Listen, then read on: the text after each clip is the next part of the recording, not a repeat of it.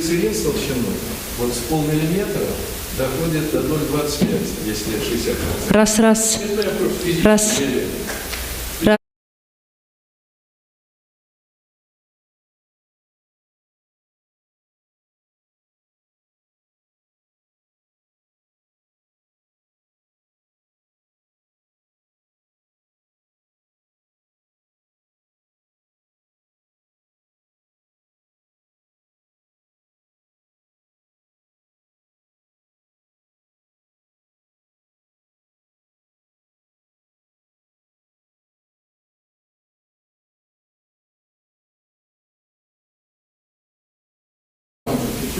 Да, тут надо еще, да, но я попробую.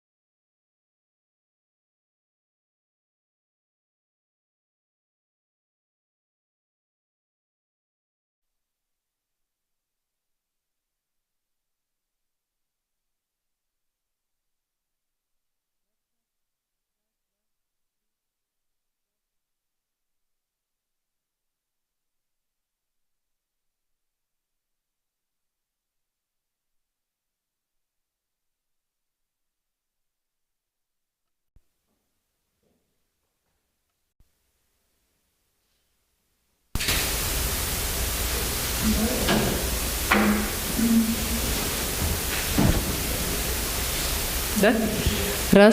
Раз, два. Раз, два.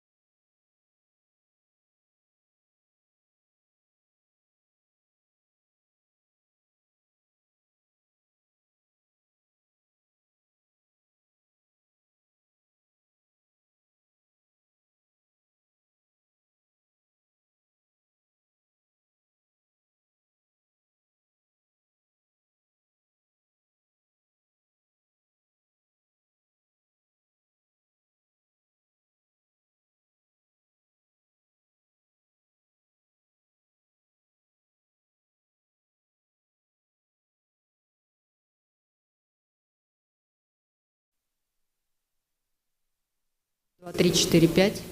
1, 2, 3. 1, 2, 3.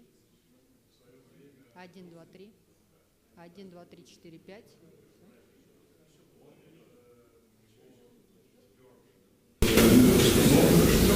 Один, два, три. 1, 2, 3. 1, 2, 3. Тест. Тест.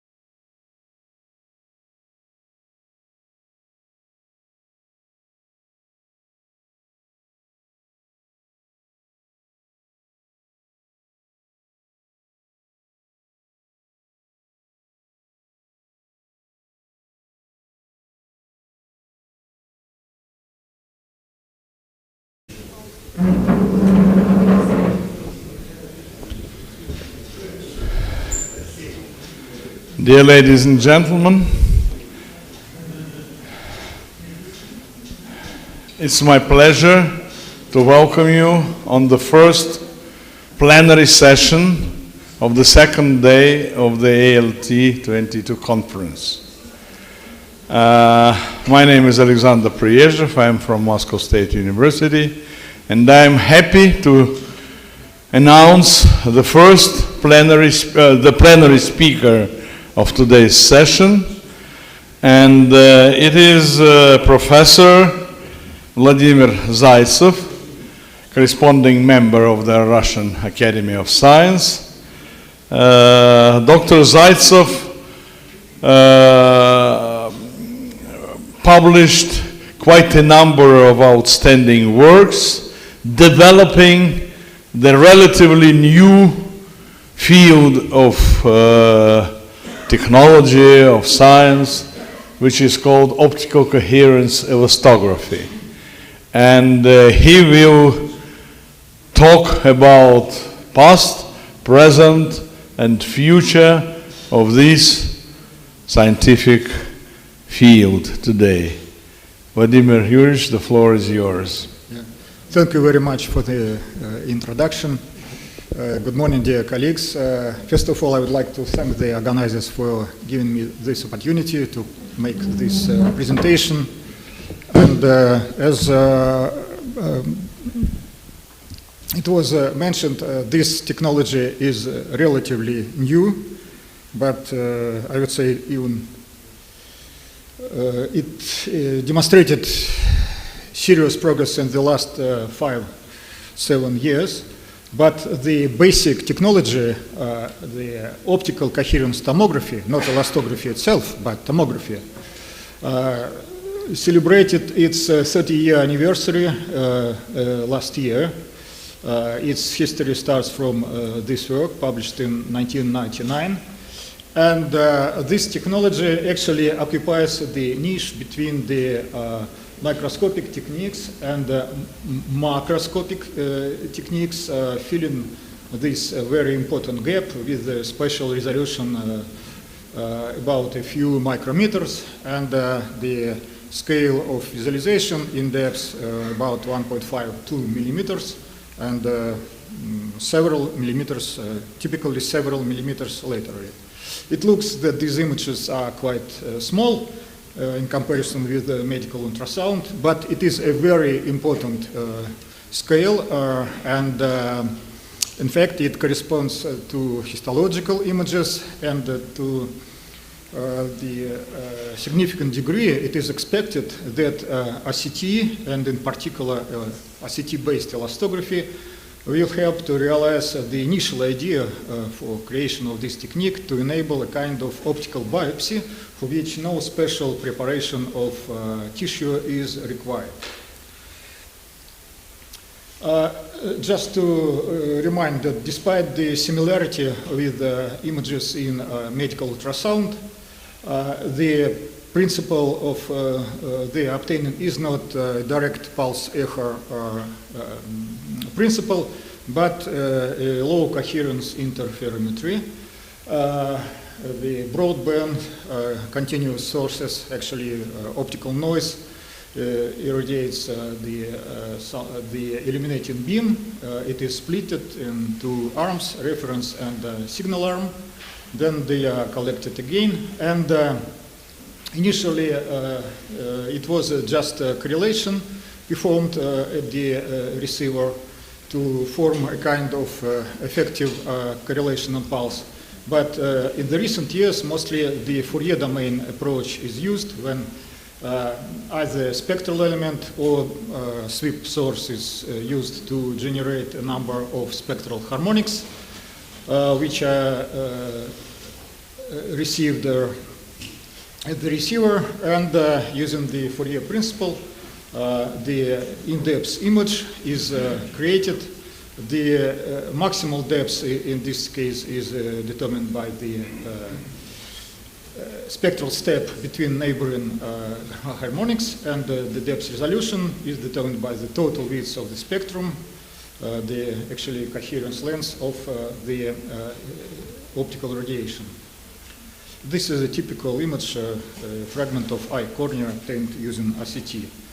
Due to the interference nature of these images, they almost always exhibit this peculiar speckle structure.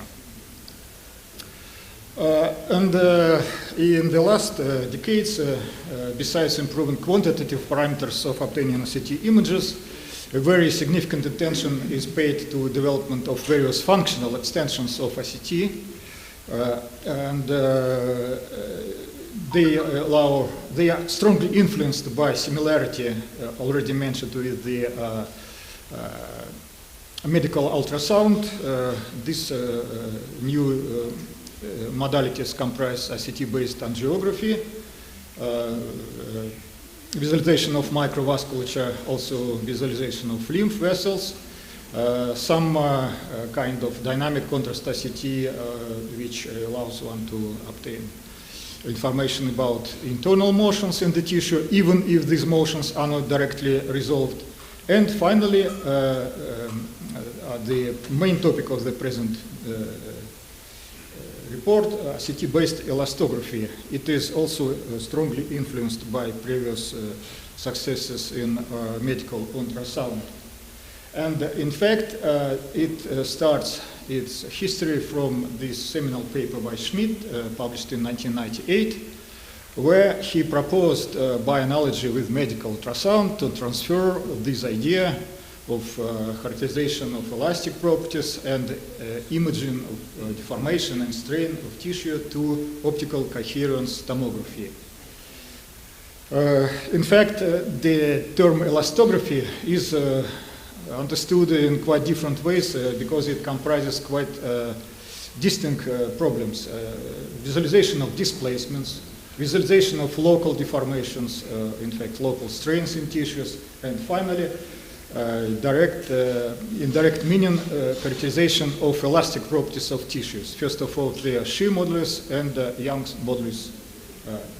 They are for biological tissues simply proportional to each other and differ by a factor of 3. So from the diagnostic point of view, they are actually equivalent. Despite this almost 25-year history of development of RCE, practically workable realizations of ICE were demonstrated only during the last several years. And like in other elastographic techniques, to visualize, to study the tissue stiffness using one or another kind of visualization, always some additional auxiliary action, mechanical action and stimulation is required. This is a schematic picture from this review. It illustrates various possibilities. It can be dynamic excitation, wave propagating in the tissue and visualized by ICT, and then its velocity is measured. This can be either bulk shear wave or surface wave, or this may be simple quasi-static compression.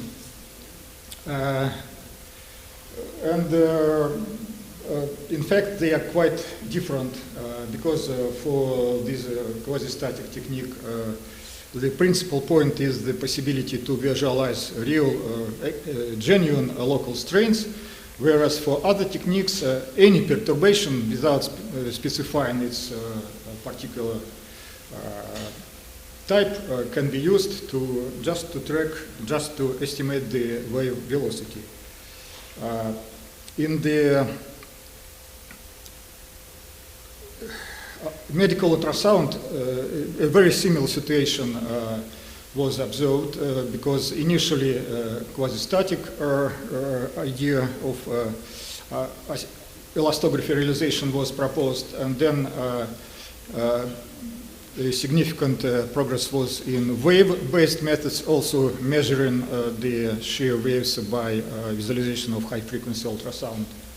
The same situation is actually in OCE, and there even maybe more rapidly the wave-based ICE technique was developed, but the initially proposed quasi-static approach really demonstrated very impressive results in the recent years. And in my report, I will mostly focus on this second direction, which is developed in our group at the Institute of Applied Physics. Another very strong group is from the University of Western Australia. And now this technique is adopted in several other groups in the United States, in Switzerland, in France, and some others. The idea of this quasi-static elastography is called compression approach. It just implies the compression of the tissue, and when there are layers with different stiffness, due to this compression, softer parts are stronger deformed, stiffer parts are weakly deformed. So if you can reconstruct the displacement of scatterers inside the tissue in depth, then to differentiate this function and obtain the local strain proportional to the slope of this dependence of displacement on the depth, it can one can reconstruct the strain. It is actually uniaxial, looks like longitudinal, and if the tissue is allowed to expand laterally, its response is determined by the Young modulus, which is 3 times greater than the shear modulus for biological tissues, with the Poisson ratio close to 0.5. There were numerous reviews focused on wave-based elastography in ICT, and recently we, together with our Australian colleagues, published the first review on this technique based on compression principles. In ultrasound, initially, the tracking of particles were performed using the correlation principle. The best superposition of deformed and initial images was found to maximize the cross correlation. And initially, this was the seminal paper with this principle in ultrasound, and Schmidt proposed just to directly translate this principle to ICT. But, please keep.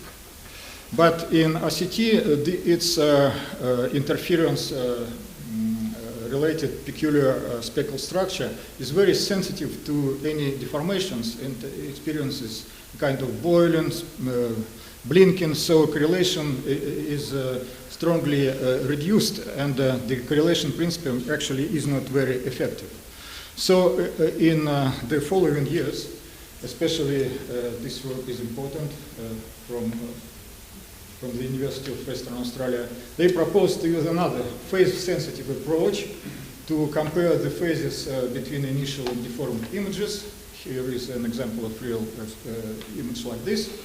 And the displacement is related to phase variation by this very simple equation, where lambda 0 is the central wavelength of the illuminating beam, and the refractive index is here. But it is not ambiguous. It is not unambiguous because of periodicity of phase.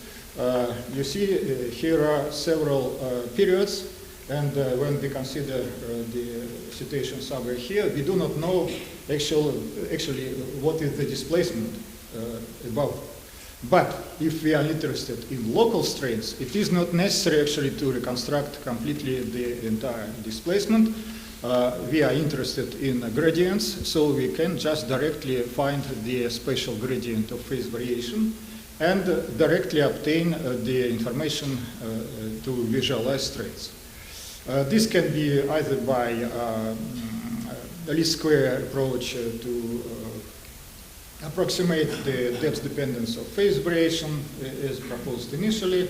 And in our group, another approach, we term it vector approach, because we use signals with amplitude and phase and represent them as complex values in the complex place. And these vectors, complex valued vectors, are treated actually without explicitly singling out the phase till the very last step. This is an example of application of this technique to visualize thermoelastic strains, thermomechanical strains in eye cornea. It is irradiated by heating infrared laser, and these layers of buffer silicon just to support the sample of cornea. And such a detailed picture can be obtained of these thermomechanical deformations. It is interesting from the point of view of development of new methods of correction the shape of cornea without surgical elimination of some layers. The work is actively continued here in Russia in the Institute of Photonic Technologies, and jointly with them we published a series of papers on this topic in Journal of in GBU. And just to show how it looks in dynamics, please.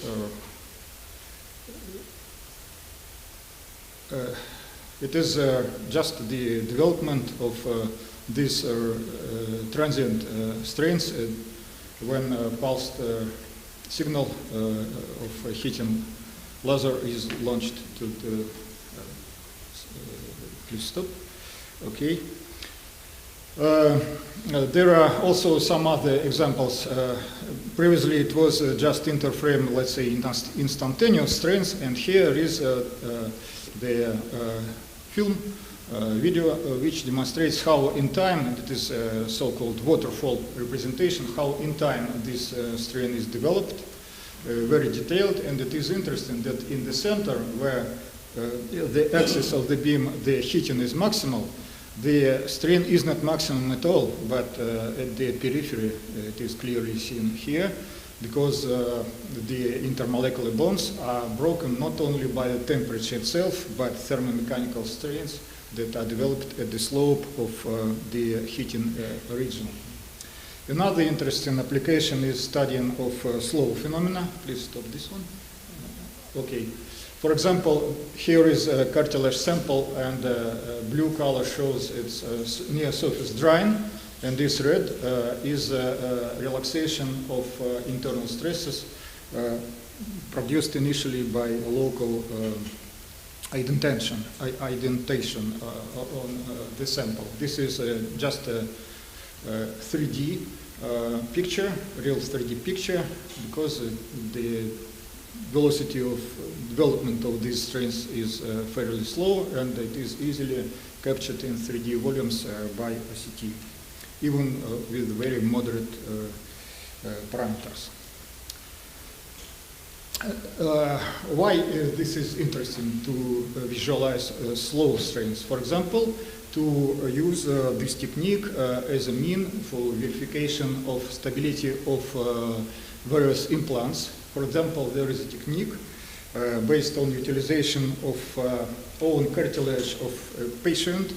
Cartilage plate is taken from the rib of the patient who suffers with trachea stenosis, and this planar plate should be formed in a circular implant from the own cartilage of the patient, so there are no problems of immune type. It is expected that the own material is the best one, but the shape should be strongly changed, and initially this plate is just mechanically curved, and then if you release it, it immediately returns in planar shape. But if you apply additional heating by infrared laser, moderate heating up to maybe 60-70 degrees, pulse periodic action, then it can help to break some internal intermolecular bonds to relax the accumulated internal stresses. But it is if it is not sufficiently irradiated, it is not sufficiently stable, and slowly, on a scale of tens of minutes, it can unbend. And if such an unstable implant is already engrafted, it will cause serious damage to the patient. So an objective mean to control this stability is required. Previously, it was made only just due to personal experience of the operator who prepared the implant, and we propose to use RCT-based strain visualization, because it is very sensitive, and small strains and slow strains can be detected on a scale of several tenths of seconds, and it is sufficiently fast to make such procedures intraoperatively. First, we demonstrated using a plastic phantom that the distribution of strains in a bended plate is in agreement with theoretical predictions. Typically, it is just a neutral line. Above and below this line, the strains have opposite signs, and in the near vicinity depend approximately linear distance from this line, and experimental curves perfectly confirm this expectation. It is a very simple problem, but to the best of our knowledge, maybe direct visualization of this distribution was made for the first time.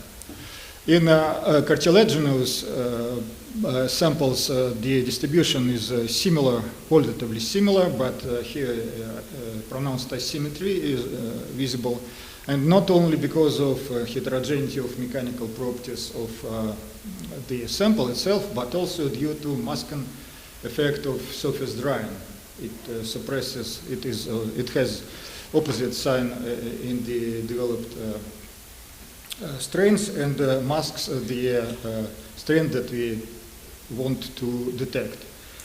To prevent this drying, we developed a special technique by placing thin plastic planes to prevent this drying.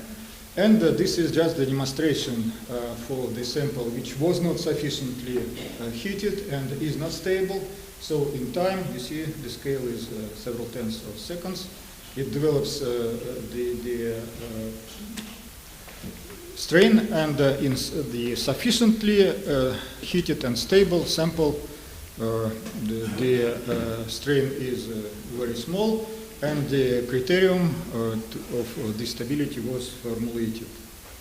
Another interesting application closely related to the lecture that Professor Tuchin presented about optical clearing, the problem of osmotic phenomena which are observed for clearing agents and many other solutions which are used to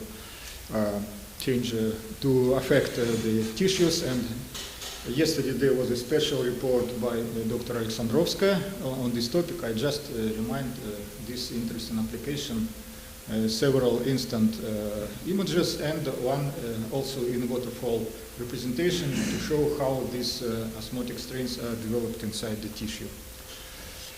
Next, let us turn directly to the characterization of elasticity. The problem is that initially the strain distribution gives only relative impression about the distribution of internal stiffness of the tissue. But if you have some region where the elastic modulus is known, then assuming for simplicity the linear elasticity theory is valid, by simple proportion you can obtain the modulus in the unknown region. To enable this reference region, it was proposed to use soft biologically similar silicons to place it onto the studied tissue, and if you know the modulus in silicon by this relationship, in principle it's possible to estimate the modulus in the tissue. But there are some slightly different approaches. It may be transparent and its thickness should be measured, but even better if it is slightly scattering, so the phase variation inside the silicon is also visible, and you may utilize exactly the same technique of strain estimation as for the tissue itself. But the question is how actually linear are these reference materials and tissues. For silicons, their linearity can be quite instructively verified using a very simple self-calibration test.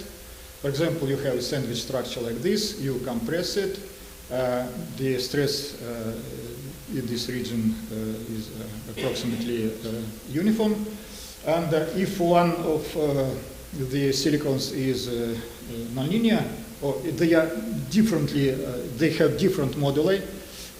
One is rigid, another is soft, and their strains are strongly different. So the strongly deformed silicon should already exhibit nonlinearity if it is nonlinear.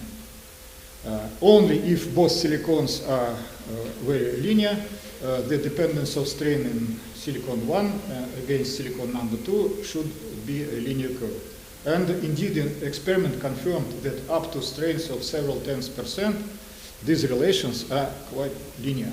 So silicon is a highly linear material, and the cumulative strains, which is accumulated during compression up to such strong levels, can be used, is simply proportional to the applied stress. This is another test with direct utilization of a force cell, also quite linear behavior.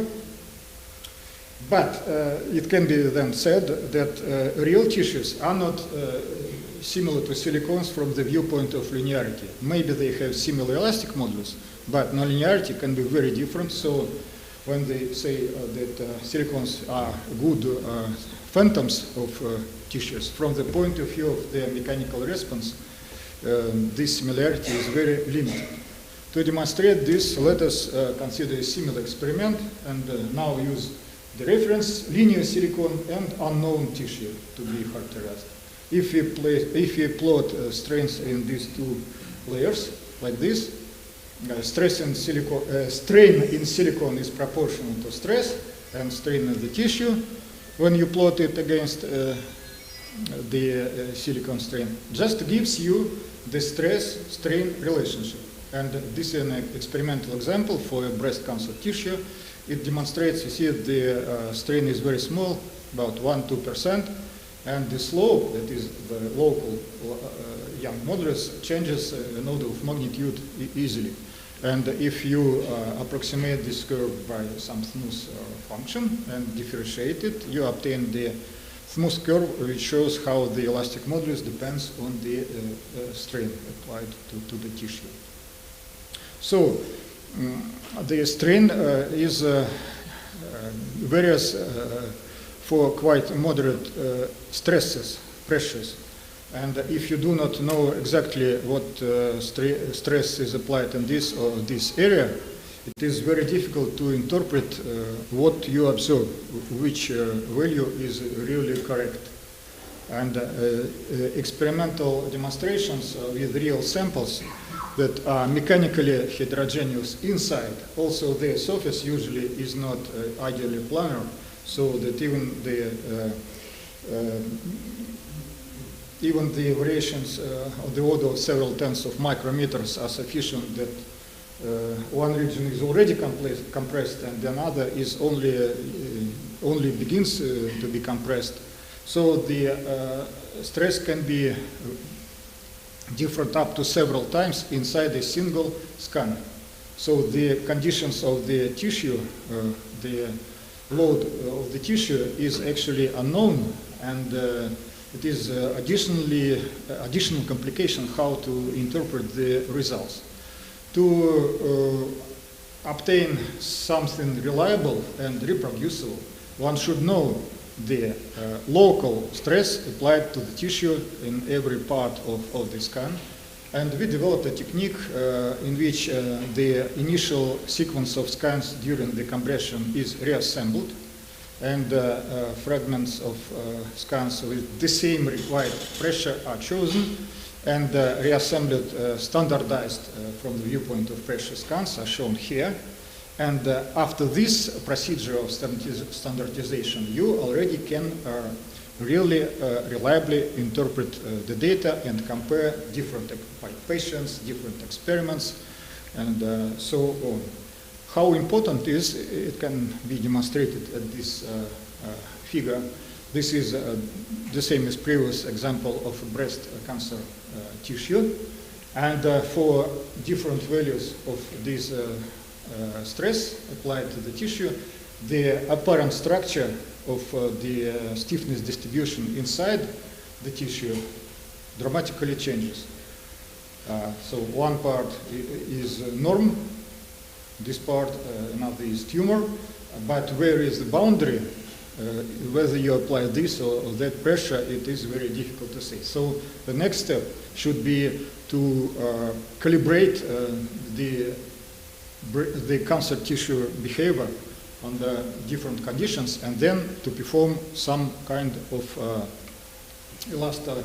spectroscopy of this tissue already with unambiguous results. Let's start from consideration of animal experiments in which this technique was used. Model breast cancer tumors and colorectal cancer model were used in these experiments, and they were inoculated in the ear of mice. And from the point of view of scale, it is an ideal object for studying using RCT technique. And the question is it possible to obtain information comparable with histology without sacrificing the animal and without performing laborious and time-consuming histology? Because classical procedures require several days to obtain and then to manually interpret these images. We performed in experiments joined with Privolzhsky Medical University and our group, a series of experiments on variation of stiffness in such model tumors treated by chemotherapy. Two types of drugs we used. One was vasculature targeted. It suppressed the development of microvasculature. And another one was direct cytotoxic. Control group demonstrated from one day to another day quite uniform, very stiff structure of tumor. But in the treated groups, it was very clear that some softer areas gradually appeared, and necrotic areas, according to the histology, were developed.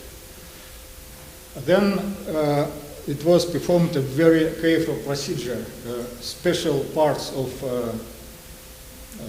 4 main morphological components of this tissue: viable tumor cells, dystrophic tumor cells, regions of edema, and necrotic tumor cells were selected and compared with ACT elastographic images.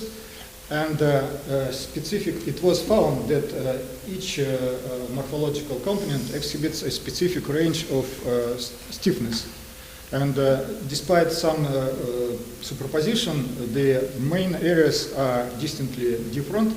And just putting these boundaries in stiffness, we could automatically, using initial continuous images of stiffness distribution, to automatically segment them in these 4 zones. But it was interesting how this segmentation is related to histology. And actually, when you prepare histological samples, when you compress them during CT examination, their form is strongly changed. So it is meaningful to compare not the exact details of the form, but the shape, but to relative areas of each morphological component, as shown here. And this comparison was carefully made using ACT data and histology, and you see the result that it is even very difficult to distinguish which one belongs to histological examination, which one to ACT. They are very similar. This is another example, another drug. The gradual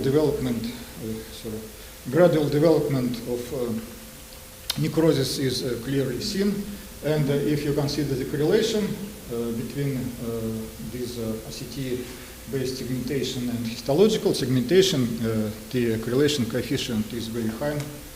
And in fact, even in vivo, I emphasize especially that ACT examinations are performed in vivo without any special preparation. You can obtain the information very similar to that of the histological segmentation. This is just this shows this it's just a comparison of this elastographic image and segmented histological image. They are really very similar. Okay.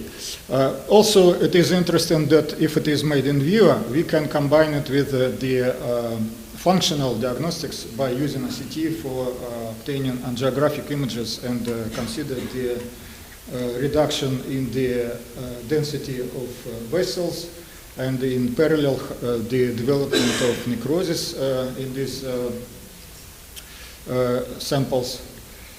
But they were still animal experiments, but it is very interesting that for patients it is at least can be used as a substitution or a kind of express biopsy during the operation by examining freshly excised breast cancer samples. We considered how the depending on the aggressiveness, malignancy of the tumors, the stiffness spectrum evolves, and clear distinctions were found between less aggressive, more aggressive, and certainly between normal and tumorous tissues. And this is not mine. Okay, so we performed once again such a calibration of specific ranges of stiffness to make it possible to automatically segment the histological images of freshly obtained for freshly excised tissue samples without any special preparation. It is very important. On a scale of a few minutes, you can obtain such images.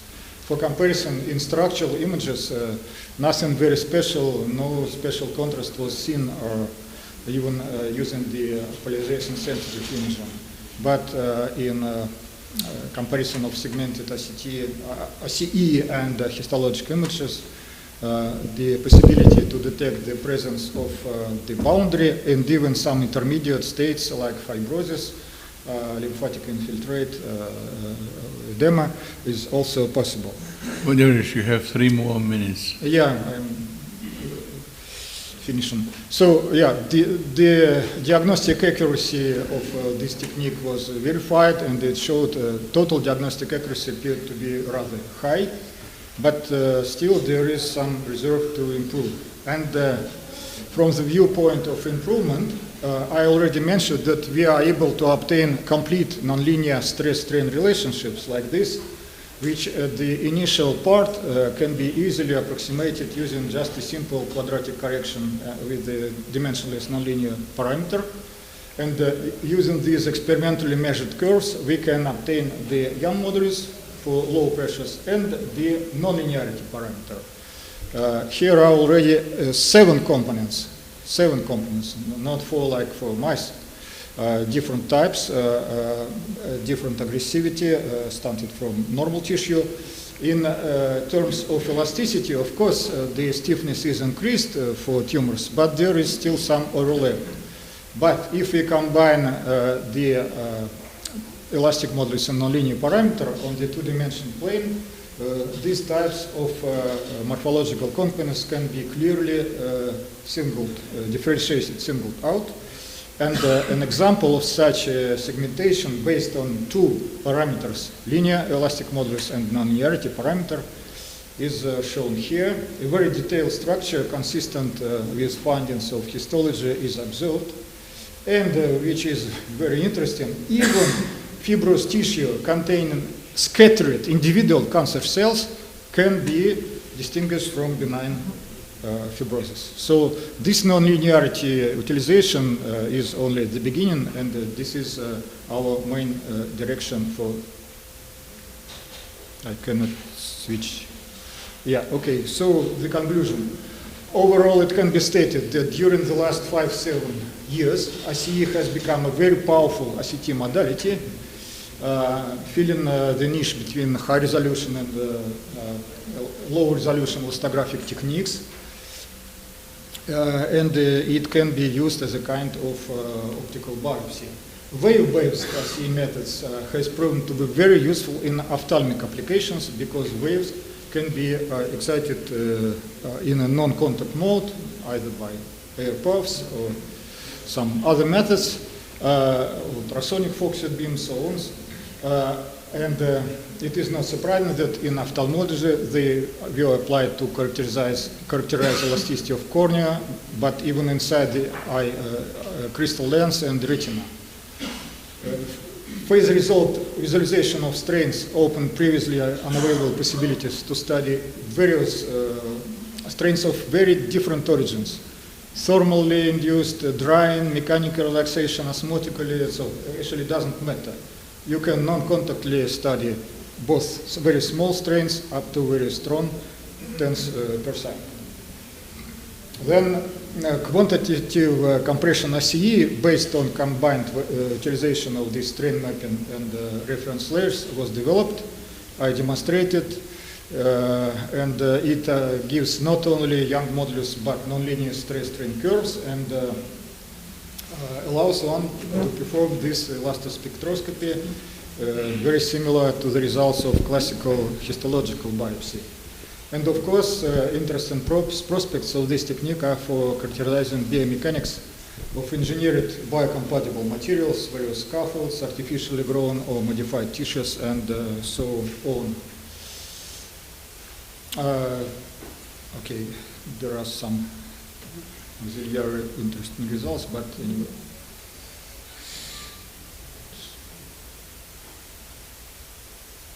Switched. So actually this is our team, main collaborators with whom these results were obtained are shown here. And to advertise, I can mention that this year a book, русскоязычная книга, was published, and to a significant degree the above presented results are included in this book. Thank you. Thank you very much for a great talk. So we have time only for one or two very short questions, please. Thank you for a very short question. What is the special resolution achievable? Yeah, the spatial resolution of basic technique ICT itself is about several micrometers, typically maybe 5, 10. But for elastographic images, it is several times lower because you have to estimate the gradient and you have a somewhat larger area. So typically for us, it is like 50, maybe between 50 and 100 micrometers. It is a bit smoother. But for wave techniques, normally it is even lower, between 100, 300 micrometers. Thank you. Other questions? No, then let's thank the speaker again. Thank you very much. Ladies and gentlemen, before you leave for coffee break, we have a very short event, a very pleasant opportunity to congratulate our good friend, Dr. Shkurinov, with a special event, and I invite his good friends, Yuri Kistinyov, Valery Tuchin, and Olga Cherkasova, and probably you. I have to give a small announcement. And, okay. Before the procedure. Those who would attend the section 1 laser meta interaction, they should move from here to the presidential hall. Presidential hall is on the second floor. This is the third floor in this building, so you have to go to the lift hall, go down by stairs 1 floor down, and you will go to presidential hall. This is an excellent hall, the best hall in this building, so I'm sure you will enjoy the surroundings. Второй этаж. Второй этаж.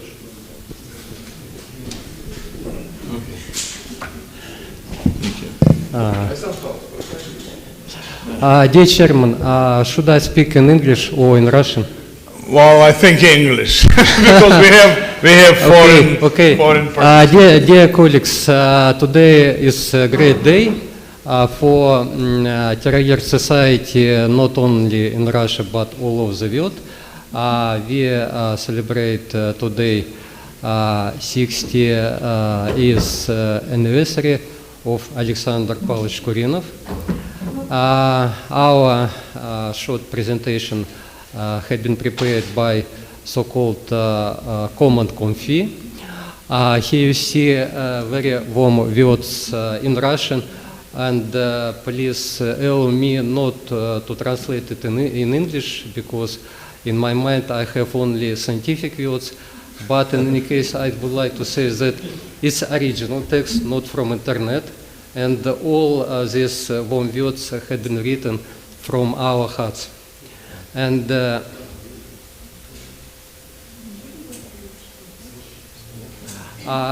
here you see our team Confi. The head of this team is Alexander Pavlovich Shkurinov.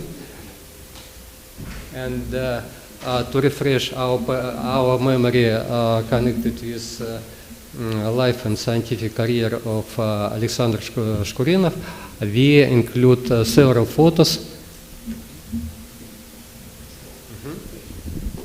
Here you see Alexander in a little bit more younger years than now. It's the beginning of this career. With grants of optics in Russia, in the field of optics.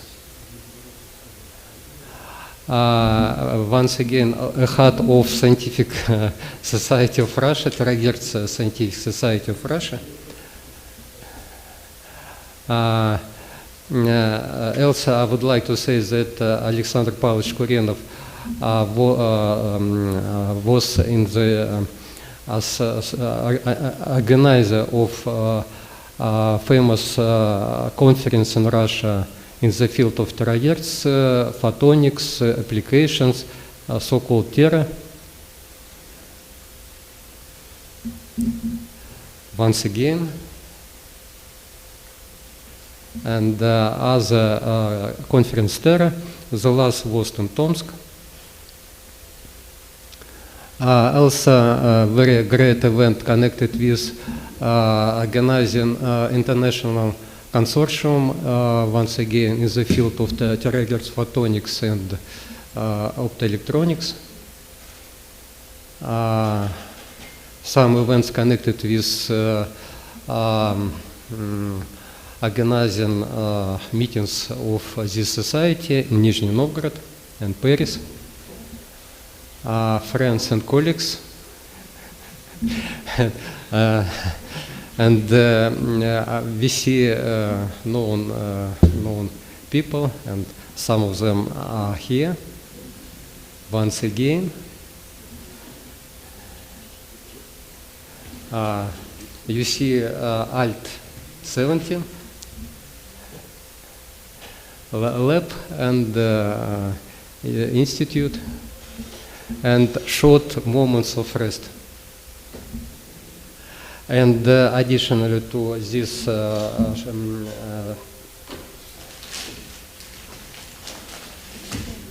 these slides, I have official words of congratulation of our rector of Tom State University, Edward Golazhinsky. He gives here a very high estimate of our collaboration with you in the field of terahertz and terahertz applications, and we hope to extend this interaction.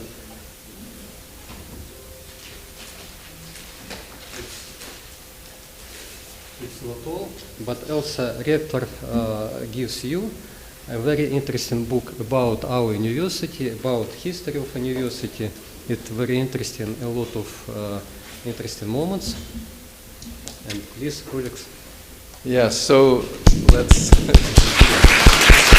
So I remember well when I, for the first time, met Alexander Pavlovich. It was in University of Twente. He was a PhD student of, I think, Karateev. Karateev, yeah.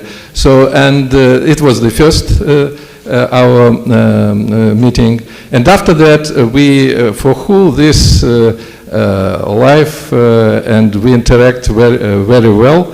And we have, once we're sharing one postdoc, Maxim Nazarov, and wrote a book chapter. And last 5 years we are well collaborating, all our community who are involved in terahertz field. And we very thankful to Alexander for his driving force, working like a driving force of our community, terahertz community. Thank you very much, and once again, congratulations. Indeed, of Saratov biophotonics team, you well known there and all over the world. Thank you.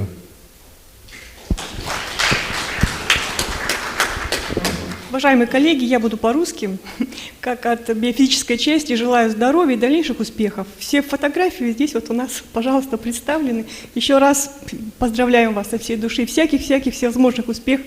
Всего-всего наилучшего, Александр Павлович. Спасибо. Ну, а я добавлю, что Александр Павлович вам во многих местах работает, но в том числе на кафедре общей физики умных процессов Московского университета, и там у нас традиционно все поздравления по пятницам. Так что продолжение этих поздравлений будут на кафедре. Все приглашаются. Да. Да, спасибо. Совершенно неожиданно, но очень приятно. Тут такого много научного уже компромата, придется продолжать, уже никуда не денешься. Так что, и вообще поразительно, но вот семья Альта, это совершенно особая оказалась для меня часть жизни, потому что, ну вот Тера, наша конференция трехгерцовая, но ведь вот это сообщество наше, оно было поддержано, соответственно, руководством конференции, и мы много лет уже идем вместе, и, в общем-то, я тоже очень рад, что именно сегодня в рамках вот этой вот нашей родной конференции я услышал теплые слова поздравления. Спасибо.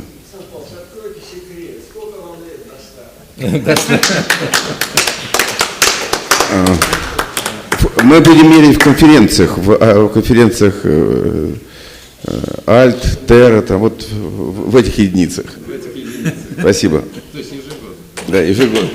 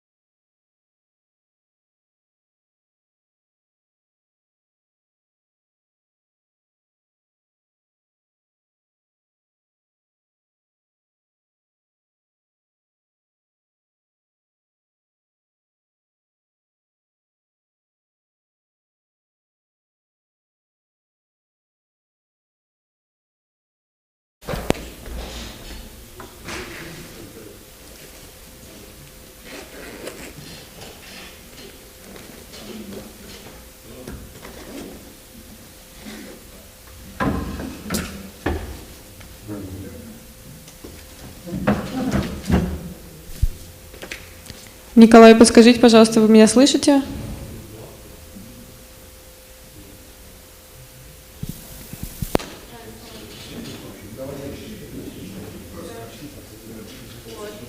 Вы меня сейчас слышите в Zoom?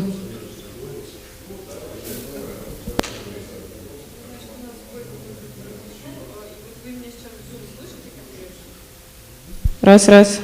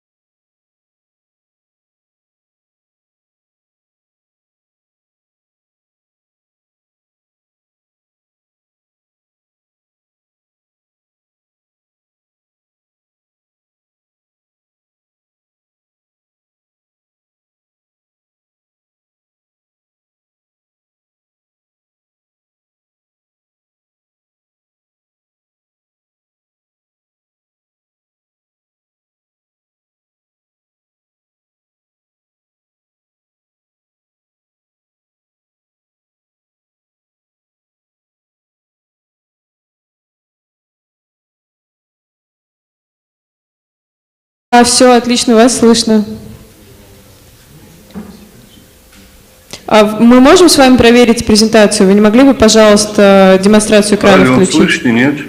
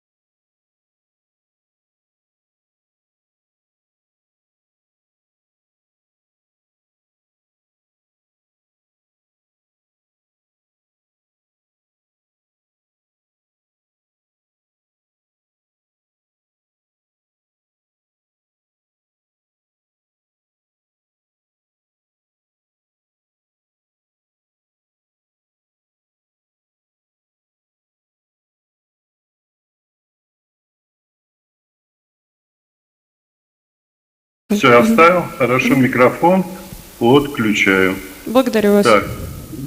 Так. Сейчас. А где? Вот, выключи.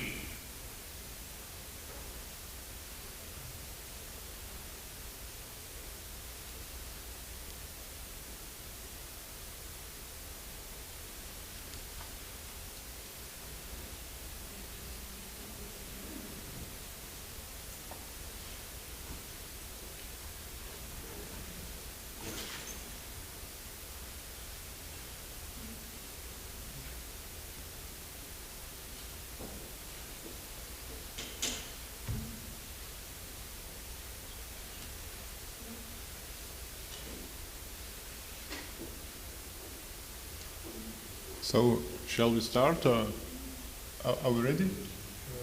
Shall, dear colleagues, what would you say? Shall we start? Or Are we waiting for somebody else? No, it's time to start. Okay. So, good afternoon, dear colleagues. I'm Mikhail Kirillin from Institute of Applied Physics of Russian Academy of Science, and it is my pleasure to open today's session on biomedical photonics. Now it is my great pleasure to present the first invited talk of our session. The talk will be delivered by Professor Nikolai Khlepsov from Institute of Biochemistry and Physiology of Plants and Microorganisms and Saratov State University. And the title of his talk is Gold Concentration in Colloids from Extinction at 400 nanometers, Universality for Nanoparticles of Various Shape, Morphology, and Nanoparticle Clusters. So, please, Nikolai, you are welcome. Hello. Can you hear me? Yeah, sure. Yes, we hear you. Thank you. Yeah. Thank you, Michael, for that presentation. Today, I am going to talk about determination of gold concentration in colloids by using UV with spectroscopy and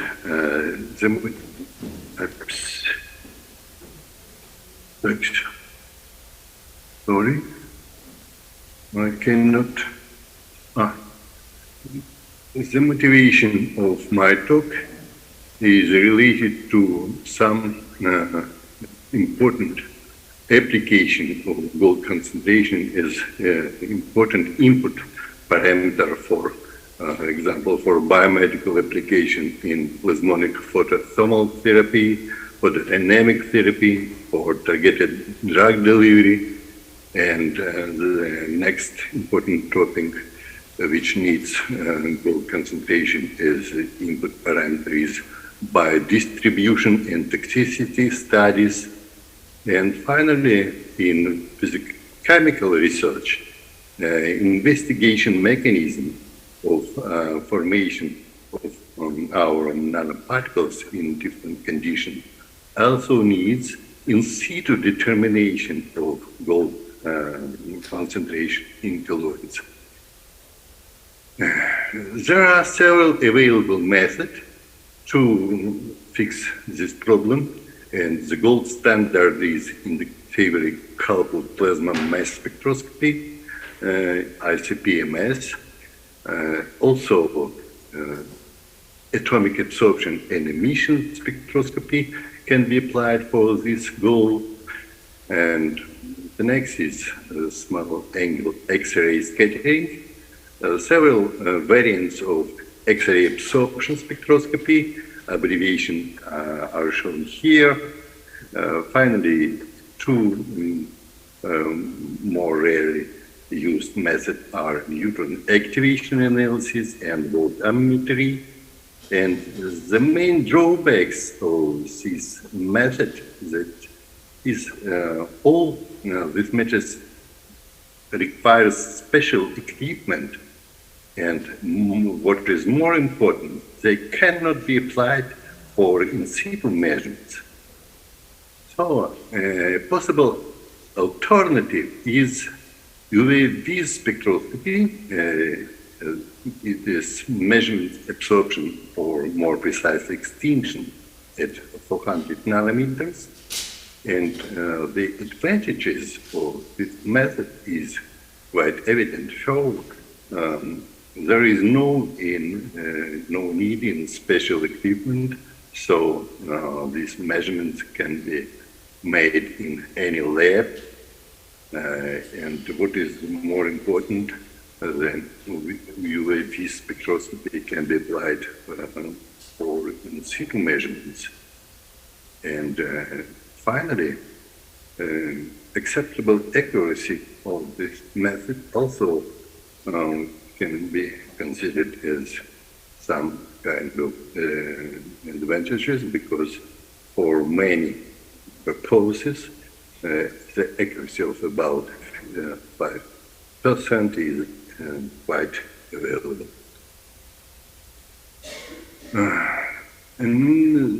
However, the main question related with using UV spectroscopy for gold concentration measurements is how universal the absorption method is.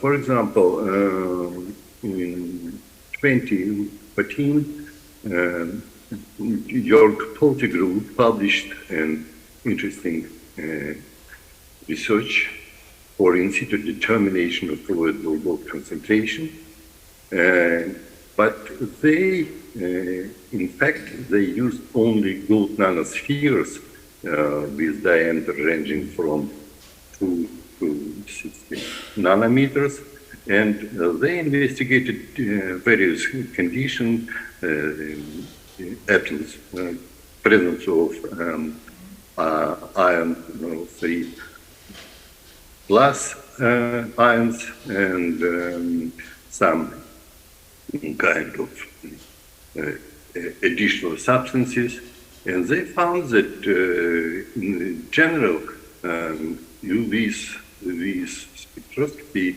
can be applied with acceptable accuracy of about 5–20%.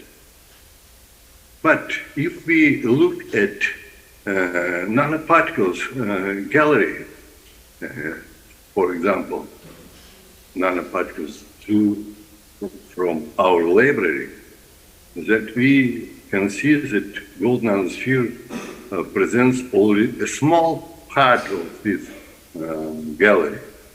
So again, we return to the previous question. Can the absorption method can be applied, for example, to gold nanoros, gold nanostars, or other type of structures? To the best of my knowledge, this question was open until now. So our goal is to check the universality of light absorption method as applied to several types of plasmonic nanostructures, including gold nanospheres, gold nanostars, nanoclusters made of gold nanospheres, nanotriangles, nanoplates with thickness of about 10 nanometers and the length of on side of about 100 nanometers, and gold nanorods with different geometrical parameters. And the plasma resonance of such nanostructures can be varied from green light, 520 nanometers, to infrared, for example, 1000 nanometers. And our main result is the establishment of the following universal relation between molar concentration of gold and absorption at 400 nanometers by multiplying this measured absorption with 0.404, we obtained multimolar concentration of gold in solution. We considered and used several nanostructures. Here is the example: gold nanospheres with diameter ranging from 16 nanometers to 100 nanometers. This picture demonstrates simulated ballistic cluster made of 20 gold nanospheres. This image demonstrates TM images of gold nanorods with different lengths and diameters. Here is only one example. Gold nanotriangles, gold nanostars of different structures, and gold nanoplates with thickness of about 10 nanometers, and some of them resembles gold nanotriangles with rounded vertex. Here you can see example of simulated clusters based on ballistic cluster aggregation model, in which both single particles and intermediate clusters move along linear trajectories. And for example, this large cluster made of 1,000 nanoparticles has a fractal dimension of about 2. To calculate extinction cross-section for such random clusters, we have to perform 3 types of averaging. First, we have to perform orientational averaging for a cluster made of fixed number of particles over all random orientation. The next averaging we have to perform is the averaging over statistical configuration of particles for clusters made of one and the same number of particles. For example, here you can see one of the random realization of statistical, but the same cluster with the same number of particles can be made of different in different ways. And finally, we have to perform averaging over a cluster size distribution. By using several methods, T-matrix, multi-particle cluster method, and generalized Mie solutions for multi-sphere clusters, we established the following key relation which greatly simplified our calculation, namely the averaging over statistical configuration of particles within one and the same clusters with one and the same number of particles automatically includes statistical averaging. So there is no need in orientational averaging after statistical averaging over some representative statistical ensemble of configurations. Well, now I'd like to switch to results of numerical simulation. First results demonstrate dependence of extinction cross-section as a function of the particle volume when the sphere is transformed into rods. Calculations were made for particles with 5 different equivolume diameters. It is for particles with 5 different volume, and 5 points here with one and the same color represents calculations for different volumes. And you can see that in general, extinction cross-section is a linear function of the volume with some kind of universal prefactor 0.05. However, if we look at the concentration and the dependence of the absorption as a function of aspect ratio, because aspect ratio varies from 1 to 6, from sphere to very elongated rods, we note some dependence of the absorption on the aspect ratio. However,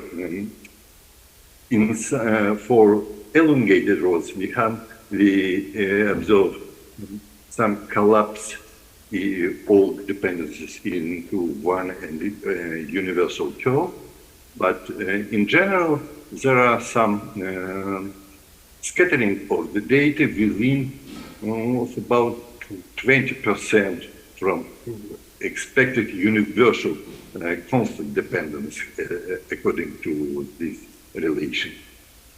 The next picture demonstrates similar calculation, but now for transformation of gold nanospheres into gold disks, and for calculation for nanotriangles. Again, calculations were performed for 5 different volumes. Here you can see that volume varies within 2 orders of magnitude. And again, we observe a universal dependence of linear dependence of extinction cross-section with universal prefactor of 0.5.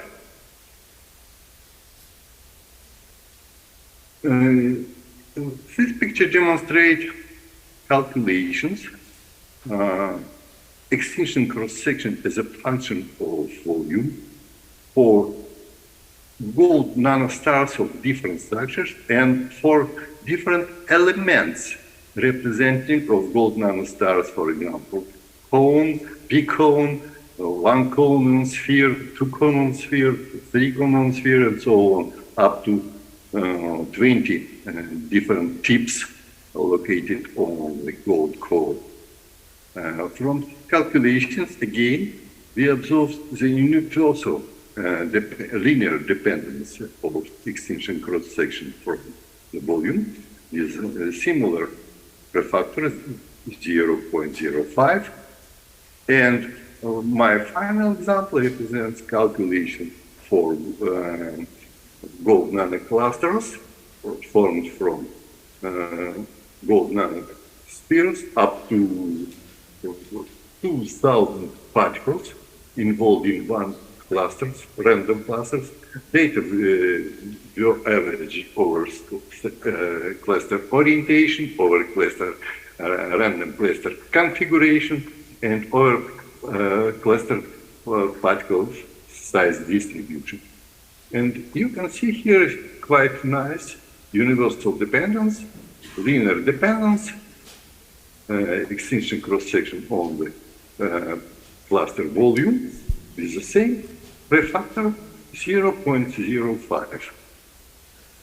So from Nikolai, 3 minutes, please. How many? 3 minutes. Thank you.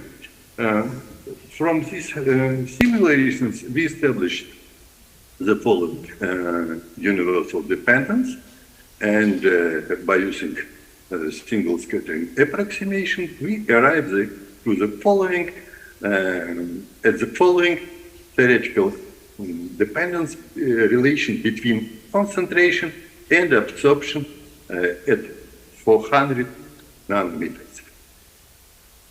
This example represents experimental extinction spectrum for our experimental samples, gold nanoclusters, several samples of gold nanorods, for gold nanostars, nanotriangles, and nanoplates.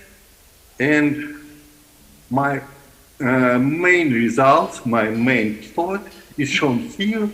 Here, 34 points on this plot represent 34 samples which have been investigated by using atomic adsorption spectroscopy, ICP-MS method, and UV spectroscopy. And you can see here that all the experimental points can be represented as by using linear regression, and the regression curve represent gold concentration, multimolar concentration as a function of the absorption with the same prefactor 0.44 as has been previously established from theoretical simulation. So my conclusion is, first, extinction cross-section at 400 nanometers is in general proportional to the gold volume or to the gold concentration or mass concentration, mass volume concentration of gold, independently on the cluster morphology, independent on cluster particle shape, and so on. The next, gold nanoparticles and clusters with equal volume, with the same volume, will contribute equally to the measured absorbance at 400 nanometers. Finally, our main result is that by correlating UV-Vis measurements and direct measurements with atomic absorption spectroscopy and ICP-MS, we established the following universal relation, which can be used as a practical rule for calculation of gold multimolar concentration in colloid solution. So, where this spectroscopy is a reasonable, accurate, and cheap and very useful method for in situ measurements of gold concentration and colloids, and represent a reasonable alternative to ICP, MS, and absorption spectroscopy method and other methods. Thank you for your attention. So let us thank the speaker. Thank you, Nikolai, for a very nice presentation. And now the floor is open for discussion. So please, any questions from the audience? No questions? Okay, actually, I have a question regarding what is your expectation? Could the probing at 400 nanometers be useful also for evaluation of concentration of nanoparticles in vivo? What would you say? Or it's only for laboratory measurements of prepared colloids, or you can, or we can use somehow it for in vivo evaluation of accumulation of nanoparticles? Well, very nice question. Thank you, Michael.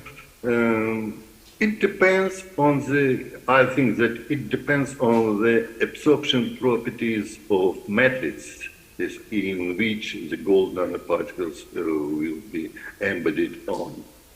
For example, if the absorption, if the matrix is optically transparent, so the main contribution to the absorption comes from gold nanoparticles, from gold nanostructure. So we can expect that absorption at 400 nanometers can be used in this case as a tool for evaluating of gold concentration.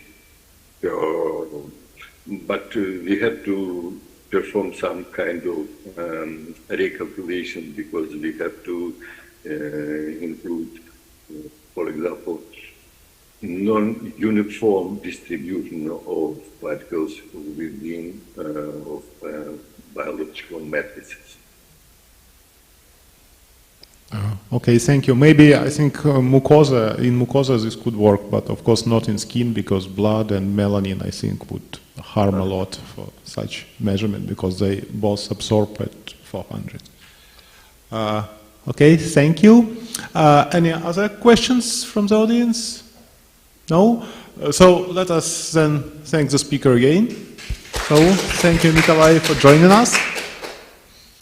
And now it is my pleasure to give the floor to the next speaker. This is also an invited talk, and I'm very pleased to give the floor to my colleague Andrei Lugovtsov, Dr. Andrei Lugovtsov from Moscow State University, and the title of his talk is Microrheologic Effects of Magnetic Nanodiamonds Assessed by Laser Methods. So please, Andrei. Okay, thank you, Chair, for nice introduction me. And let me introduce my talk, Microrheologic Effect of Magnetic Nanodiamonds Assessed by Laser Techniques. This work was done in collaboration with National Donghua University from Taiwan, and one of the co-author of this paper, Chia-Liang Chen, is here in this, at this session. Let me show my co-authors, Professor Priezhev, Professor Chia-Liang Chen, Elena Pervedentseva from Taiwan, from National Donghua University, and Peter Yermolinsky, who is also at this session. This is a brief outline of my presentation. First, I would like to speak about the main properties, main phenomena which we will characterize in our work. This is a deformability and aggregation of red blood cells. After that, I will present some materials and methods, nanoparticles which we used in our research, and briefly describe the techniques, laser aggregometry and aggregometry, which we used for measurements. And then I will show you result and conclude. The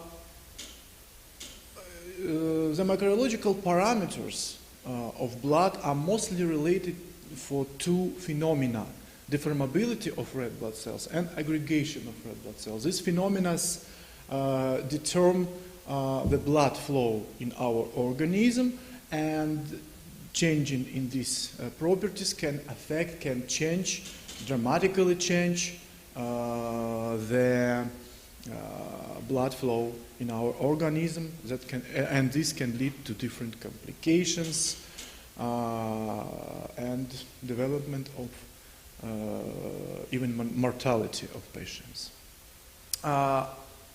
These properties can be affected and can be impaired by different external physical factors.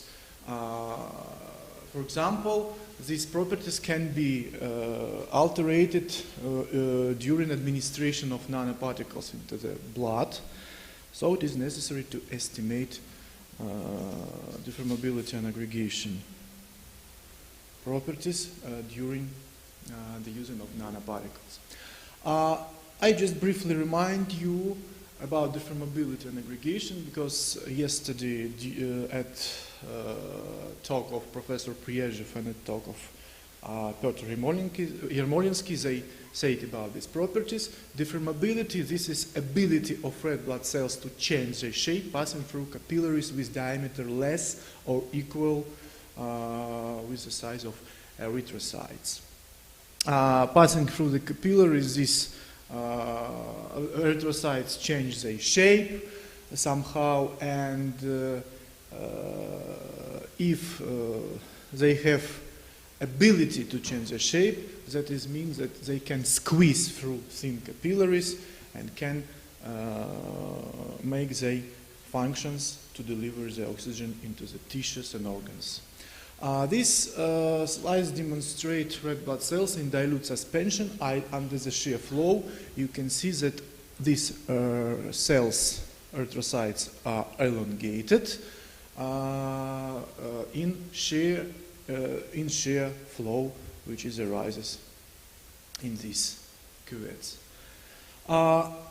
Changing the deformability can change the viscosity of blood, and that leads to changing of microcirculation of blood. Another phenomena, aggregation. Aggregation of red blood cells consists of two processes: formation of linear aggregates, so-called rouleaux, presented from the left side of this slide, and another process, another part of this process, formation of three-dimensional complex structures, which is demonstrated from the right side. Three-dimensional aggregates, the network of linear aggregates, are, as you understand, when cells aggregate, that can lead to change in blood viscosity and microcirculation of blood in organism. Last decades, nanoparticles was proposed as promised and biocompatible tools for using in different biomedical applications such as targeted drug delivery,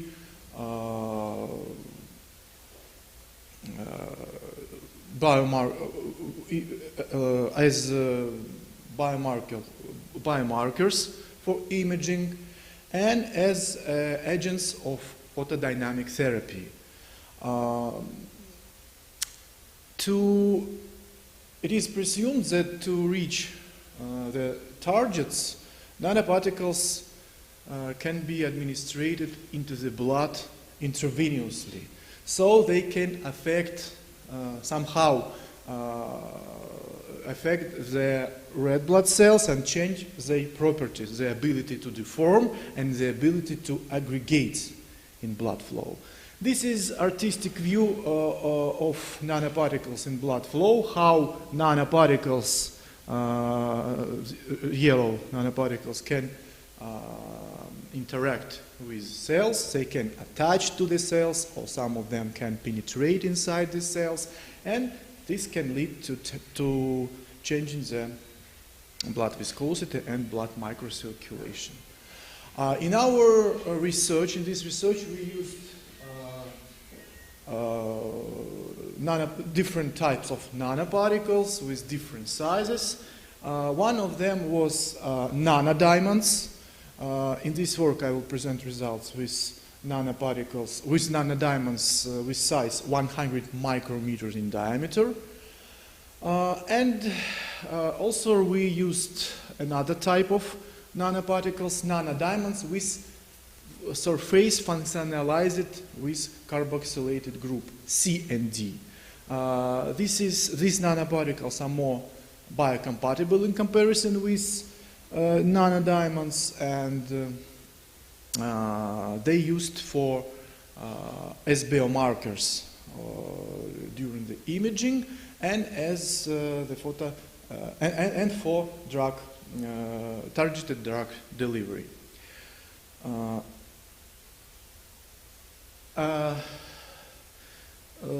The mechanism of interaction of carboxylated nanoparticles with human red blood cells demonstrated here.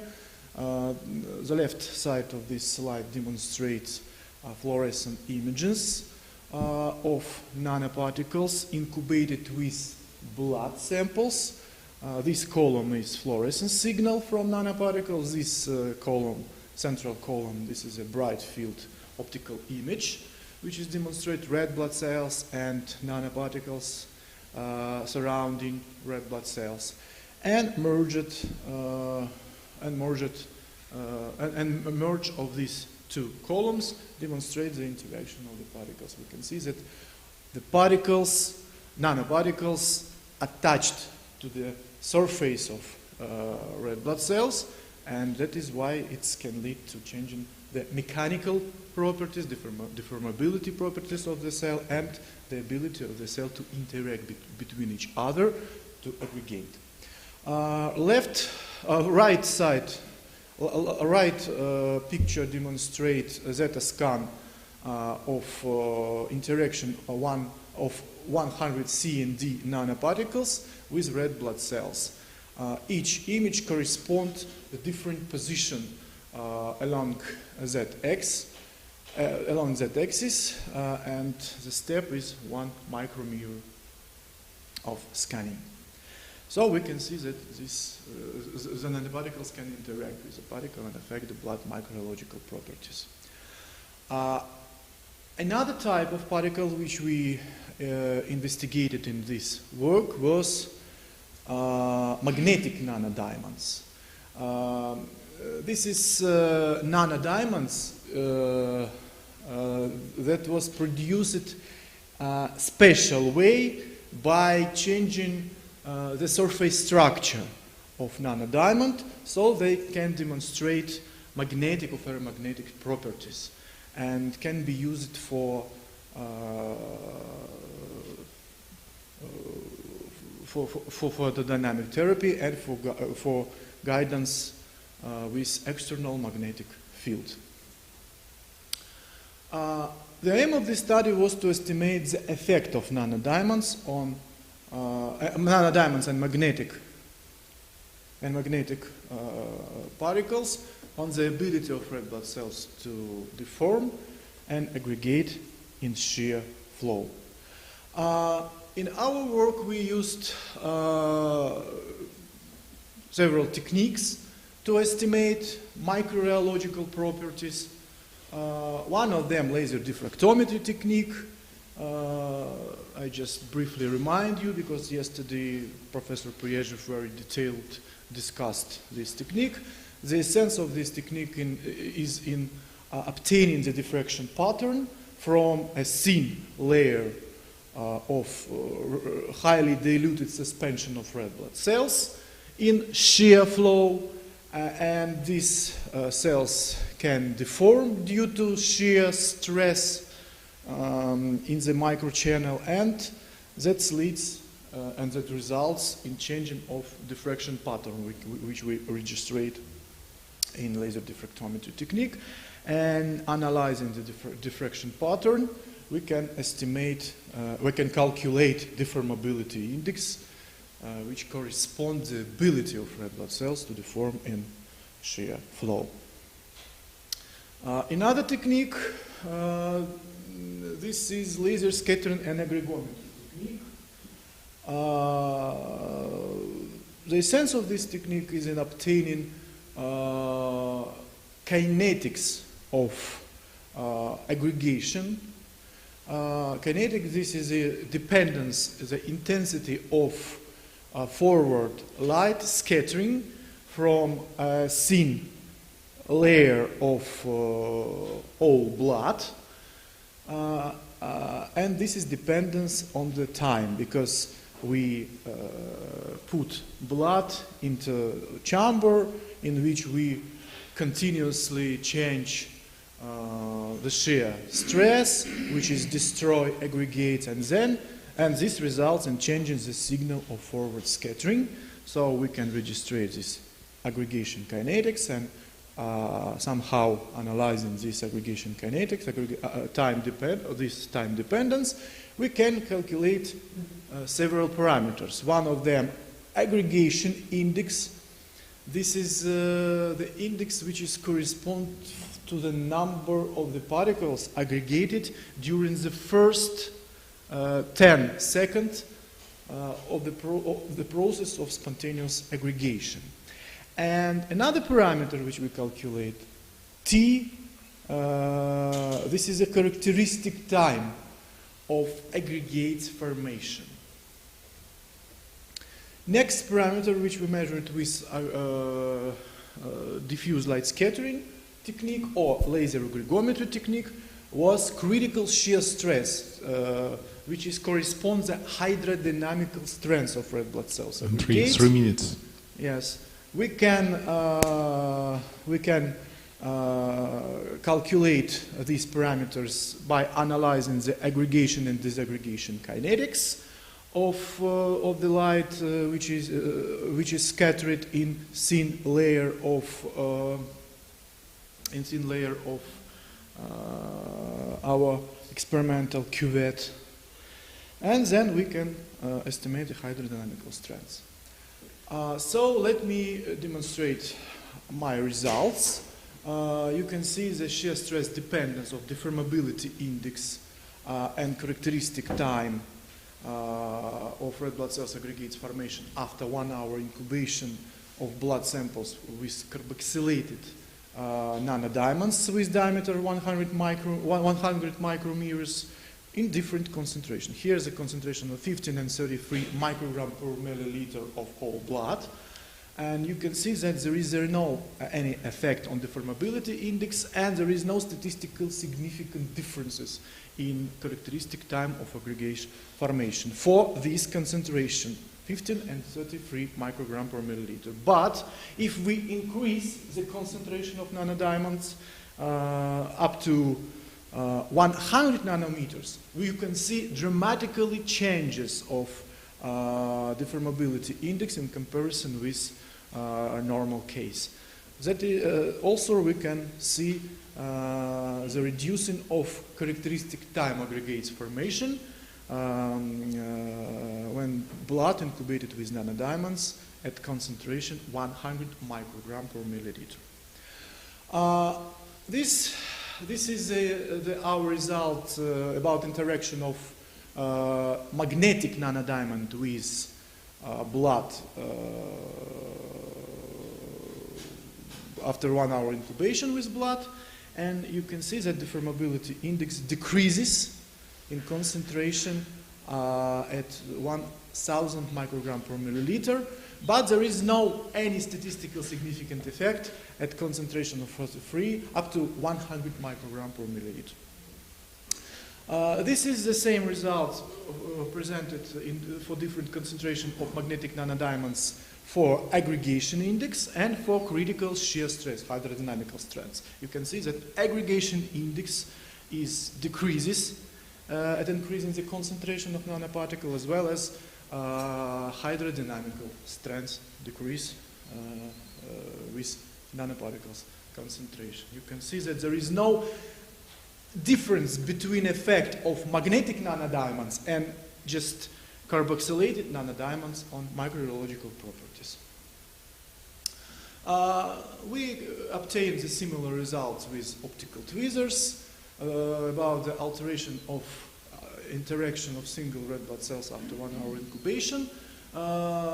This slide demonstrates that aggregation forces is decreased, disaggregation force of red blood cells decreases, and characteristic times of aggregation formation decreases after incubation of the particles with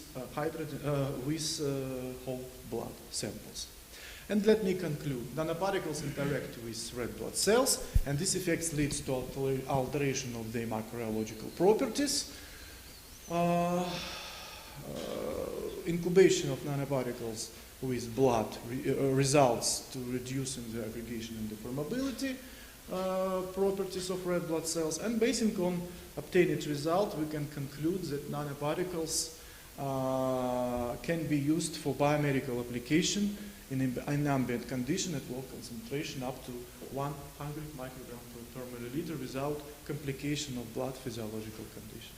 I would like to thank our financial foundation, Russian Foundation for Basic Research, and thank you for your attention.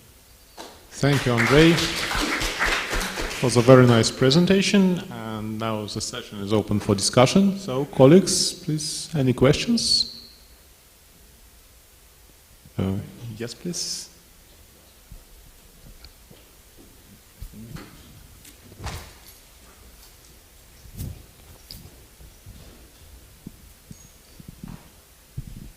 Thank you for the wonderful presentation.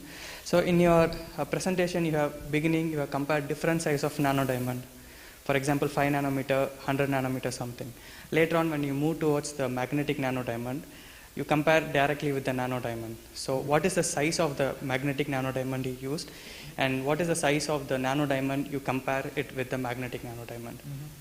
So in this work, thank you for the question. In this work, I use it just nanodiamond only with the size 100 microgram per milliliter, but we have different results with another sizes of nanodiamond, but here I just presented only the 100 nanodiamond. And concerning magnetic nanodiamond and size of magnetic nanodiamond, it was around 100.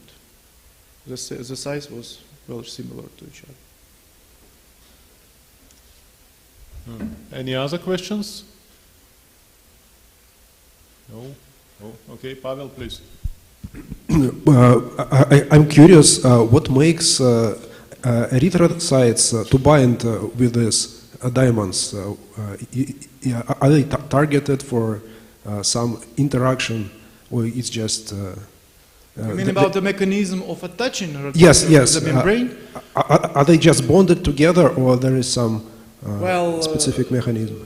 I think that is just maybe due to the charge, because red blood cells membrane have charge, surface charge, and nanoparticles have some charge, so that is why they can interact between each other. But still nowadays the mechanism of the interaction is unclear, so I can just speculate about that. Any other questions? Yes, please, Charlie. I just want to add the interaction with the blood cell, because from our earlier experiment we found that if you use relatively low amount of nanodiamond when they attach to the red blood cell surface, I think the interaction is charge-charge interaction, like you said. And if the concentration is not very high, it does not affect the oxygenation capacity of the red blood cell. The reason we do that is hopefully we will do drug delivery with the nanodiamond, and so the nanodiamond will carry the drug attached to the red blood cell, and then they have a green light all the way wherever you want them to go in the circulatory system. Thank you very much. Thank you for your comment. Any other questions? Actually, I also have a couple of very small questions. So the first is the toxicity of nanodiamonds. So are they safe for in vivo applications or not? And the second, maybe you can unite the answer. The second is, do your results give us some solution for some treatment protocols? So can we say that the changes which induce the nanoparticles, the nanodiamonds in aggregation, can help some patient? I see. Thank you for your question. First question was about the biocompatibility. Toxicity. About the biotoxicity of the particles. Yes, they have. They can be used in biomedical application, and their biotoxicity is not that it is proved. Yes, but still it is necessary to control different parameters, such as their effect on blood microbiological properties. So just they can affect these properties as I show in my presentation. So just you can control it. And second question was about... So if these changes could be useful or not harmful, the changes... Good idea, I think. For blood. Yes, but we're still using these particles for just drug delivery, for just biomedical application, not for correction of aggregation property, but maybe future it can be Okay, used for that. Thank you very much, Andrei. So I think we have to go on. It is my pleasure to present another colleague of mine, Dr. Stanislav Zabotnov, also from Moscow State University. And the title of his talk is Silicon Nanoparticles Fabricated by Laser Ablation and Fragmentation, Perspectives in Optical Bioimaging and Photothermia. Hyperthermia, sorry. So, please, Stanislav. Okay, dear colleagues, first of all, I'm glad to see you offline. And in my report, I would like to tell you about our studies of silicon nanoparticles produced via laser ablation and fragmentation in liquids, and structural and optical properties of such nanoparticles and possible applications in biophotonics. It's well known that silicon nanoparticles possesses a relatively low toxicity and biodegradability. At the proper conditions, silicon nanoparticles may be degraded in the living organism during several hours and go out through the organism as orthosilic acid. And nowadays, silicon nanoparticles may be applied as fluorescence markers for biological tissue contrasting as fluorescent agents or contrasting agents in OCT. Also, silicon nanoparticles traditionally produced and usually produced from porous silicon with a relatively large specific area, and so such particles may be used as containers for target drug delivery, as antiviral adsorbers, for biosensorics. And also, it's well known that silicon nanoparticles may be used in photodynamic and ultrasonic therapy, in orthopedic and tissue engineering. As was mentioned, silicon nanoparticles traditionally produced from porous silicon, but in this case, nanoparticles possesses relatively large size because porous matrix should be mechanically grinded, and in this case, mechanical grinding don't allow produce silicon nanoparticles with size smaller 100 nanometers. It's not very good for biological application, and we need to find alternative tools to produce silicon nanoparticles, and one of such approaches is laser ablation in different liquids. Here you can see one of our setup for productions of silicon nanoparticles via laser ablation in liquids. You can see our picosecond setup. Also we can produce silicon nanoparticles via laser ablation by nanosecond and femtosecond laser irradiation. In all cases we can produce silicon nanoparticles with desirable size. Mean size can be varied from 25 to 200 nanometers as usual. And also we can reach good concentration of silicon nanoparticles in suspensions, about 1 milligram per milliliter. It's usual a limit concentration for biosafety to apply such nanoparticles in living organisms. And variation of silicon nanoparticles in size may be reached by changing laser parameter or buffer liquids. And here you can see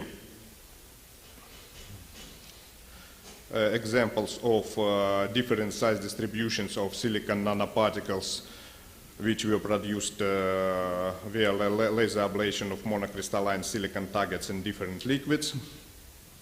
And it's necessary to mention that produced nanoparticles possesses relatively high crystallinity, which confirmed by Raman spectroscopy as well as electron diffraction. One of disadvantage of laser ablation technique now is relatively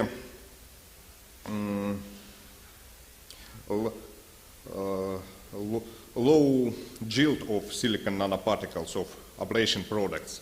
And to solve this problem, we suggest to use previously micro or nanostructured silicon targets. First of all, I mean porous silicon and silicon nanowire, which can be produced by chemical etching. Here is typical schemes of such technology, and in this case we can decrease the ablation threshold of silicon target due to destruction of silicon-silicon bonds in the porous matrices, and the ablation threshold in such case may be smaller, up to 11 times in comparison with value for crystalline silicon, and as a result we can reach up to another higher production yield for ablation products for silicon nanoparticles. And here you can see tables with typical values of ablation thresholds of different porous matrices for ablation and water, and to comparison you can see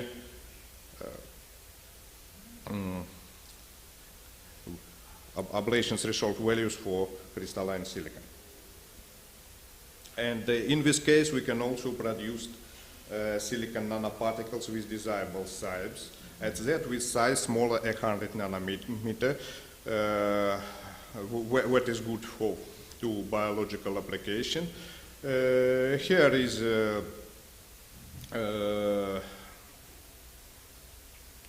typical size distribution for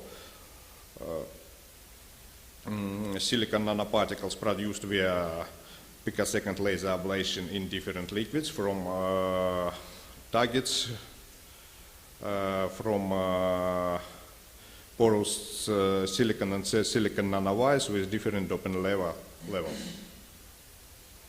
And another effective tool to produce silicon nanoparticle is a laser fragmentation. Then we take suspension of mechanically grinded silicon as silicon micropowder in water, for example, and after laser exposure, silicon microparticle divided into smaller silicon nanoparticles. And in this case, such particles also possesses good crystallinity and relatively small size. In this case, we can control size of silicon nanoparticles not only by parameters of laser radiation and buffet medium, but also the initial concentration of silicon microparticles in suspensions. This value affect to the conditions for focusing of laser beam inside the cuvette, the laser fragmentation take place. And as a result, we can obtain different size distributions for the fabricated nanoparticles. And let's go to small conclusion. We can produce silicon nanoparticles with relatively small size and good crystallinity for biomedical applications, and at that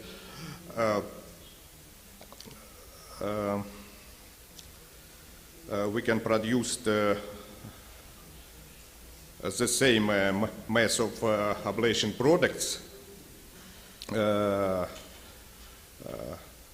using previously micro nanostructured silicon in comparison with the simple and direct ablation of crystalline silicon. And we here get some advantages in time. We need smaller time to produce the same mass of silicon nanoparticles. And from the point of view biomedical applications, such particles possesses good crystallinity and respectively possesses a good fluorescence in the red and near-infrared range. First of all, I mean the range from 600 to 900 nanometers from the diagnostic transparency window. And here you can see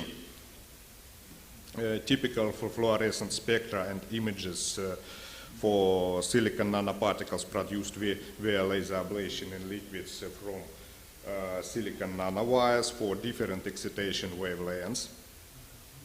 And so such particles seems promising for fluorescent imaging, but not only for fluorescence imaging. As was mentioned above, silicon possesses relatively high refractive index, so silicon nanoparticles give a good contrast in scattering techniques such as OCT, and there are typical absorption and scattering spectra for laser ablated silicon nanoparticles on this slide, and we can see that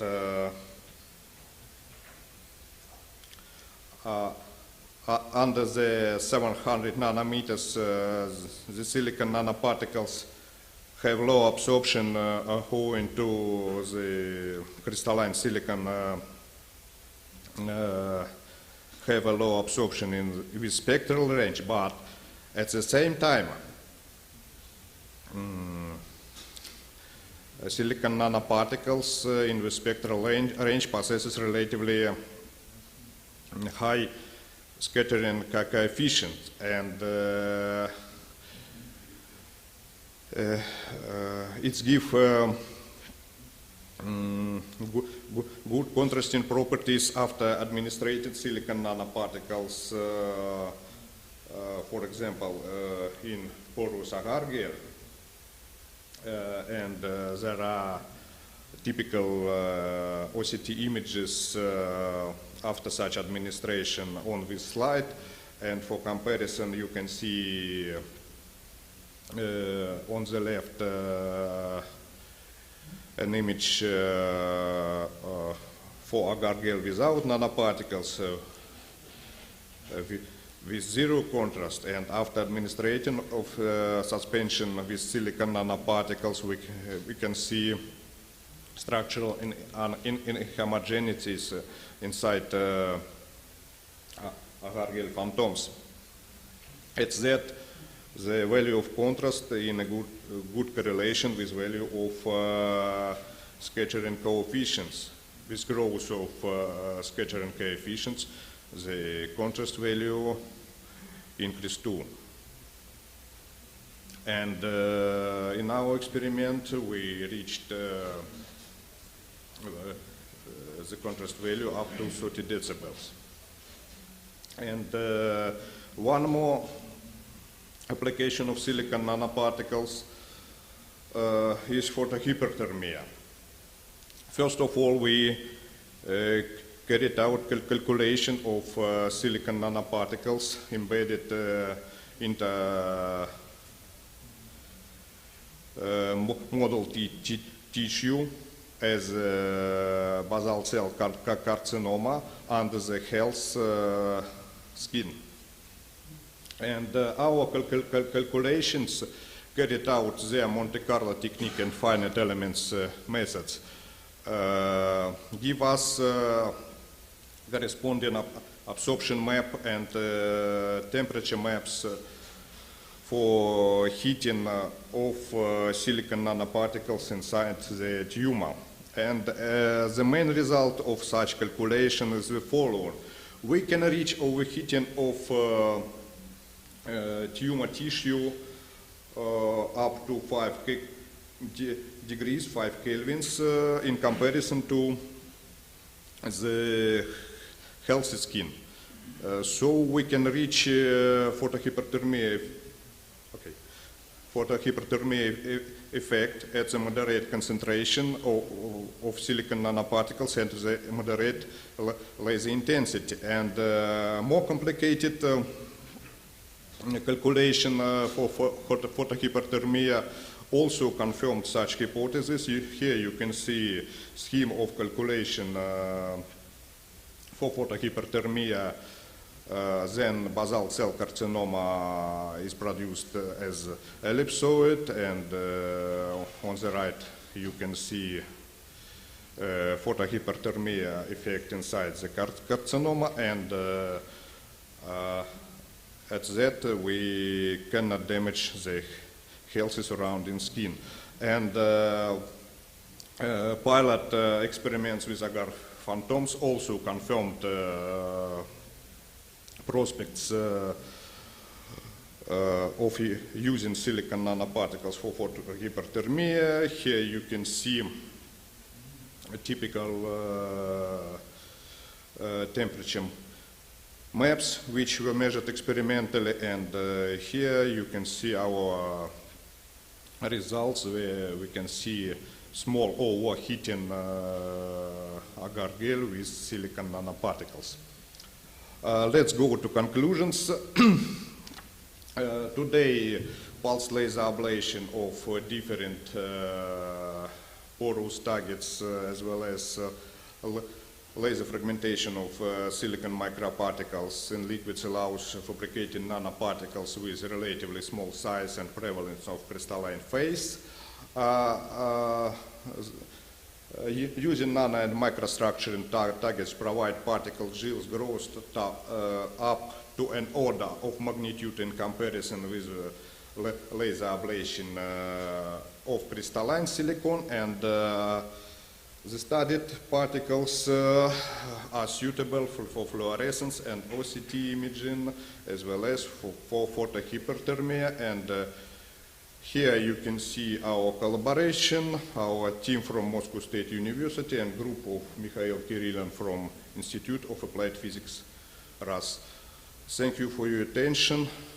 Do you have any question? So let us thank the speaker. And the session is open for discussion. So Andrei, please.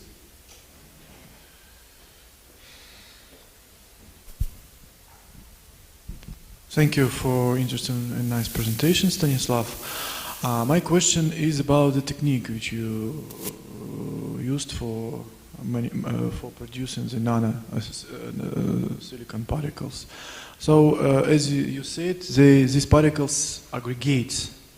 So, my question is about: do you have some approaches or techniques to reduce this aggregation? Because the aggregation is very important. So, when particles aggregated, the size is higher. That means that cannot penetrate into the tissues and so on. It's very important. Sure. Such particles have tendency to aggregate. First of all, aggregation is characterized by zeta potential, and we can choose different liquids to decrease aggregation, but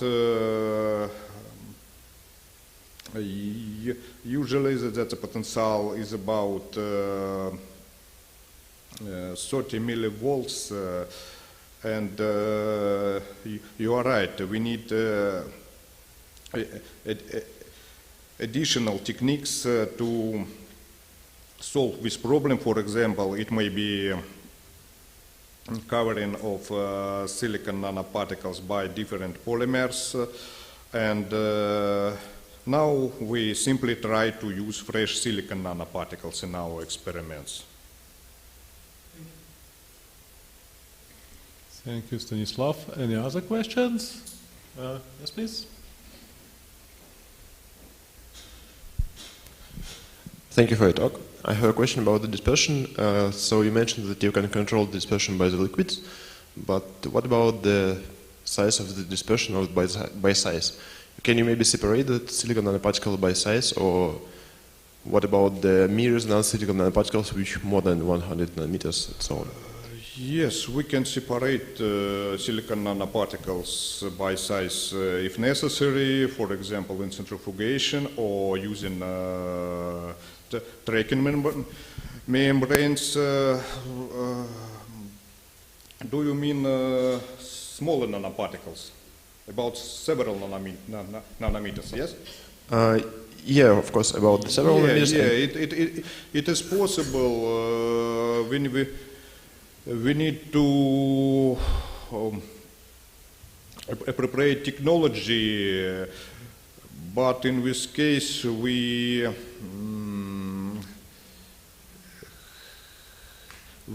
will get smaller mass of silicon nanoparticles, but it is possible too. And it is possible to create some liquids of mirror nanoparticles which will be like color inks, because I saw some papers from Japan colleagues that they are created some color inks by the silicon nanoparticles using the mirror resonance effect. Mirror resonance, okay, it is possible too, but it's not presented in this report. We saw mirror resonances in silicon nanoparticles, but first of all, then we say about mirror resonances in the visible range. We mean silicon nanoparticles with sizes smaller, several hundred nanometers first of all. Okay, thank you very much. Maybe I also have a small comment. I think for making inks, we need very narrow dispersion or size dispersion. My assumption is that actually this technique cannot provide this kind of small dispersion. So anyway, it's wider. Yeah, you are right. But we can apply additional steps after this technique to reduce dispersion, as centrifugation or.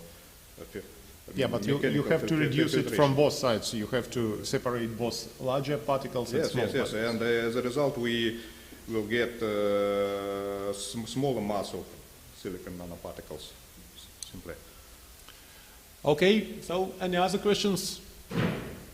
No? Okay, so let us thank the speaker again. Thank you, Stanislav.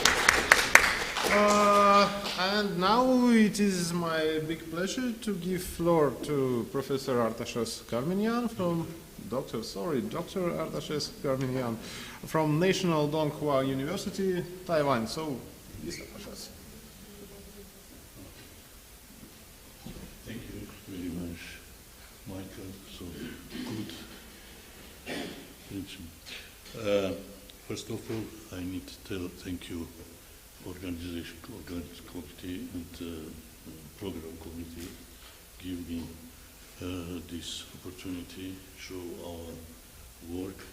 And like any in my talk, I will start with about historical part, especially because in this work we do already a long time with laser. We call it laser embryology. We start in 2007 until 2021. It was many projects from Russian Foundation for Basic Research and Ministry of Science and Technology in Taiwan. First two projects with from Russia, it was Institute of Biophysics Pushchina, academic correspondent, academic member Levon Chalakian was PI from Russia side. Second one was Dr. Avetik Sharbazyan. This all work, first two projects we do in Yanmin University, where Professor Arthur Chu was PI from Taiwan side. After that, we continue this work again. This both foundation, they give us this support and we can continue. It was with Institute of Chemical Physics, Semyonov Institute, with Dr. Nat Tochenko, Professor Nat Tochenko was PI, and afterwards Dr. Krivokharchenko. And this all we work already, we continue until now. It's National Donghua University, and Professor Chen was and PI for this all works. So shortly for this long term, what I told you, we do many different kind of work and many things like we like say it's first time, laser embryology. What it means without any invasive method, non-invasive everything with the laser, without any mechanical manipulation, what used today until now in fertilization center and artificial reproduction technology, we can fuse elastomers inside embryo. We can see the tetraploid, development of tetraploid embryos or anything what we do. We can do some unique surgery, like also fusion, when inside one embryo you can have different blastomer with the different nucleus, it's tetraploid, diploid, and together, and this everything grow until blastocyte, last moment what we have for pre-implantation embryos.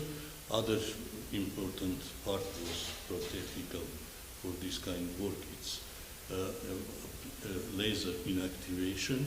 So we inactivate, we working also in model system, two blastomer model system. When we inactivate one blastomer, kill the nucleus, they don't grow, but second one, we don't touch anything, and they grow, and full system grow until blastocyte stage. This everything, as you well know, this everything very important for any kind of artificial reproduction development, for embryonical stem cell grow, etc. After this technical work, we go to from spectroscopy, find so many methods, spectroscopy method, and especially with the Raman method, try again non-invasive, find the best embryo for future development, what is also important today for many techniques. Artašes, could you please be a little bit more closer to the microphone? Thank you. Sorry. I think that I very sorry. I remind you that what is mean pre-implantation early embryo where we can work. Just remind you, this is only short part, only 3 days. When in fertilization center, in any artificial technology, use the embryo for this work. This part only we can do it, and if just only, sorry, these two slide I need to remind you again, many times we show, normal development, it's when inside of female mammalian continue development, but after when we go to outside reproduction cloning or use for therapeutic cloning, finally have stem cell, and from this stem cell we can do the differentiation and go to different cells what we want. And now second part was our work today. Already all work was about nano. Just I need to remind you about nano. First journal nano, it was in 1990. After that, until now, more than 165 only journal, not speak about book or something other, only scientific journal which show nano size in science, different kind application, different kind anything. So this is something about many different nano, and especially like you see nano toxicology, what also was many question.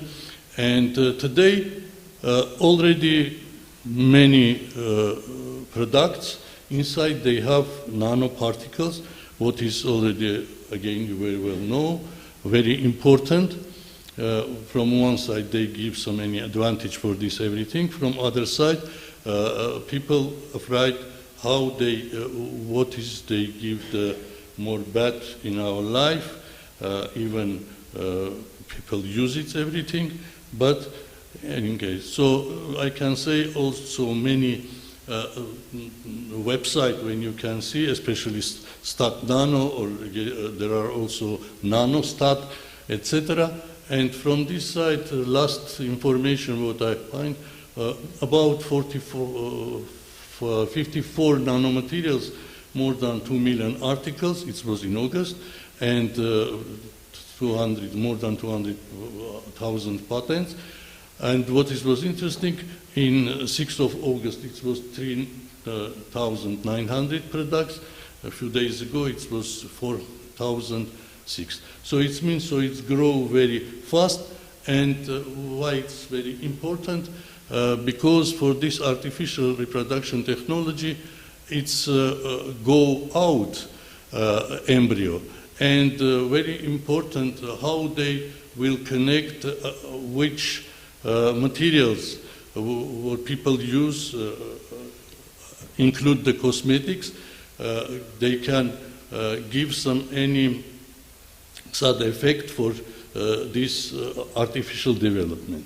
About that, also I can mention that about these all papers or information what they have, more than 46%, if we add food also, 60% is go to medicine, medical nano, or something about health nano. And from this all medical bio nano, this distribution show how many about different kind disease or different biomedical application. And in this side we don't see anything about reproduction functions part. Much more it's for all other. but there are not too many works when people try show about, especially with embryo, with sperm and embryo, which is today already they also understand that it's very important. From the beginning, we just put without not thinking anything special, we put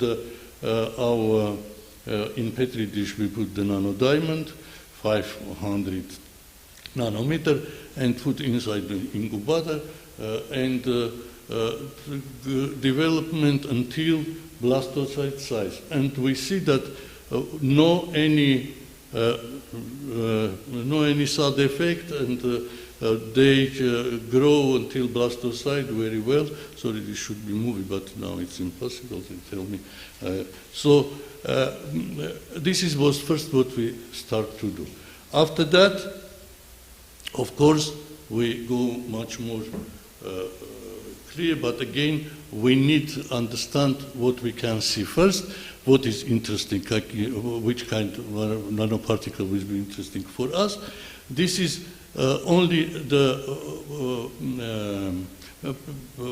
papers, what we find about oocyte and embryo for impact with nanoparticles. And this was polystyrene, gold, silver, cerium oxide, and fullerenol. So after this, after analyzing some of these materials, we decide, and for our work, we've decided 3 different kind of particles, because it was for us just first time screening, see what is, which kind of effect we can see. This was titanium dioxide. You very well know titanium dioxide everywhere people use now, and now very big, titanium dioxide war between American part, US and Canada, and European part of, because in Europe they already decide that they don't need, and February in 2022, they close all, for example, from food products, for many products, they, in European Health Foundation, they don't tell him do it. And but US and Canada, they continue. Same about pants, same about everything. Second one, we decide to use the aminated nanodiamond, which, because with nanodiamond, our lab working very long time. And also, like today also, many people already mentioned about nanodiamond. They have more or less good results concerning nanotoxicity or something other. And third one, it was graphene oxide. Graphene oxide also, you know, this is first graphene product, which one also already used everywhere, and very interesting, especially today, because already people show that graphene oxide possible biodegradability. It means if we use in biosystem, finally they can degrade, and this is also very good for biomedical application. Artashes, 3 minutes, please. What? 3 minutes. Yes, okay. So standard, we do the standard analyzing for our particle. It's everything in water, because there was many questions and will be about aggregation, especially if we put it in medium. So this everything but for clear understanding what we, which particle we use for compared with other work, we do it in water, but of course we have in normal hours. About size and about zeta potential, we also measure it. Only titanium dioxide we used with human serum albumin, which one give us possibility little smaller aggregation, smaller size. This is results from graphene oxide, which one was much more difficult for go to normal size, but we do it also. Just real results. All these results show for two concentration was titanium oxide. Control numbers was 90 about, no, you see already 90, 92, 89. Experimental with the titanium dioxide particles was 85, 83. So it means they all was inside of very close, and this is not so big difference, not so strong toxicity they show. Nanodiamond also was same from many total number I show here, and here also we see not so. More interesting was for us, it's graphene oxide. This is, I need to show you just only what is mean embryo and embryo with his zona pellucida, which one close protect the embryo cells from any mechanical treatment, and many paper what I show you already, the paper what was. Few papers show that without go inside this nanoparticle, do some side effect, but what is mechanism they don't show. In our situation, when we use the for artificial reproduction development, and we have pure in only medium and our embryo, this we don't see any this kind of effect. Important results finally from GEO was also without any strong side effect. We can see, and this was our method, that with 2-photon fluorescence imaging, we can see how GEO particles go to inside of zona pellucida. This is what you see. This is inner mass cells inside of embryo, blastocyst site, but this particle already, it's inside of zona pellucida. They already go in zona pellucida, and finally, this is, I need to compare you, if here you don't see any particle outside in normal image, but here we see very strong. For titanium dioxide, we see this particle outside, but we cannot see luminescence, so these 2-photon hour methods give us this possibility.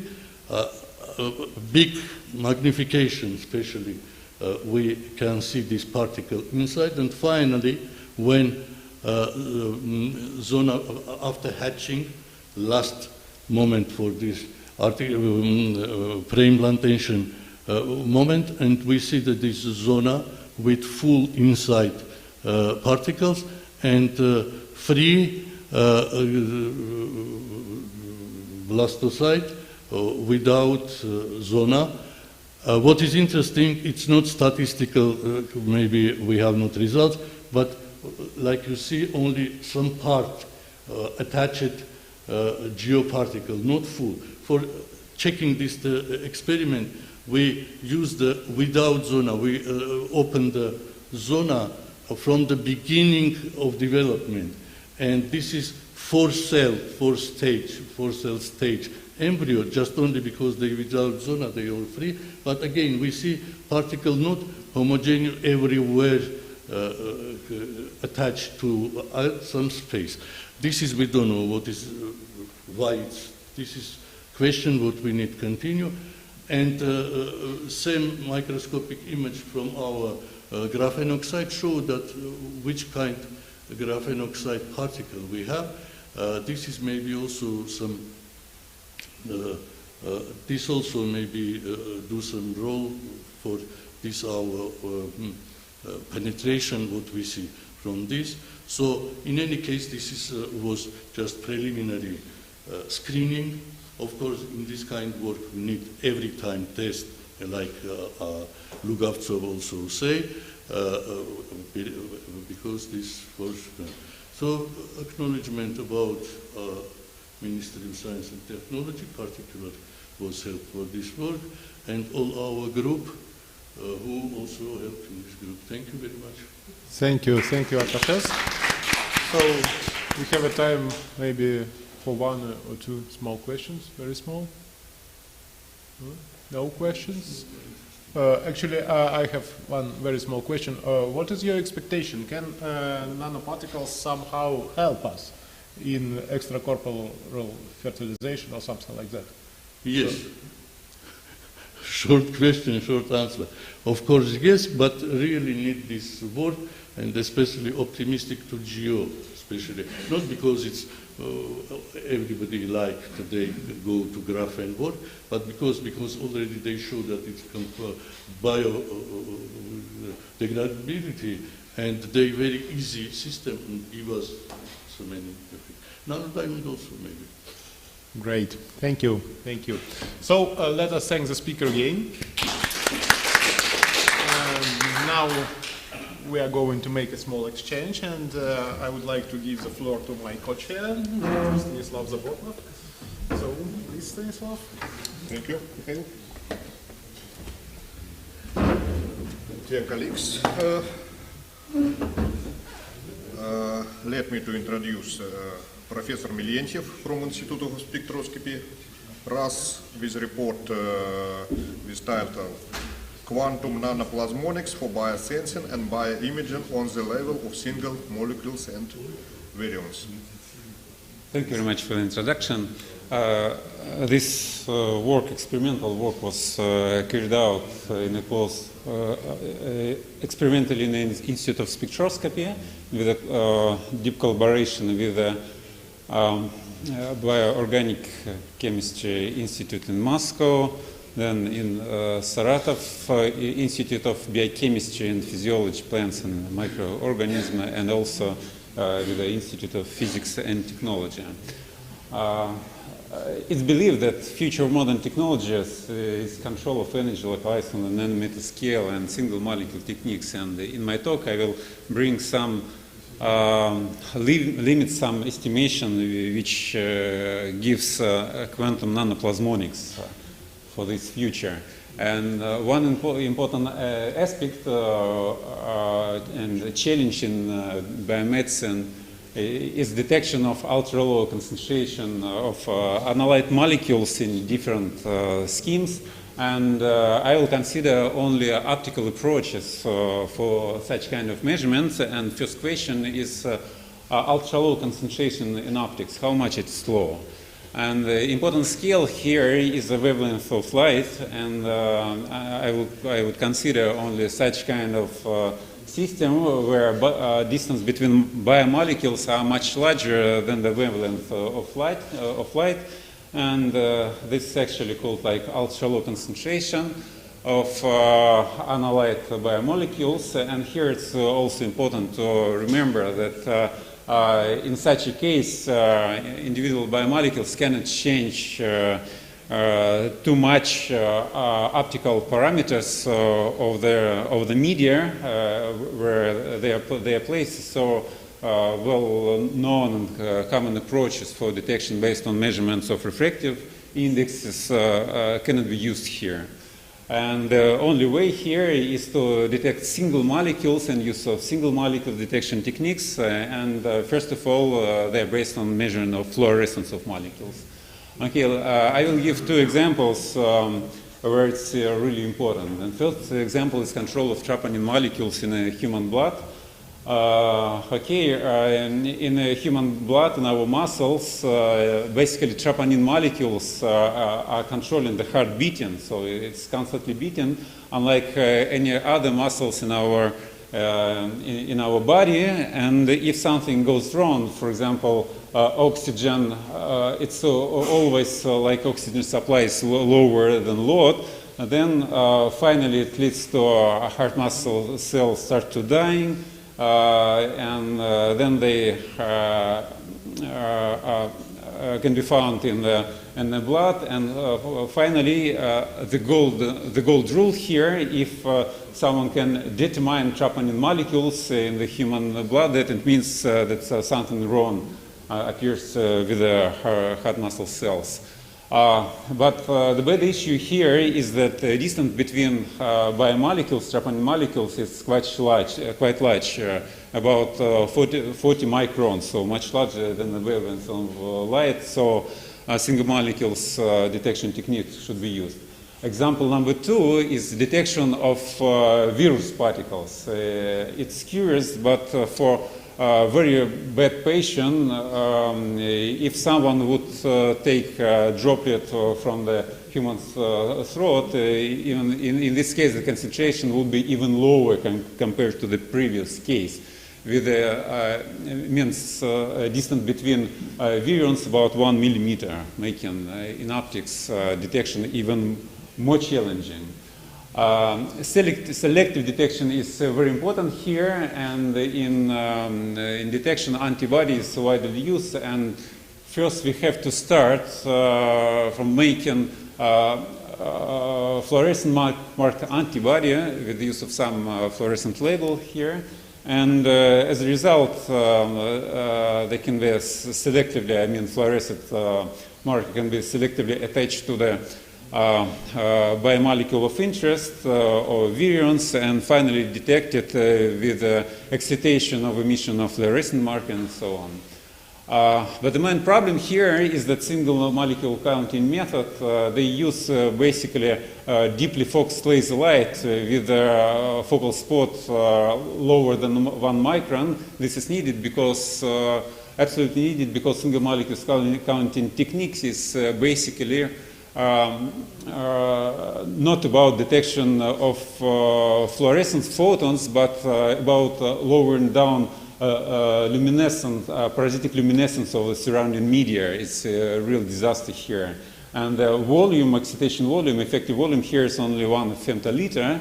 And to analyze in practically important volume like 1 microliter, it's appears that it's needed to wait about several years, which is absolute disaster for using such kind of techniques. And basically one of the possible easiest solution is to use larger spot of laser radiation, but this is this approach can be used only in case when the parasitic luminescence is much lower than the flux of photons from the single quantum emitter. So effective quantum emitters are of really high demand here. Okay, but there are 3 important problems with the available quantum emitters of light. It's low photon flux, large spectral width, and also degradation for diomolecules, quantum dots, fluorescence proteins, and so on. Nanoplasmonics can basically quantum nanoplasmonics can give some important tools to fix these problems. And here, localized excitation, localized plasmonic resonances in plasmonic nanoparticles are used, and we call it quantum engineering of radiative properties of nanoscale emitters of light. I mean, such kind of approach. And quantum properties of plasmonic waves are quite common and quite studied. Here I will bring several of them. Quantum size effect, wave-particle duality, swirl of entanglement, quantum tunneling, singular emitters coupled to surface plasmon polaritons, weak and strong coupling, and nanolasers, metamaterials, many-body systems. And I marked several of them with the use of red color. So basically these approaches were used in our research. And first I'd like to point out on some existing differences between the photonic cavities well known in optics formed with the use of 2 mirrors and mode between, located between these mirrors, and quantum emitter can be placed between these mirrors directly in this mode. And plasmonic cavity formed by a single nanoparticle with a mode volume outside this particle, and also here quantum emitter can be placed inside the volume. And there are three main differences here. First of all, its size. In photonics is much higher compared to plasmonics. The lower size can be only about lambda over 2, where lambda is wavelength of light. And also losses. Here it's basically a transmittance of mirrors. In plasmonic it's scattering and heating. And third, quantum emitter cavity optical interaction efficiency. Here it can be much higher compared to case of photonic cavities because this efficiency is inversely proportional to the mode volume, which is much lower compared to photonic case. Okay, and let me give you next important results here. So-called weak coupling limit helps to increase photon flux here from a quantum emitter presented by a nanodiamond with a plasmonic cavity formed by silver cube located on the silver mirror, and it helps to reduce lifetime of fluorescence about 100 of times. Basically, it's some photon factor here, parcel factor.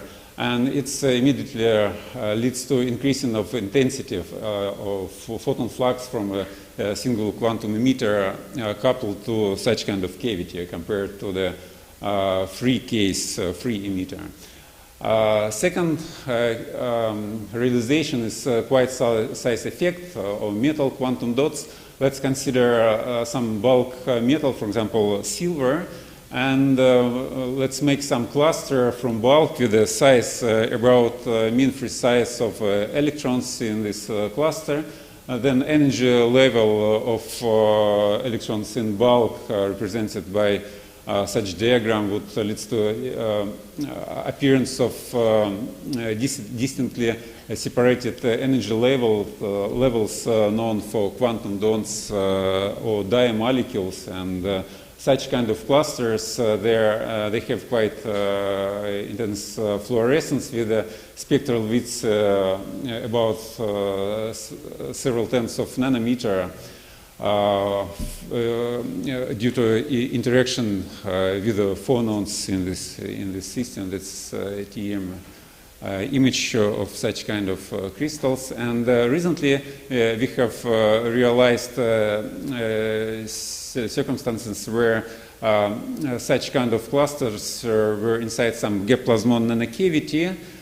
This is image clusters and nanocavity formed by plasmonic resonator, and such realization led to effective blockage of phonon-induced relaxation and led to reduction of fluorescence widths from several tenths of nanometer down just 4 nanometers. Okay. Next example is suppression of photooxidation with the use of strong optical coupling. As I already said, it appears that in plasmonics, realization of strong optical coupling is much simpler compared to photonic case, because coupling is square root of number of emitters over mode volume. And in case of plasmonics, mode volume can be quite lower, number of emitters coupled to this mode can be quite high. And this is scattering measured for single silver nanoparticle, this kind of nanoparticle, blue line, and G aggregates, free G aggregates, some orange line, and the case when they are coupled. So it's a completely another type of system, a so-called hybrid system with two distant pikes, lower and upper polaritonic branches. And so this result of strong optical coupling, and this G parameter is just Rabi splitting depending on this parameter. So it was shown that realization of strong optical coupling leads to blockage of population of triplet levels responsible for molecules for photodegradation.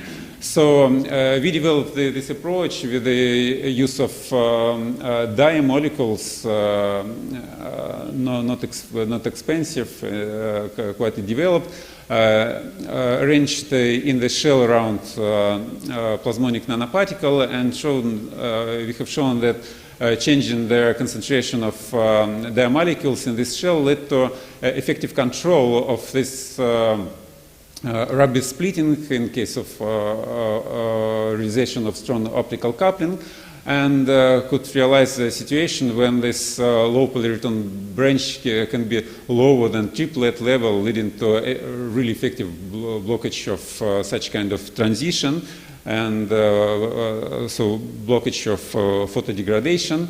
In experiment, it looks like for some appropriate carefully chosen concentration of dye molecules in the shell, the photodegradation can be 30 times lower compared to the free dye molecules, and this is really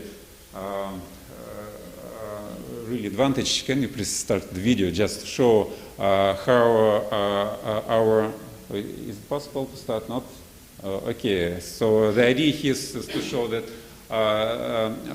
these white spots are just bright emitters of light, single nanoparticles quite effectively emitting and without photodegradation. And next is a demonstration of SPICE-based nanolaser. And okay, I will skip this slide because I'm just close to the limit of my talk.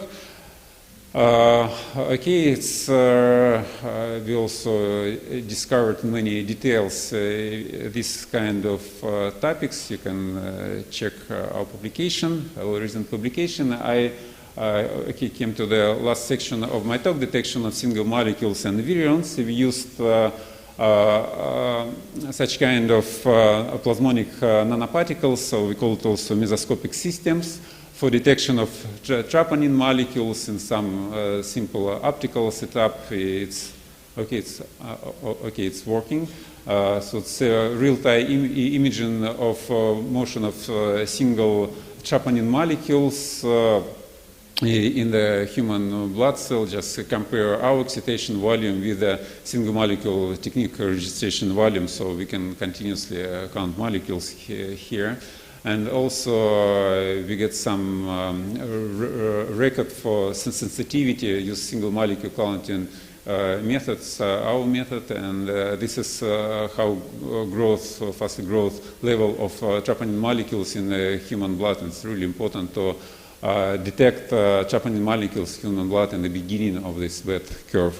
Okay, and another example is detection of coronavirus particles, and our approach also helped to distinguish harmful viral particle with a non-harmful one. For such experiment, we use so-called pseudoviral particle with a different DNA inside, and also a different number of spikes on its surface. Okay, and this is image of our mesoscopic system nanoparticles. We used how looks droplet of sample from the patient suffering by coronavirus disease, and this is fluorescence measurements showing bright spots. It's exactly shows that we have harmful SARS-CoV-2 virions here, also some pseudo, and we can distinguish this one from pseudo viral particle here. Okay, I'm actually close to outline. So I'd like to outline that some recent advances quantum engineering and nanoscale. This helps us to build a new type of emitters of light that can be used in different approaches for detection of ultra-low concentration of biomolecules, and we have shown an example of detection of troponin molecules in human blood as well as SARS-CoV-2 viral particle. Thank you very much for your attention. It's our team. Thank you. Very interesting talk. Questions, please? Okay, then one question for me. You reported about very interesting and precise techniques, including nanometers, single molecule detection. In a dark room, such experiments seems good. But in real life, we have many noises. What do you think about such problems? You know, if you would ask me this question 2 years before, I would say, you know, yeah, it's disaster. But recently, I get learned that in the modern sequenator machines, it's machine that can sequence one by one nucleotides in their human DNA, and they use exactly a single molecule counting method. And it's much more sensitive compared to our case, so it's really complicated. And they are working with the emission of single molecules, and those machines are commercially available. So I can say that our approach is much simpler and really much simpler. So I can say that horizons here are open, so it's not so complicated as we can think. Super. Thank you. Working with the real blood, full blood? Yeah. Real blood and samples from for troponin molecules. It was real blood, and for coronavirus, we worked with the samples taken from throat of suffering patients. Thank you. Do you have any questions? Okay, let's thank speaker again.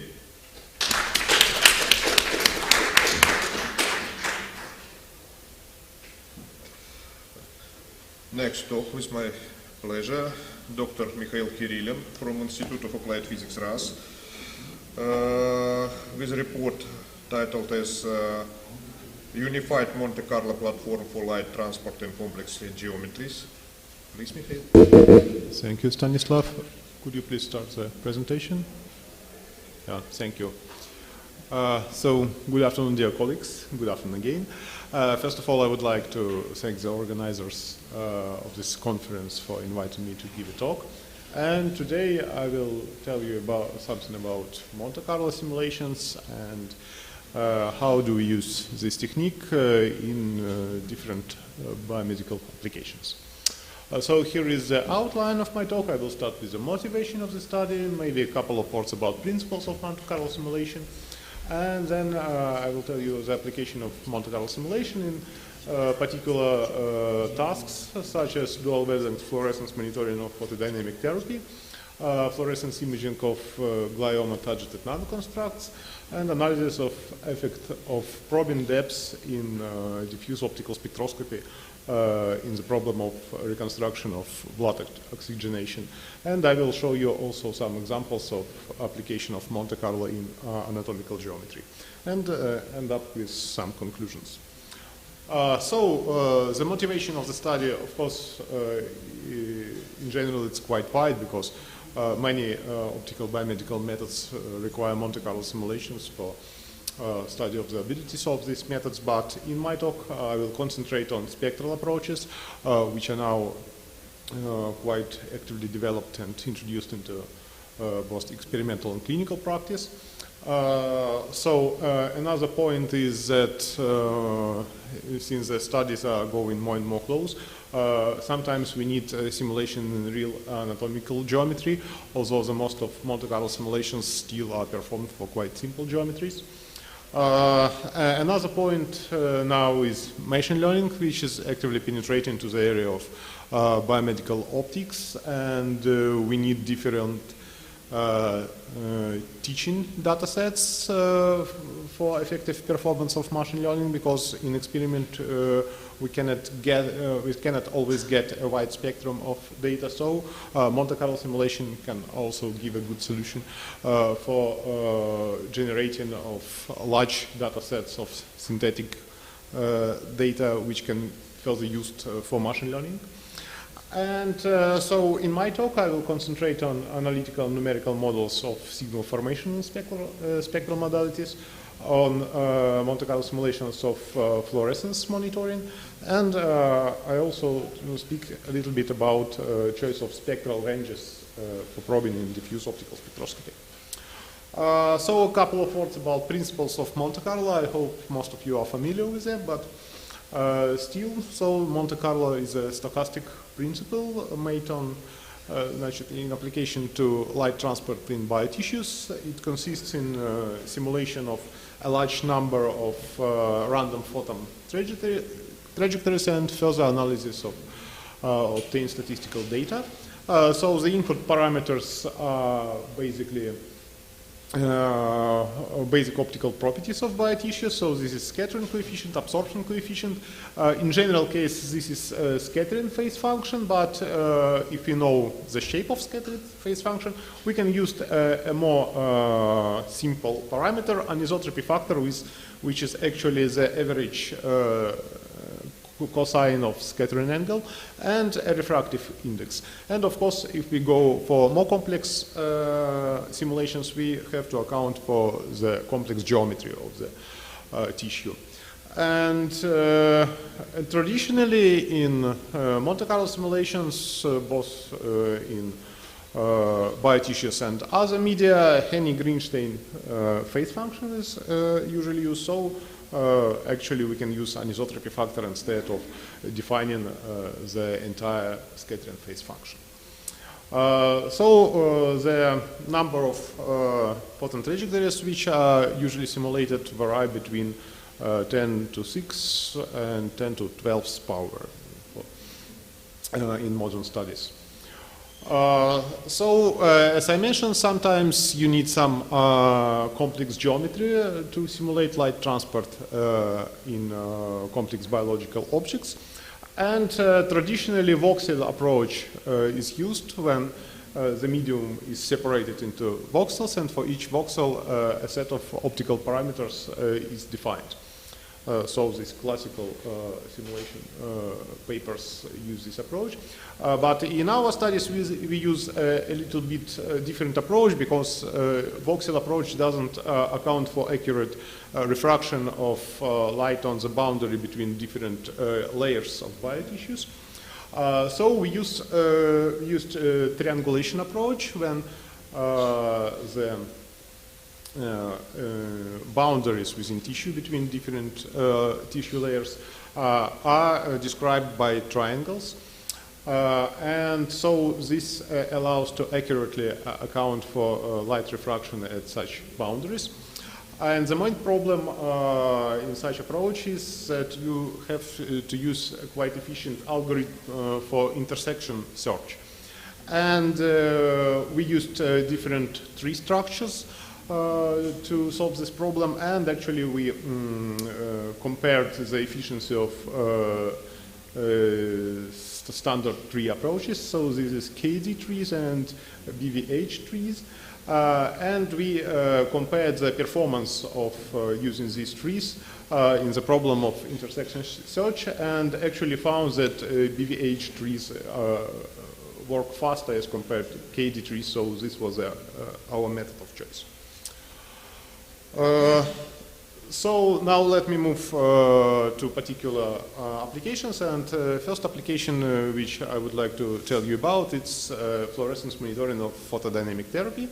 So I hope most of you are familiar with the principles of photodynamic therapy. It is based on targeted delivery of photosensitizer to the area which contains pathological cells, followed by light illumination, and light induces photodynamic reaction which results in generation of singlet oxygen, which can provide a selective cytotoxic effect, and in ideal case, it will lead to apoptosis of abnormal cells and suppression of pathological processes. So in Russia, chlorine-based photosynthesizers are quite widely used, in contrast to other countries where other photosynthesizers, for example, are quite widely used. So, and the feature of chlorine-based photosynthesizer are actually that they feature two absorption bands in the blue and the red bands of visible spectrum. As it is quite known, the biotissue show quite significant dispersion of optical properties in this range. And we know that scattering and absorption of biotissues is much higher at 400 nanometers as compared to 660 nanometers. And so we can use this effect both for performance of PDT, because if we use blue light, then we provide mostly superficial action to the tissue. And if we use red light, we can provide deeper action.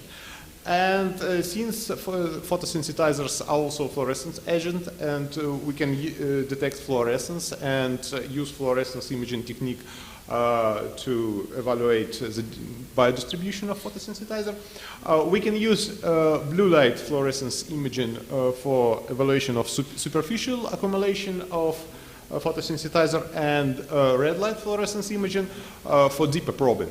And if we use both of these wavelengths together, we can get additional information about the localization depth of the photosynthesizer, which is a useful information in performance of a PDT procedure. So we are developing this approach, and we call it dual wavelength fluorescence imaging. And we applied it for studies both with topical application of photosynthesizer, which is when it is applied on the top of the surface of the tissue and penetrates inside, and intravenous or systemic administration, when it is injected intravenously and then it is distributed in the living organisms through blood flow. And so in the right part of the slide, you can see the Monte Carlo simulated maps of absorbed dose for the wavelengths of 405 nanometers and 660 nanometers. And you can see that it's quite obvious that red light penetrates much deeper, so these are logarithmic scales, so the difference is pretty high. So the absorption of blue light occurs mostly in superficial layers, and red light penetrates deeper. So we are using this effect for the dual wavelength fluorescence probing. And to give interpretation of our observations, we built an analytical model of formation of fluorescence signal in biotissues. The model is based on diffuse equation, and actually we demonstrated that the ratio of fluorescence signals at two wavelengths, so in our case these wavelengths are 660 and 405 nanometers, can serve as a criterion for evaluation of the penetration of photosynthesizer and evaluation of its localization depth. And in order to approbate this approach, so we further developed this model to simulate typical situations which can occur when you are applying a photosynthesizer to biotissue. So we have a simple model of topical administration when we have two layers of biotissue. Top contains photosynthesizer and bottom layer doesn't contain it. Situation with intravenous injection is vice versa, since photosynthesizer is delivered through blood flow. Then top layer of biotissue doesn't contain photosynthesizer, and the bottom layer contains it. Then we developed a more refined model when there is an exponential decay of concentration of photosynthesizer upon topical application, which is actually much more close to reality. And then we also developed a model when there is a top layer that doesn't contain photosynthesizer, and this corresponds to the case after the PDT procedure when light action was performed and the photosynthesizer in the top layer is bleached out, so there is no fluorescence signal from the top layer. And for all of these cases, we obtained an analytical solution for the ratio of fluorescence signal to wavelengths. In order to verify this model, we performed Monte Carlo simulations. So we developed an approach for Monte Carlo simulations of fluorescence imaging, which has two stages. So at the first stage, we are calculating the fluorophore absorption map. So it is calculated at the wavelengths fluorescence probing. And here you can see a typical example of absorption map of a spherical fluorescence area in a biotissue. And so the results of the first stage of simulation is used as a distributed light source for the second stage of simulation, where the fluorescence from the fluorophore distribution within tissue is simulated, like in here. And then if you take the top layer of the fluorescence map, then we can get a fluorescence image that could be registered by a CCD camera upon fluorescence imaging performance. So using this simulation, we got quite a good agreement of our analytical model with the results of Monte Carlo simulation. And you see in all cases, the dependence of the ratio of fluorescence signal on the localization depths of fluorophore is monotonal. So this value really can be used for evaluation of fluorophore localization. I would like here to mention that actually in case of topical administration, we are evaluating the depths to which the fluorophore penetrates. And in case of intravenous injection, it's vice versa, and we evaluate the thickness of the layer on the top of the tissue that doesn't contain any fluorophore. We tried to use this approach for some measurement results.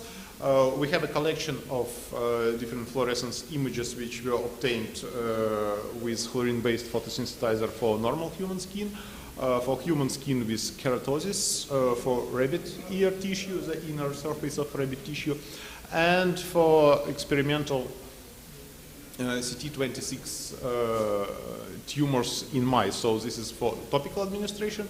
And we also had the results of monitoring of intravenous injection for in mice and also in humans with basal cell carcinoma.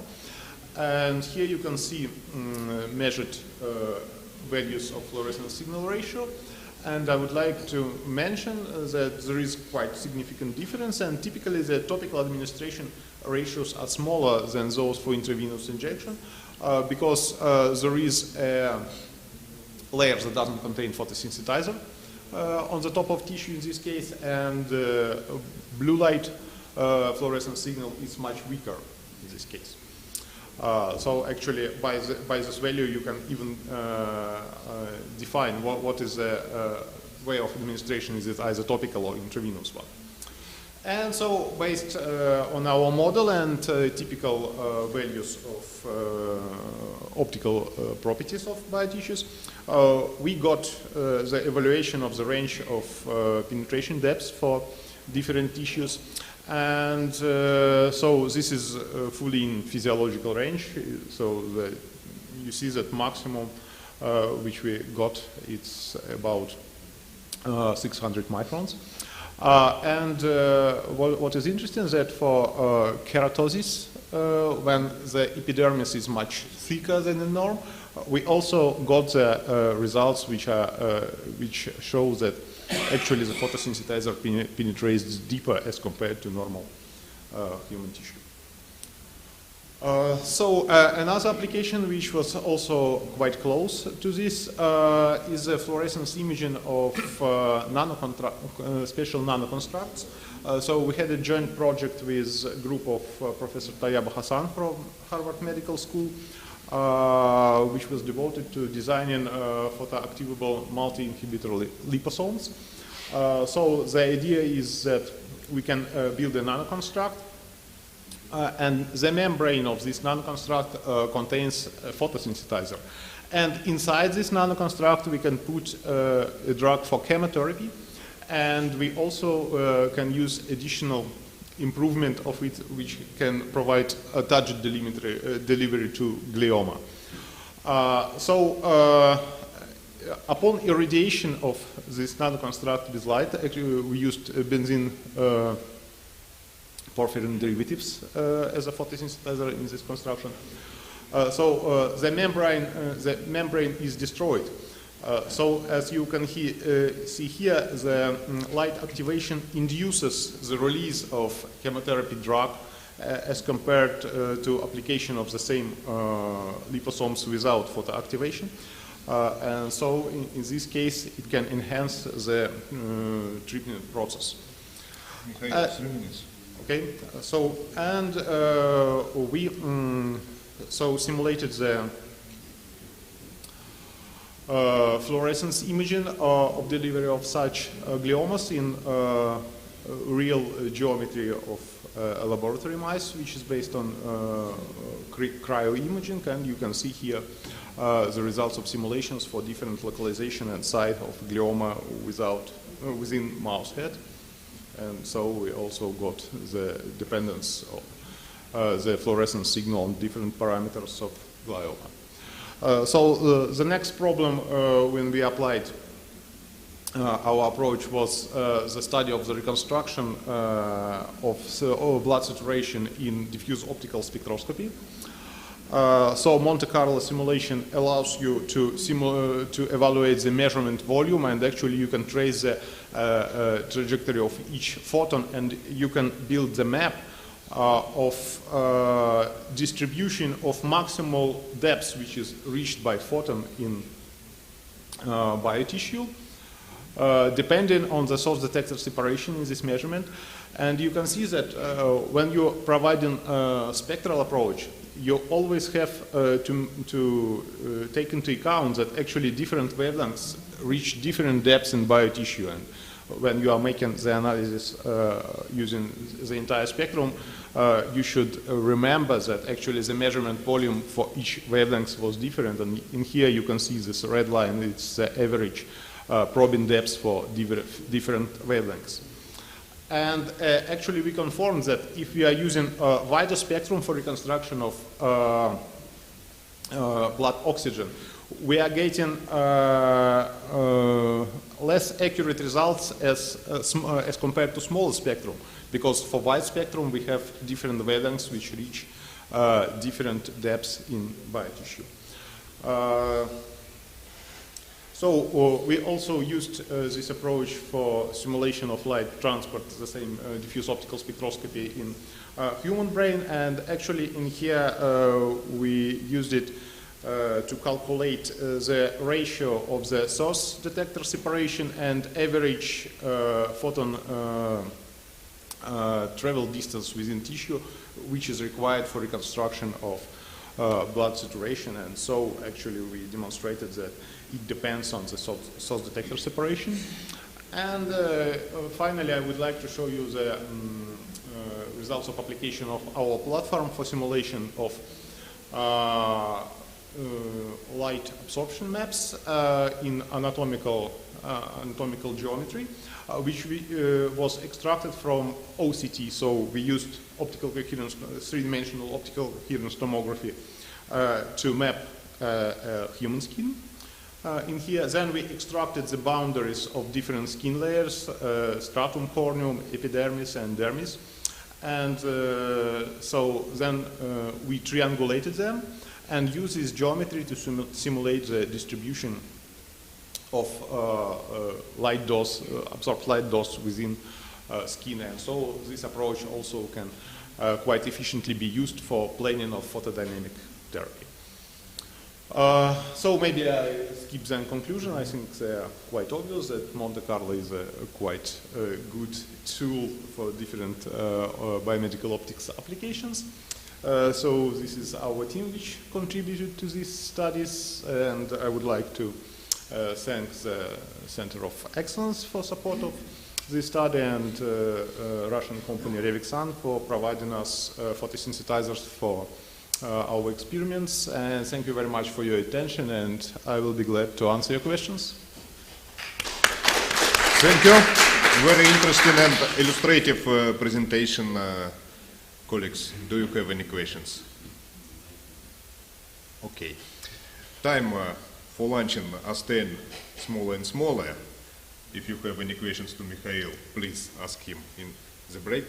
And now I want to introduce the next talk from Institute. Thank you. Thank you, Mikhail. From Institute of Applied Physics 2, please, Dr. Subachev, with presentation entitled as ultra-wideband 100 kilohertz, 100 megahertz ultrasonic detectors for multi-scale optoacoustic angiography. Please. Thank you. It's a real honor to be here in this building and feel this all history. So my name is Pavel, and today I'll share our experience in the development of these polymer wideband ultrasonic detectors that we use for multi-scale optoacoustic angiography. I'll start with a short motivation to use such broadband detectors, and then I'll tell you about two types of these detectors. The first ones are the simplest ones, a single element that we use for raster scanning techniques, for three-dimensional scanning angiography, and the other class of these detectors are so-called matrix arrays, and we use them for five-dimensional angiography, which means three-dimensional plus real-time and multiple optical wavelength. So I hope everybody familiar with optoacoustics. So here is a movie. Imagine you have a blood vessel and you want to image this blood vessel, but unfortunately these blood vessels are often surrounded by some bulky tissue, and you don't want to cut this tissue. So what we do in optoacoustic angiography, we pulse this bulky tissue, and if a blood vessel is superficial enough, it can absorb the light. The light is being converted into heat, and then we record this ultrasonic waveform, and the form of this waveform and the spectra, they are dependent on many parameters, such as optical wavelength and, of course, the geometry of this media. And let me also give you this example. It's from music. I think everybody familiar with organic music, but anyways, let me wake you up a little bit.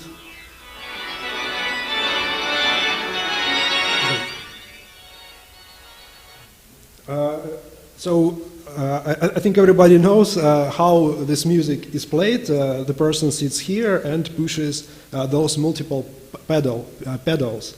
And these pedals are somehow connected with many pipes, and these pipes are of different size. The smallest pipes produce high-pitched, high-frequency sounds, and those huge pipes produce really low-frequency one. And why we need this? It's because of human ear, right? It's a great instrument.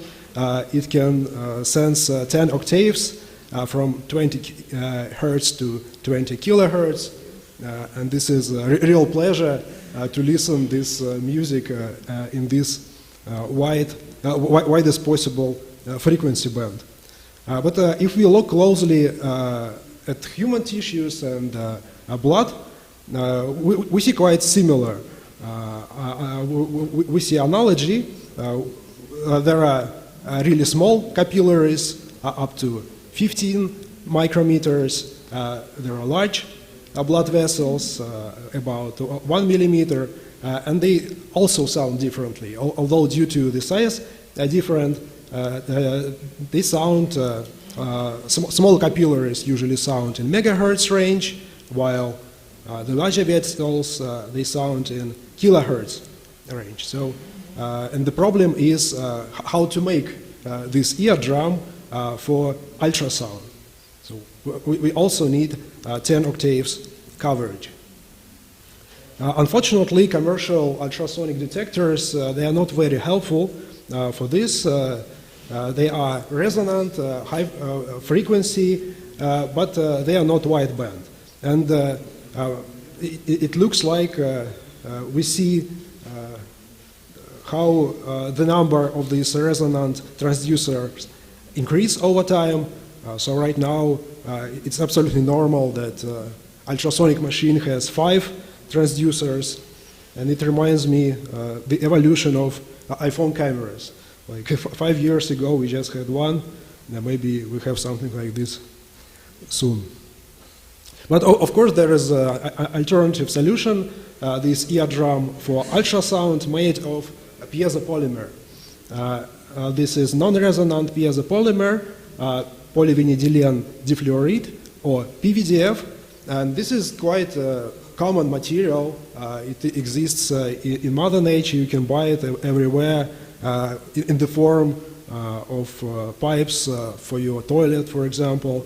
But unfortunately, in this form, it will be in so-called alpha phase, and it will not have piezoelectric properties. So in order to turn it to transducer, you need some technologies such as stretching, heating to Curie point, and then you need for example, corona discharge while cooling it down. And if you do all that, you get beta phase PVDF, and it will already have nice piezoelectric properties. Its piezo constant can be up to 30 picocoulomb per Newton. So we started to make these PVDF detectors about 10 years ago. So we make it for dark field optoacoustic microscopy, bright field optoacoustical microscopy, and quite recently for optical resolution optoacoustic microscopy. Here's some examples. Regarding the sensitivity, of course it's less than traditional PZTs, but it's quite competitive. We can now make detectors with sensitivity less than 10 pascals. It's noise equivalent pressure. But of course, to keep bandwidth, you need to tune some parameters. For example, your PVDF film should be thin enough to give higher frequencies, and the input impedance of your amplifier needs to be high enough to give lower frequencies.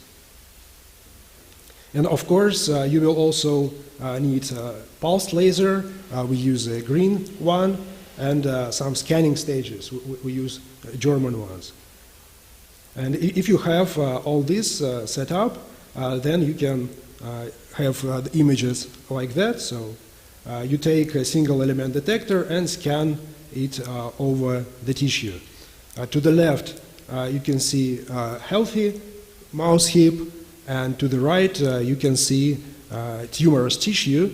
And as you can see, thanks to wideband capabilities of our detector, we can both see those tiny capillaries thanks to higher frequencies, but also when tumor grows, it usually develops those huge vessels to supply its growth, and we can also see them due to lower frequencies of our antennas. Here is another example. This is angiography of human palm, and it was the palm of Professor Dmitry Gorin, who visited us quite recently. For understanding, we splitted the range of our detector in two parts. The high frequency one is highlighted by green, low frequency one highlighted by red. So in this two frequency range, we can see both smaller vessels and larger and deeper vessels. It was yet another challenge of our group. We tried to observe not superficial vessels, but vessels which are covered by the skull. Although it was not a human one, it was a skull of adult rodent. And here we used PVDF detectors, but also we changed the wavelength. Picture at the left, we used green laser, and it penetrated only about 1 millimeter deep. And picture at the right, we use infrared laser. And in this case, with both skin and skull intact, we were able to observe whole brain vasculature of about 7 millimeters, the deepest vessels we can see here. With these results, we decided to move to the next level. So instead of single element detectors that we used to get these pictures, we tried to transition to arrays. So we split our single element detectors to many independent parts. And with this approach, we were hoping to get tomography done. And the first one, the first detector was this linear array. It consists of strips pitched at 300 micrometers.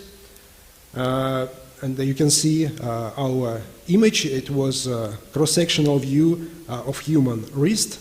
This is radial artery. But there was a problem with our first array. Sensitivity was not very good, and also lateral resolution defined by pitch limited the opportunities of this array. So our next try was so-called the mother of all cups. It's a 512 element array, and it's built using spherical geometry, and each element size is less than 1 square millimeter. And already with this array, we were able to access both mouse brain vasculature, also with intact skin and skull, and human palm vasculature. And this was made in terms of collaboration with Professor Daniel Ryzansky. Here is our array. I think it was one of the first experiments. Okay, no video. No problem. I think we can show the video after presentation. What is here is still volumetric view at the human palm, like this, only it's live. So we have four-dimensional optoacoustic imaging with frame rate about 10 hertz, 10 volumetric frames per second. So this is tomographic image, a single volumetric frame, and if we decompose it to different frequencies, we can see the same. So if we had just higher frequencies, we would see the image like this, only green, smaller vessels. If you had only lower frequencies, we would see only large vessels, but fortunately, this spherical array has a wide frequency band, so we see both. Here we tried to make direct comparison between PVDF and piezo composite arrays, which was available at Professor Ryzansky laboratory, but unfortunately the object we chose did not give any chances for PZT because it was a high frequency one, and radial artery is quite large vessel. It's larger than 1 millimeter. So our array was able to see it, and piezo composite was not, only some superficial structures. And then we also tried experiments in neuroimaging. So this is a panoramic view of the mouse brain. Here is zoom in, and as you can see, the resolution under the skull is beyond 100 micrometers. Maybe a video. Okay, no video, but we have a time scale here. So what it was breathing gas change.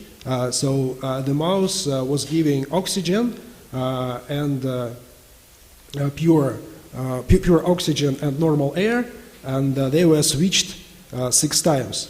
And during each breathing cycle, with high spatial temporal resolution, we were able to see those local changes of oxygen, although in this particular experiment, since this breathing experiment interacted with all blood system of the animal, we didn't observe local changes, so oxygenation changed more or less in whole organism. So to perform, to show the possibilities of this 5-dimensional imaging, we tried yet additional experiment, and it was functional neuroimaging study. During it, the animal, it was mice, those were mice, were subjected to electrical hindpaw stimulation. And as a response to this stimulus, we already observed local changes of oxygen saturation approximately in 10 seconds after hindpaw stimulation. And this, I think,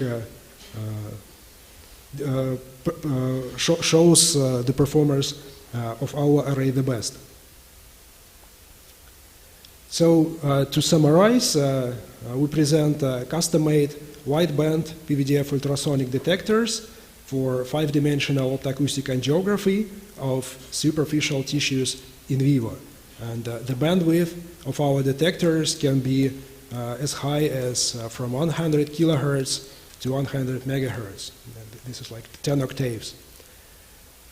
Using single-element detectors, we access cerebral vasculature of rodents in vivo with intact skin and intact skull in both high-resolution optoacoustic microscopy and whole-brain optoacoustic macroscopy. Our spherical 512-element PVDF array with sub-millimeter element size demonstrated the ability to provide functional volumetric optoacoustic neuroangiography of adult rodent brain with high spatial and temporal resolution, 40 micrometers in space and half second in time. Okay, so these are our collaborators from Institute of Applied Physics who majorly contributed to these developments, and our collaborators from ETH Zurich, University of Bern, and RONS имени Блохина. Thank you for your attention. Thank you, speaker. Please, questions, please.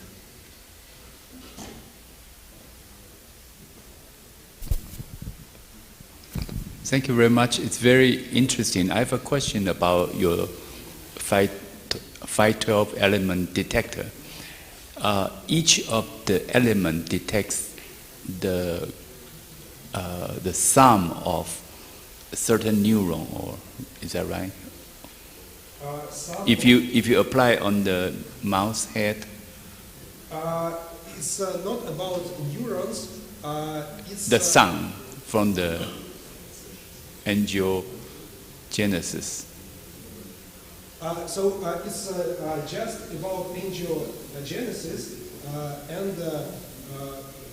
But it's the sum of various different sources. Yes. It's not.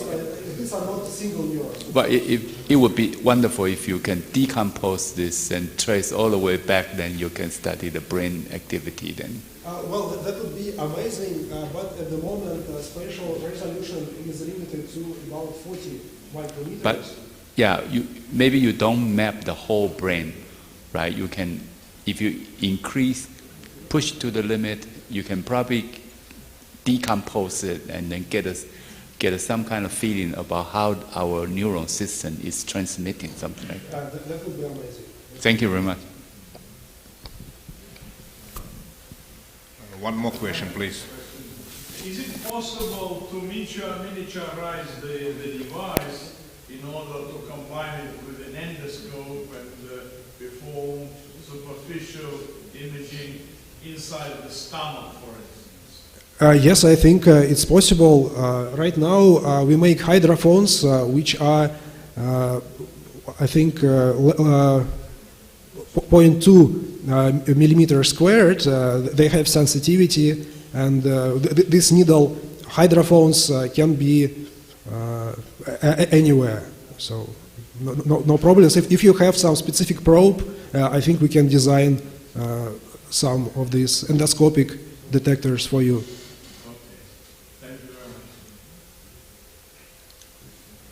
Okay, and one short question for me.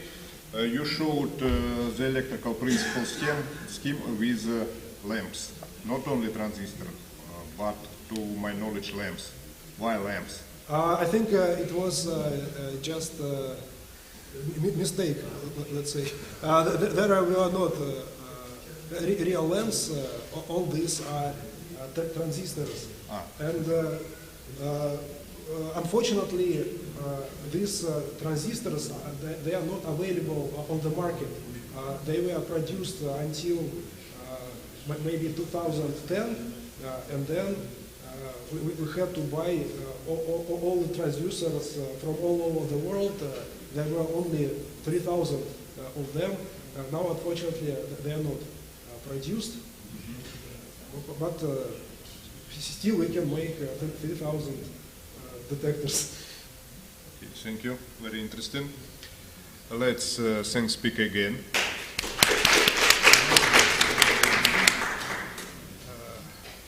Dear colleagues, this session is finishing, but I have one question for you. Now we have a valid shift in the schedule. Do you prefer start the next session at 10:20 as marked in the program, or later? Later. What time do you prefer, Professor Priezhov?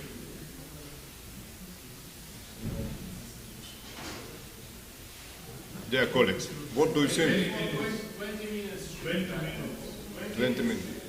Okay, then next session starts at 10:40. Thank you.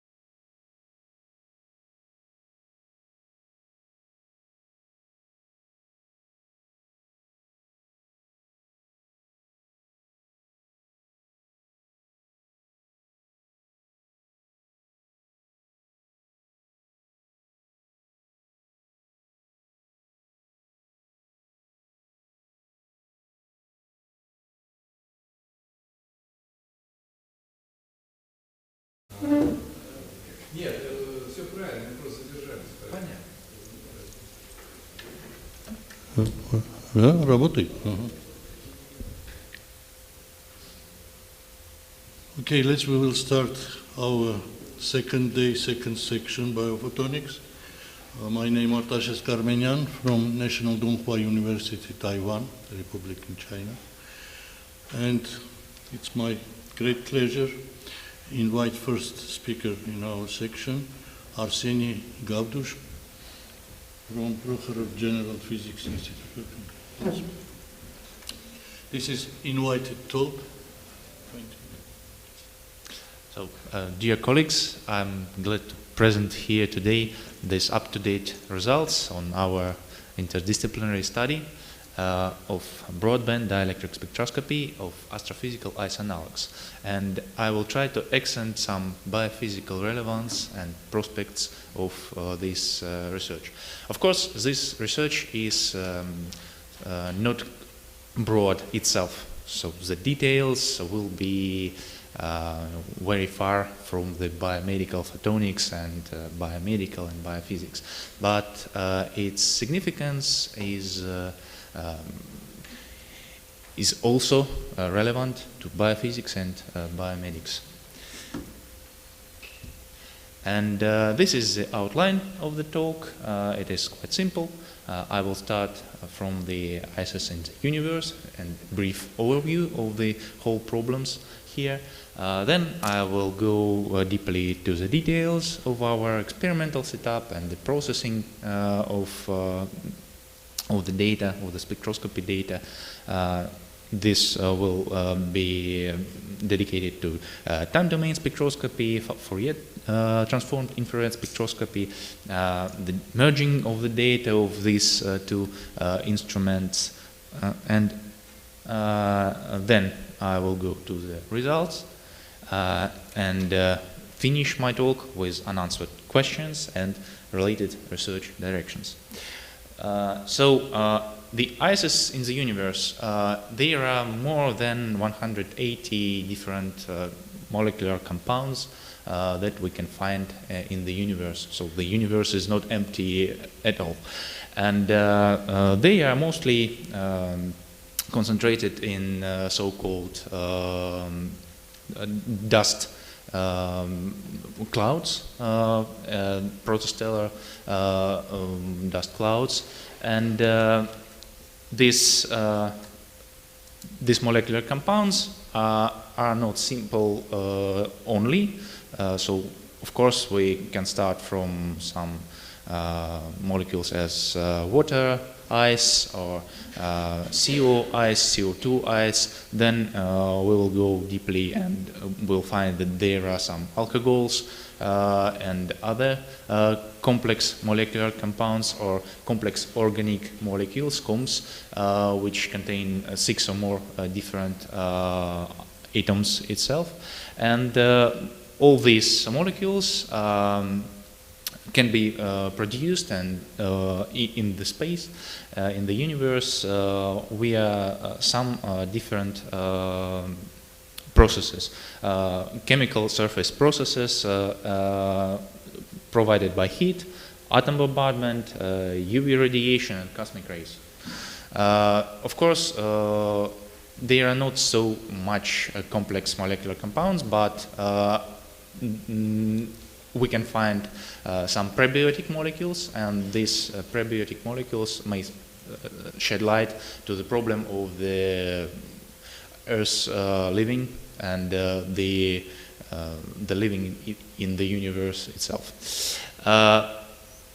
In the past decades, the most prospects can be found in the terahertz and far infrared ranges of spectra. So I will mention such telescopes as Herschel and Sophia. It is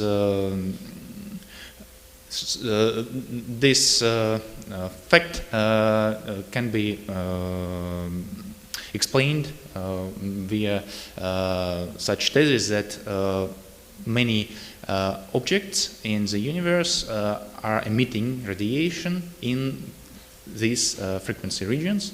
So we can study more objects in the universe than in other ranges, such as, for example, infrared range itself, mid-infrared, and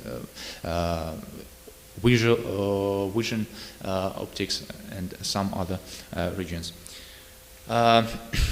Also, when we talk about such protostellar objects, dust clouds, we face the genes instability.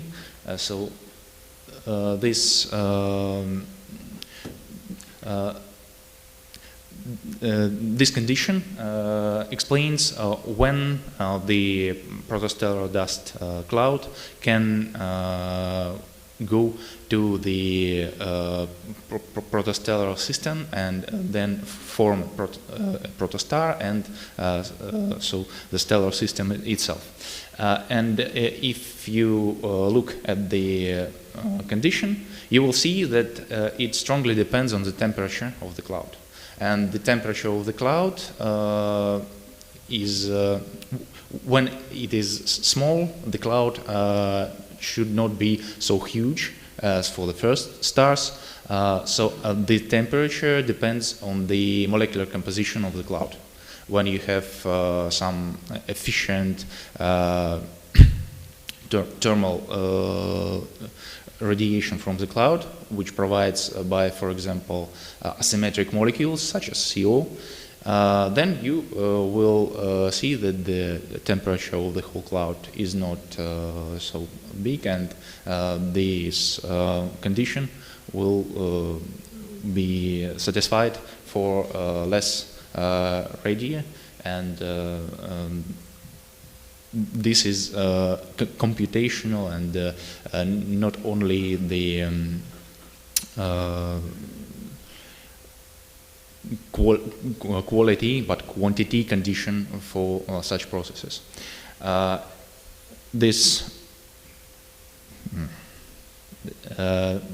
picture here illustrates that fact that in the infrared range such clouds are emitting radiation strongly. This process is cyclical, has a cyclical nature, and many molecules here in this cloud are at low temperatures, so they present ices, which we study. The snow line is approximately at 1 astronomical unit away from the protostar, and the whole protostar cloud is huge, more than 100 astronomical units from the protostar. Another illustration for the thesis that these protostar clouds are emitting radiation in the far infrared and terahertz radiation, terahertz range is here, and the concrete frequency is 0.23 terahertz for this picture. Few words about terahertz radiation for someone who is not familiar with this with it. It is interesting that this study of terahertz radiation starts from the late 19th and first years of 20th century, from the publications in the Astrophysical Journal, and it will be dedicated to the infrared radiation, to the far infrared radiation, first of all, to the Planck law, and in this region of spectra there are the interactions with matter presents by some molecular vibrations, rotations of molecules itself, and other huge processes in the mean of the molecule. our experimental setup, the part of it, particularly Terget's time domain spectrometer and the cryocooler, gallium cryocooler that is mounted on the translational stage and joined with the spectrometer itself. And the cryocooler chamber is presented here. You can see that we have optical ports for the Terget's radiation on infrared radiation, and the samples are produced as we start the vapor deposition, gas vapor deposition in the cold cryostat chamber of the gas that we want to study as ice. Optical ports and the substrate are made of high resistivity float zone silicon, and this is the optimal material for such study, because its characteristics don't depend much on the temperature and we use it in this setup. Next,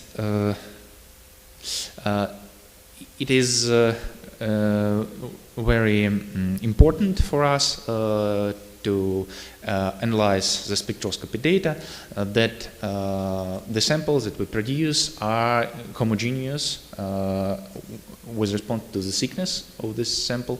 Then the translational stage was used to measure the properties in different points of the sample, and we found that in the airy radius the sample is homogeneous and plane parallel enough for our study. Of course, we need some mathematical model for the analysis of the spectroscopy data, and we find that we can use plane parallel model for ice layers on the substrate, on the silicon substrate, which are incident by the radiation normally. So we use Fresnel formulas and Bouguer-Lambert below to analytically describe the transfer function of such system, and we can measure the experimental transfer function. Then the error functional minimization helps us to find the dielectrical properties of such ices of our samples. We need also initial estimations on thicknesses of the studied ice and its dielectrical optical properties. Why we need such estimations and why we don't have this information from another study? Because in our study we need huge thicknesses of ices, which is not usual for other studies in this area. Then we use the pulses that we can register in our time domain spectroscopy, and find these estimations, and also we can find what errors we can have when we use such estimations. Then the thickness of the ice deposited at different regimes was found to be linearly distributed in time and in space for different regimes. It is one of the conditions that these estimations are right, and this process can be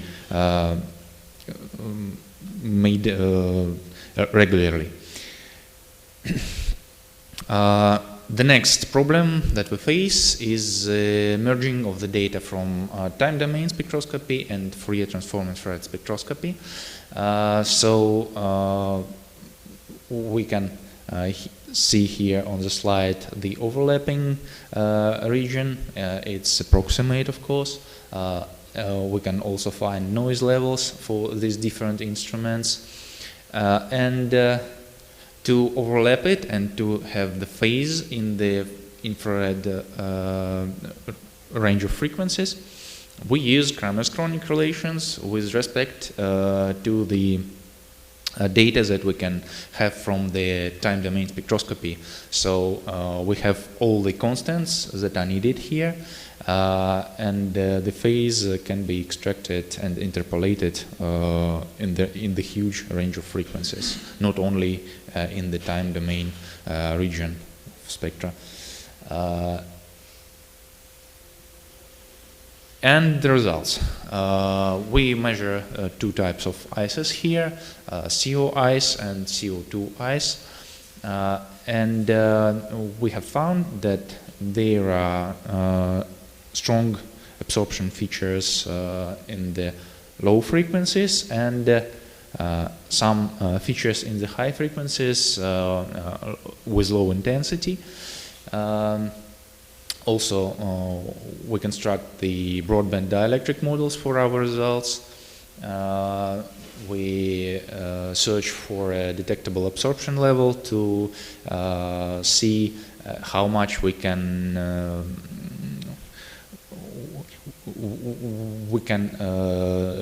do with the data in these regions that are not in the strong absorption peaks.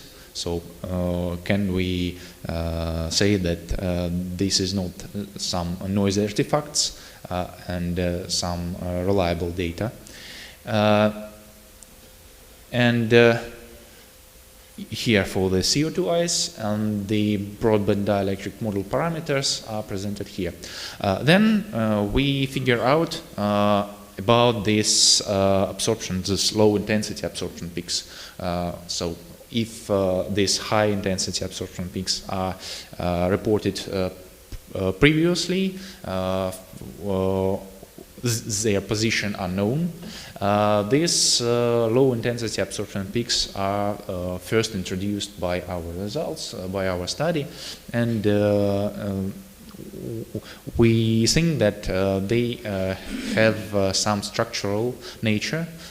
Probably it may be boson peaks or some other artifacts of the amorphous structure, and then we try to have more order by annealing such ices and see that our estimations are probably right. Also, the question is about the scattering. I think that this is the scattering artifacts in the high frequency region, so we can study the structure of such ices by account to these features. And this is unanswered questions that we study today.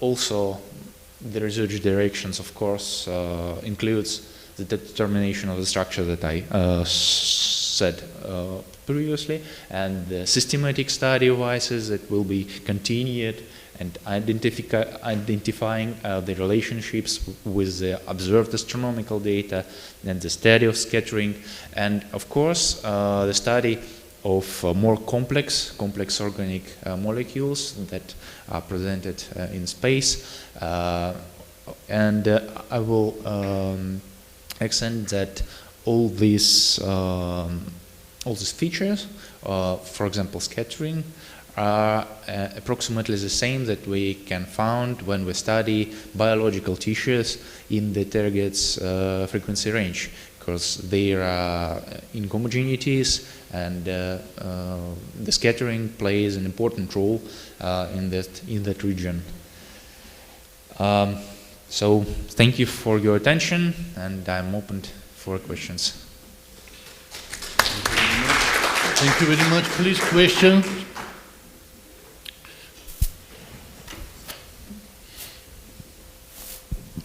Thank you for your presentation.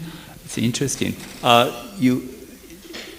If we observe such low frequency in the terahertz, what would that be from the eyes? Because I suppose you have a solid eyes. Yes. And then these are what kind of rotational mode? It's vibrational, rotational lines. Like a big plane vibration? Yes, yes. So it's not our new information about the positions of such peaks. So it was identified approximately in 1990s. The first time, but there were no concrete data about the dielectric response, only the positions and some relative absorption, not in such. But very sharp peak like that. Yes, it's sharp peak. Yes, it's sharp peak, of course, and it's. Okay, thank you. Any question more? Somebody?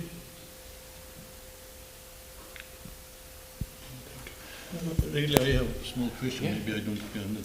In real situation, if it's in space, how strong? What should be your resolution? Are there so many limitations for resolution or something like this, for spectrum? So for the space observations, the resolution is, of course, very low. And it will be not such, of course, we will have some pixels for the peaks, but the main reason for such studies in the laboratory is that we can map all the ices and then find these connections between the observable and the relational. And thank you very much. If no question, thank you very much. Let's once more our first speaker in our next speaker, Irina Yanina. It's my great pleasure to invite you. From her talk come from Saratov State University and Tomsk State University. Please. Also invited talk. So. Good afternoon, dear colleague.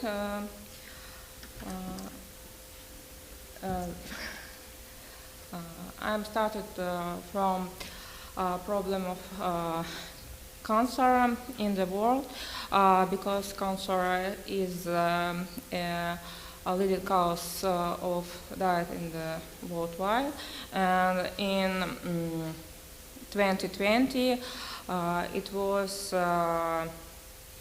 approximately 10 million deaths, and 1 from 6 deaths is caused by cancer. Russia ranked 6th in the world of cancer mortality, and the most common cancer are breast, lung, colon, and rectum, and prostate. Many types of cancer are curable with early diagnostics and treatment. In 2020, the most common types of cancer were breast and some other. The most common causes of death from cancer in 2020 were lung cancer, and approximately 400,000 children develop cancer every year, and cervical cancer is the most common in 23 countries. And what causes cancer? Cancer occurs as a result of the transformation of normal cells into tumor cells in a multi-stage process during which precancerous lesion usually turn into malignant tumor. This changes accuracy results of interaction between genetic factors and three categories of external factors, which include physical carcinogens such as ultraviolet and ionizing radiation, chemical carcinogens such as asbestos, tobacco smoke components, alcohol, aflatoxin and arsenic, and biological carcinogens such as infection caused by certain viruses, bacteria, and parasites. World Health Organization, presents by the International Agency for Research of Cancer, creates on its initiatives, is engaged in the classification of carcinogenic factors. With age, and incidence of cancer increases dramatically, which is most likely due to accumulation of risk factors for the development of certain forms of cancer. The general accumulation of risk factors is exacerbated by the tendency to reduce the efficiency of cellular repair mechanism as a person ages. There are many treatment of cancer, and photodynamic therapy is a minimal invasive and most developing in recent years methods. For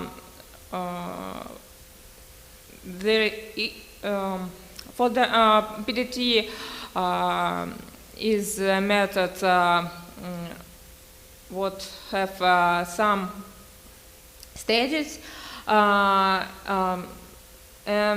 on the first stages it was connected with accumulation of photosensitizer by tumor tissue. Then should be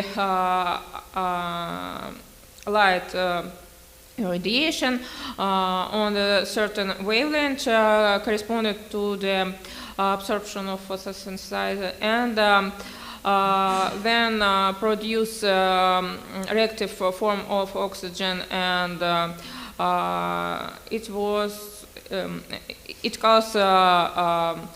kills cancer cells. On this slide you can see main principles of photodynamic therapy, and this is an example of first three generations of photosensitizer, and this is examples. Photosensitizer with clinical approval or under clinical trials have some limitations, and the current stages, it was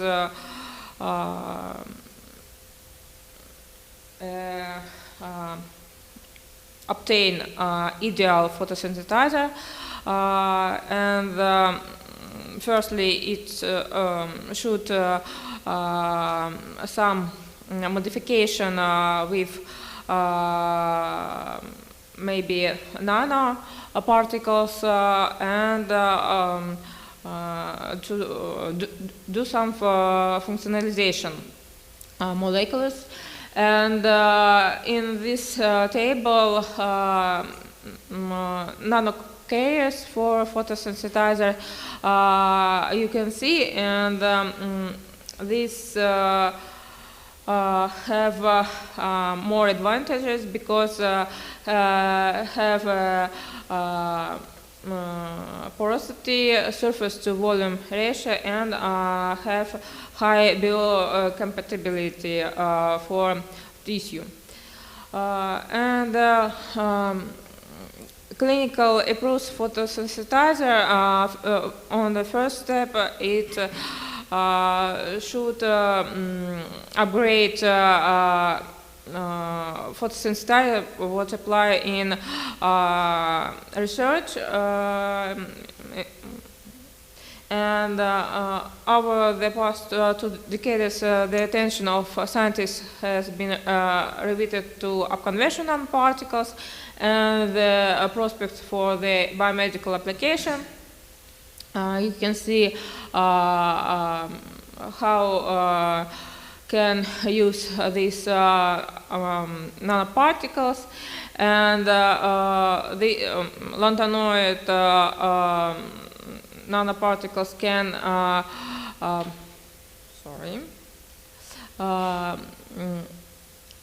convert from low energy excitation to high level energy emitted, and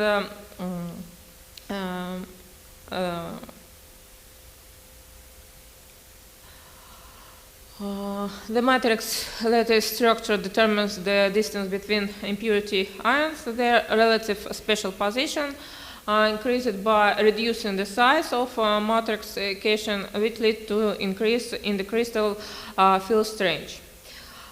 This is the donor-acceptor pair determines the luminescent spectral range, and the functionalization of unconventional nanoparticles consists in imparting specific properties to particles by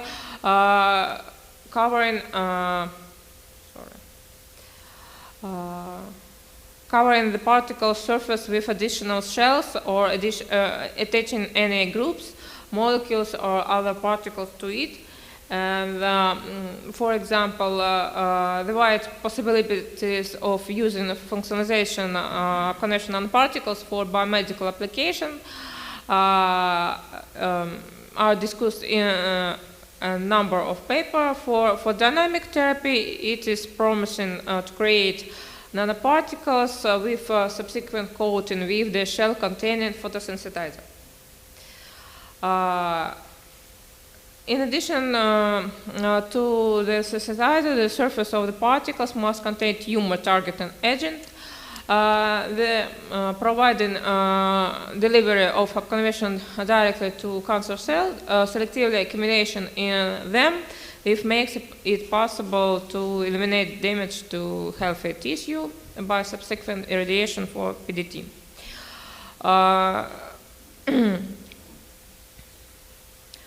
For PDT, photosensitizing molecules must be attached to the particles, and the resultant complex must have the property of hydrophilicity. Cross-linking of a photodynamic dye with a shell of nanoparticle requires an additional coating of the surface. That's why we use human serum albumin nanoshells, because it has biocompatible properties with many cell types. Our wide range of concentration are easily internalized by cells, are non-immunogenic, and have a long life in the circulation. We used a simple method based on spontaneous adsorption of protein on the surface of nanoparticles. The absorption of proteins on the surface materials, including nanoparticles and the forming of a protein crown, are determined by thermodynamics in aqueous medium. This occurs spontaneously at constant temperature and pressure in accordance with Gibbs law of thermodynamics. In albumin solution, a protein corona is formed within a fairly short time. However, such a shell is dynamically unstable, so we carry out additional cross-linking of albumin molecules with each other in the presence of hydrogen peroxide.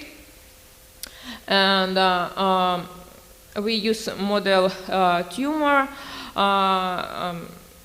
holocarcinoma PC1, When the tumor reached diameter approximately 3 centimeters, the animals were randomly divided into 3 groups, and prior to medical procedure or treatment, the rats were anesthetized with Zolitol, and we decapitated rats on 1 day after injection nanoparticles. And then we use in-house sensitized upconversion nanoparticles with middle size approximately 76 nanometers and spherical forms. We use methylene blue as photodynamic dyes. This choice was based on overlap of the nanoparticles luminescence and dye absorption bands. This is a procedure of obtain complex nanoparticles with dye. The tissue samples were subject to a standard procedure of histological preparation. We've used microscope to analyze samples, measure optical to obtain optical parameters. We use pericardinal lambda spectrophotometer, and we obtain absorption spectra of complex nanoparticles and photosensitizer. You can see red line is it is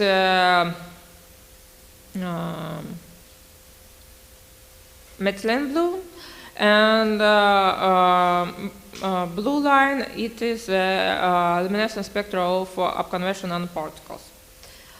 The spectra show an unidentified absorption band at 470 nanometers. Possibly it is associated with the modification of albumin by the surface of the nanoparticles or by dye. Figure shows absorption bands methylene blue in the region of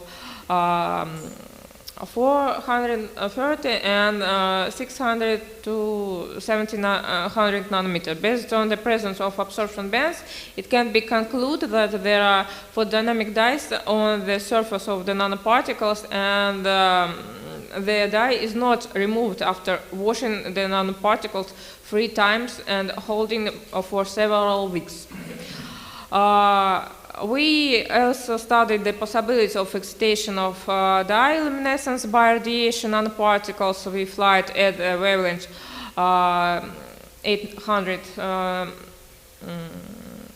980 nanometers. Such light does not exit dye luminescence, but causes upconversion luminescence of nanoparticles in the spectral regions. You can see it was expected was the overlap of absorption bands of the dye and the luminescence of the nanoparticles would lead to the excitation of the luminescence of the dye by long wavelength radiation.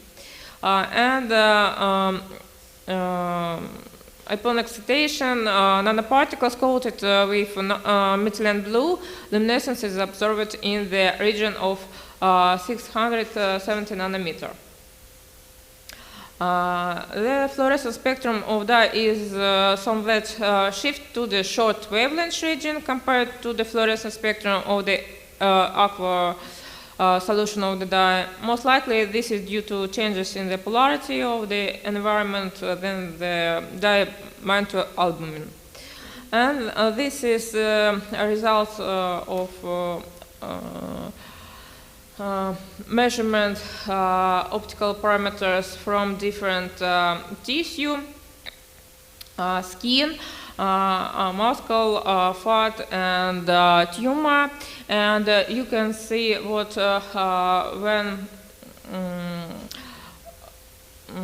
compare upconversion nanoparticles and complex with methylene blue, you can see what value of mu prime decrease for all tissues, including tumor, and value of mu A increase.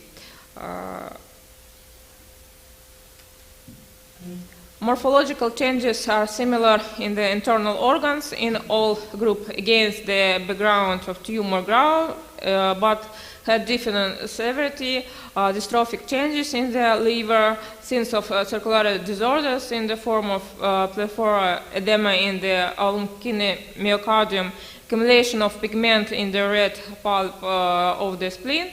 Necrosis was noted in the tumor in all groups. However, there was a different percentage of the area of necrosis from the total area of the sections. For example, with upconversion nanoparticles, it was value approximately 65%, and for complex necrosis area, it was up to 18%. In the comparison group, group 1, changes in the organs were similar nature but less pronounced, which may be due to a slight necrosis of the tumor tissue, up to 10%. And you can see results of histological analysis for different organs and tissue. 1 minute. Yes. We have developed a new method for obtaining a stable shell of upconventional particles for human serum albumin. The surface of nanoparticles was coated with a photodynamic dye by binding into the albumin. The presence of radiative energy transfer from nanoparticle to the dye is shown then luminescence of nanoparticles excited by long wavelength radiation. The effect of intravenous injection of the complex of the nanoparticles, hair serum albumin, methylene blue on the change in the optical characteristics of biological tissue was shown in comparison with the injection only of conventional nanoparticles. Intravenous injection of conventional nanoparticles with methylene blue leads to an increase in the area of necrosis in the tumor tissue. Changes in the organs are more pronounced compared to intravenous injection only conventional nanoparticles. I'm pleased to our international conference in Saratov. Thank you for your attention. Thank you very much. Please, some question, if you have one.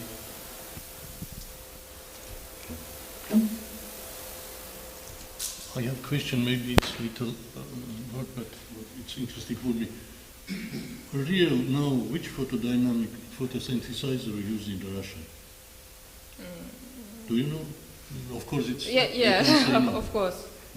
Cyanic, maybe. What? Cyanic. Cyanic. No photo radichlorine, no photosens. Okay, thank you very much. Thank you very much. Once more. Let's our next speaker. It's my pleasure invite oral speaker Renit Per from National Donghua University. This is oral. Please. Thank you.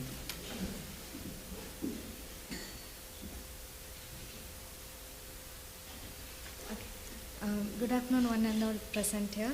It's my great honor and pleasure. Please more close to microphone. Okay. Am I audible now? Close, more close to microphone. Okay. Same mistake now? What I was.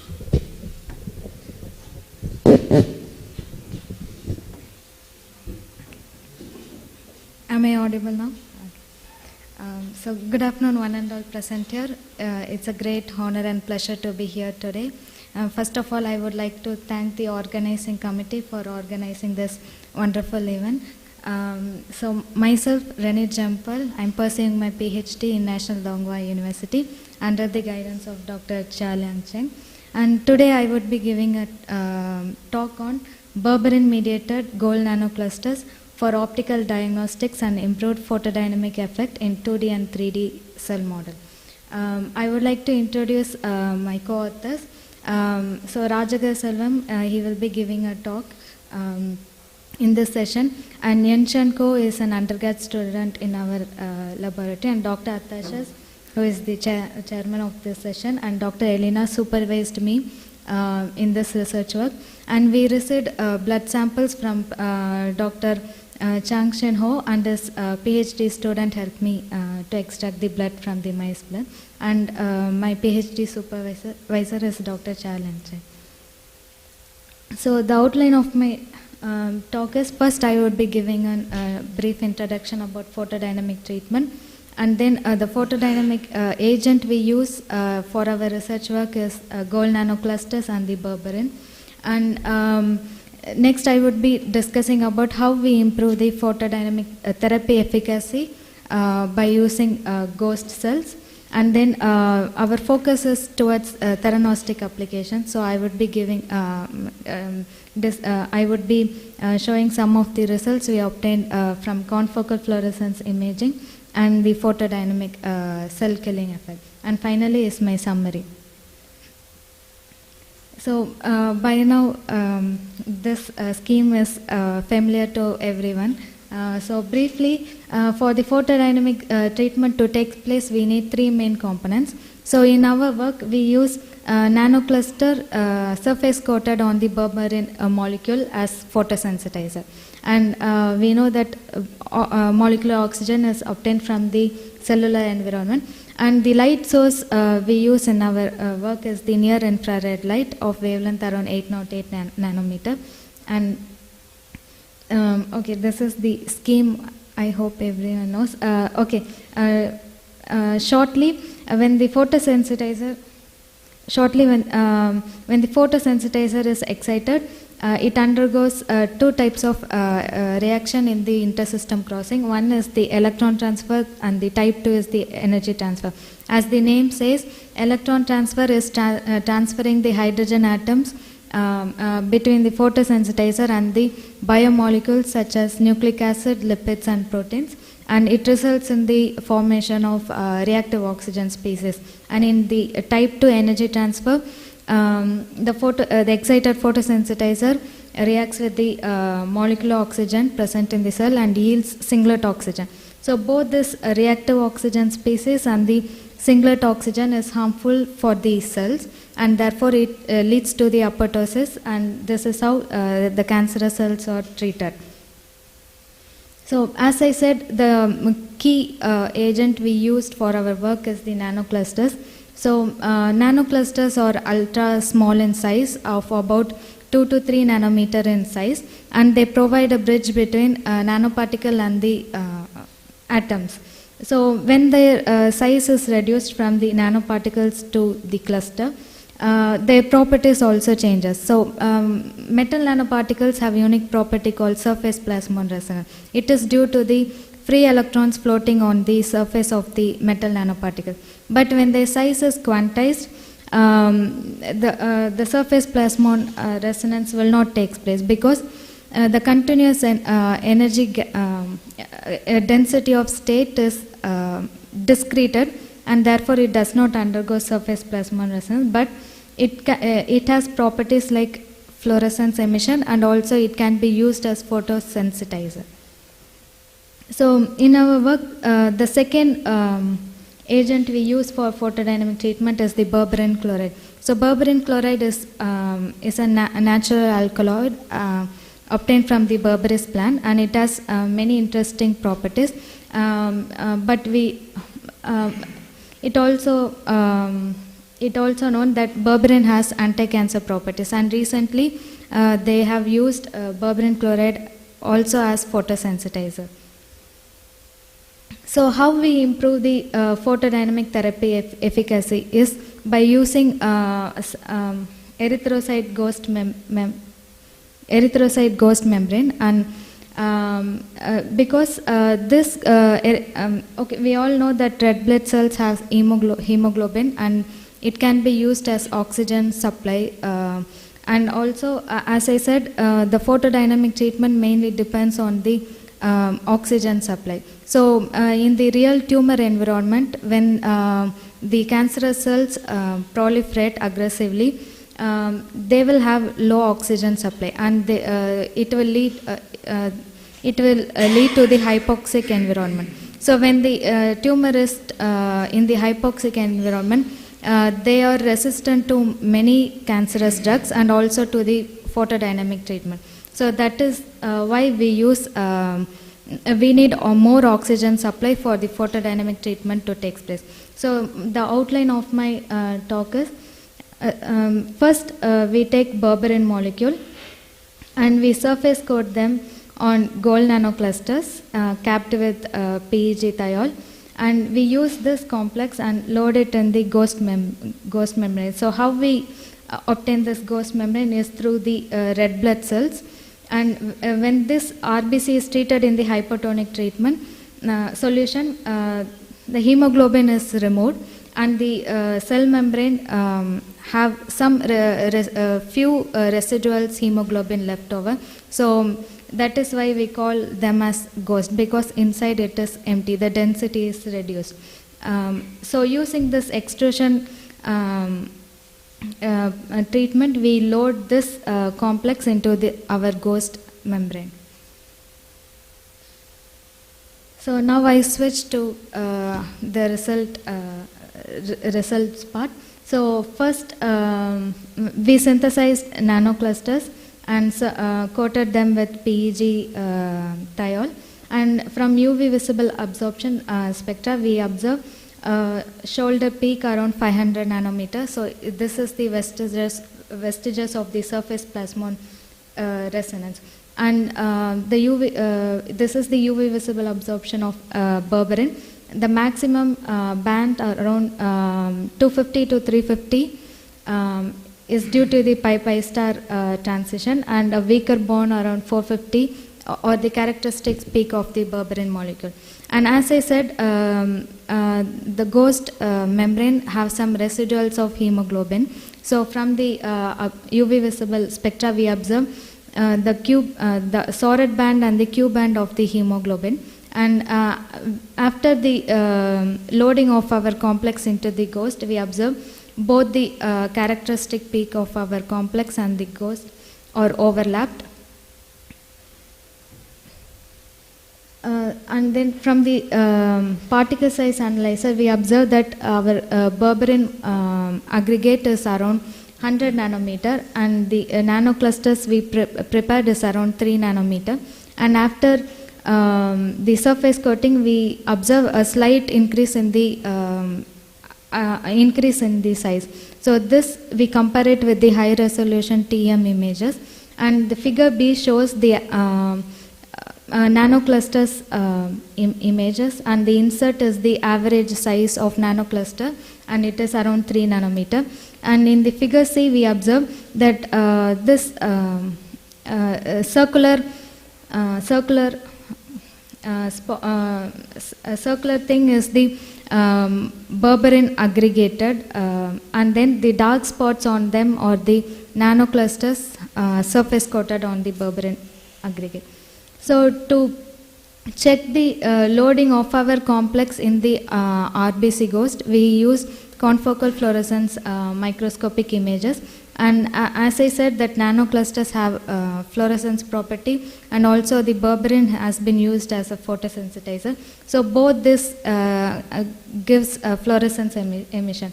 So from the data we observe that our complex is successfully loaded into the RBC ghost. For biological applications, first we need to check the cytotoxicity study.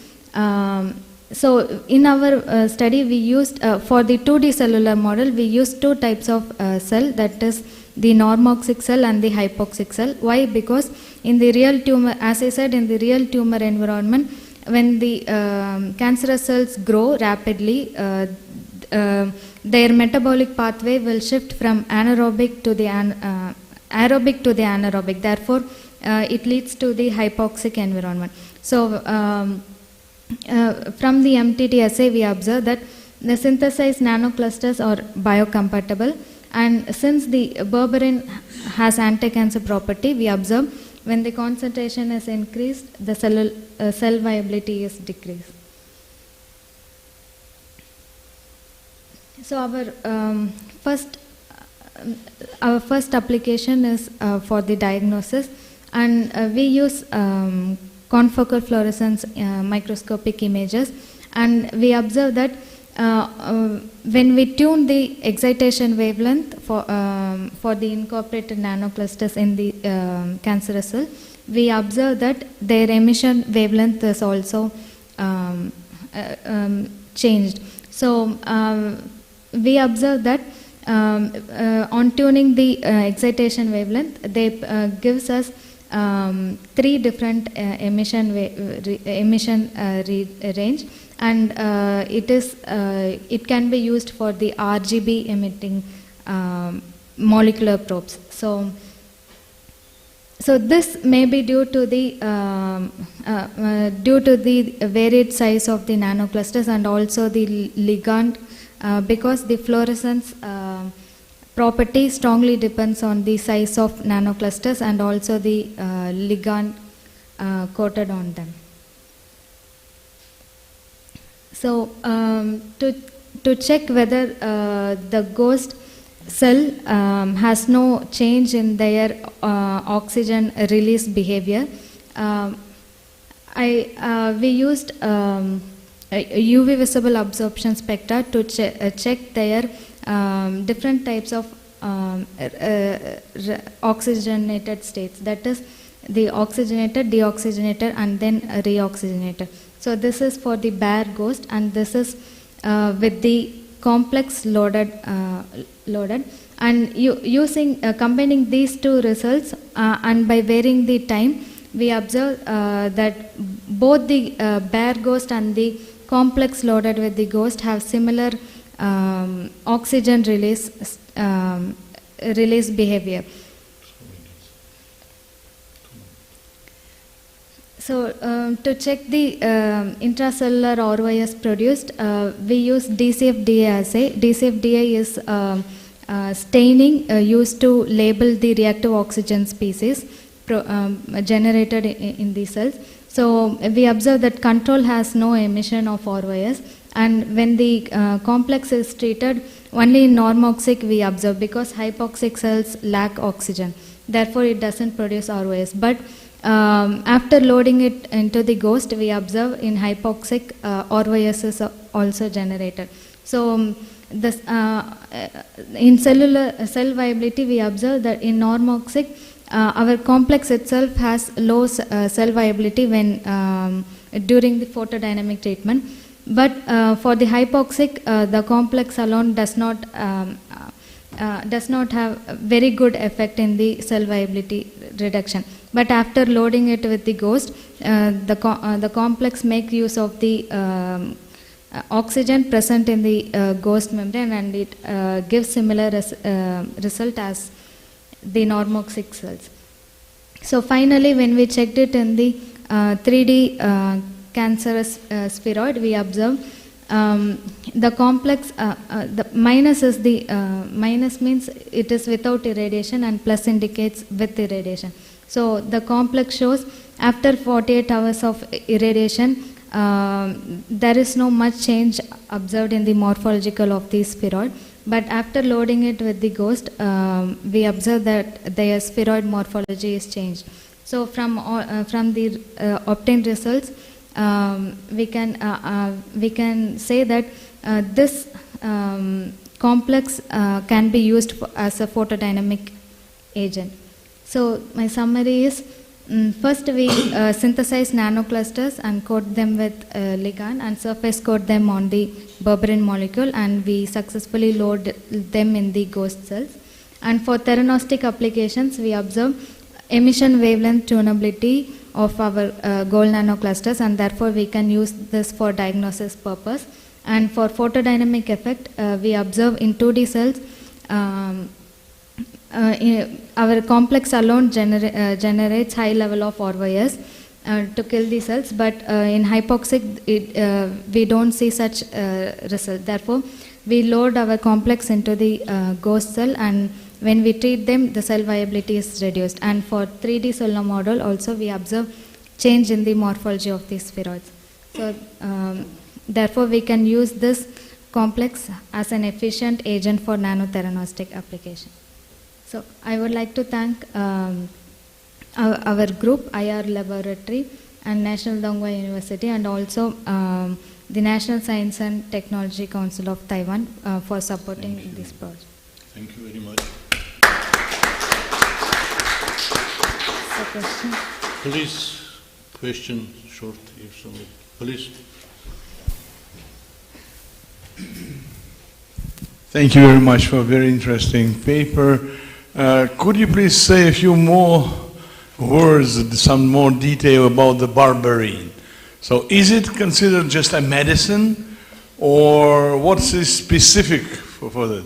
Is it used in medicine, in clinical practice, without those particles that you use together? So is simple use of berberine has any clinical results apart from photodynamic therapy, or it is used for photodynamic Yes, of course, therapy? Professor.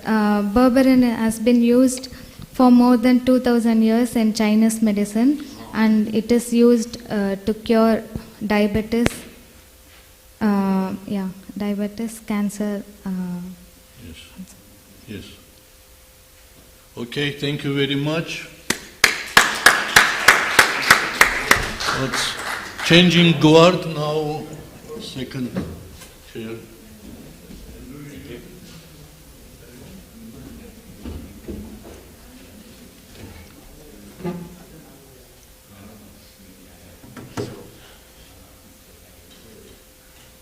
Let us go further, and our next speaker is Panshina Alina with talk Meet New Photopharmaceutical Agents.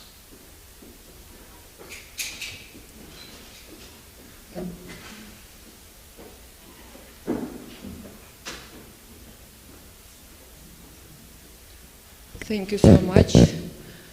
Dear colleagues, it's my real pleasure to present results, very interesting and promising results, I'm sure, of our research.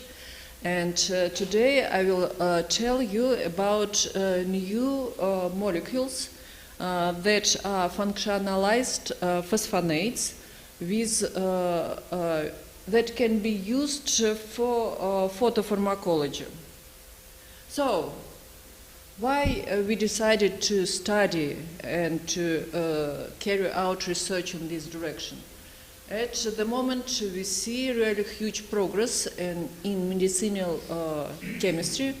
That's results in growth of population, aging, increasing of life expectancy. As a result, new diseases are potentially treated with drugs, but this results in really high overloading of human body with chemistry, and another problem is increased contamination of ecosystem with drugs. So, what can we do? As a possible strategy can be development of new scenario, for example, based on photopharmacology. Photopharmacology is a rather new field of the research, and here light can be considered as a key reagent in chemical reactions. And in general, it's possible to group the photopharmacologies in three rather big directions. First is light dependent. First is for the dynamics therapy, I will not tell much about it. We hear two talks about it. The second direction is photodecaging.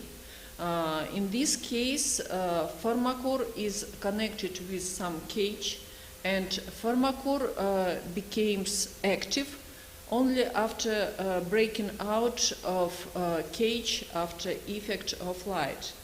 And the third direction is photopharmacology with a ligand that is active only in one structural state. And in my talk, I will focus attention on this third case. So, what do we have in this direction right now? Scientists succeeded in creation of couples like photoswitch and pharmacore. As photoswitch can be used different compounds like azobenzenes or diaryl ethans, and they can change conformation as a result of light effect. But the main effect as a drug has pharmacores, and it's necessary to make some conjunction of photoswitch and pharmacore. But this results in a list of problems. First of all, structure of drugs is typically optimized to demonstrate maximum efficiency. That is why adding of photoswitch results in decreasing of efficiency of a drug. That is why further optimization of the structure is necessary after introducing of photoswitch to the structure. This direction requires for next step in this direction. Namely, it's necessary, it would be nice to synthesize some agent that demonstrate both pharmacore and photoswitchable properties.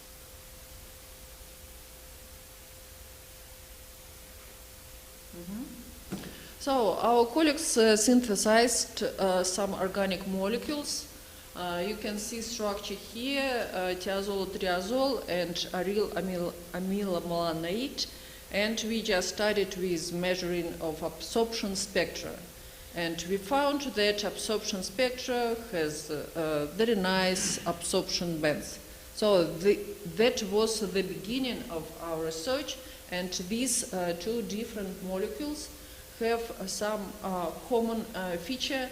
They have phosphonate groups.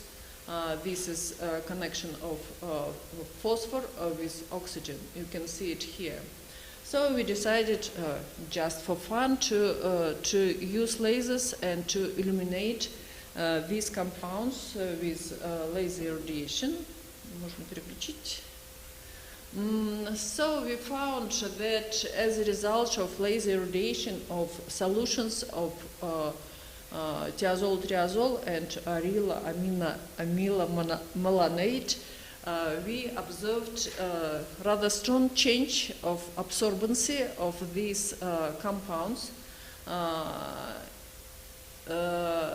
We observed decrease of absorption coefficient for the first compound and opposite change of absorption bands for the second compounds. So obviously we have some change of our molecules as a result of laser radiation. As a next step, we studied bioactivity of these molecules. I think everybody knows that in our body we have enzyme that is named cholinesterase. This enzyme is necessary for normal functioning of our nervous system, but this enzyme exists in two kinds. We have acetylcholinesterase, and this enzyme predominates in healthy brain, And in several cases, we have butyryl cholinesterase. It can be considered as indicator of Alzheimer's disease. So we can measure inhibition of butyryl cholinesterase by studied molecules. So we found that as a result of laser irradiation of thiazole, the initial inhibition of this compound is decreasing with time, and this decrease has some dependence on laser wavelength. But in the case of arylaminomelanate, we observed the opposite effect. We observed a rather strong increase of inhibition with laser irradiation. So, why we see what we see? How can we explain these experimental results? Here you can see our DFT calculations for thiazole, and we found that this molecule have not only stable state, but also two metastable states. And there is some energy barrier between these three states. The difference between state 1 and 2 metastable states is rotation of phosphonate group. In this case, rotation to 120 degrees, third metastable state another 120 degree. So,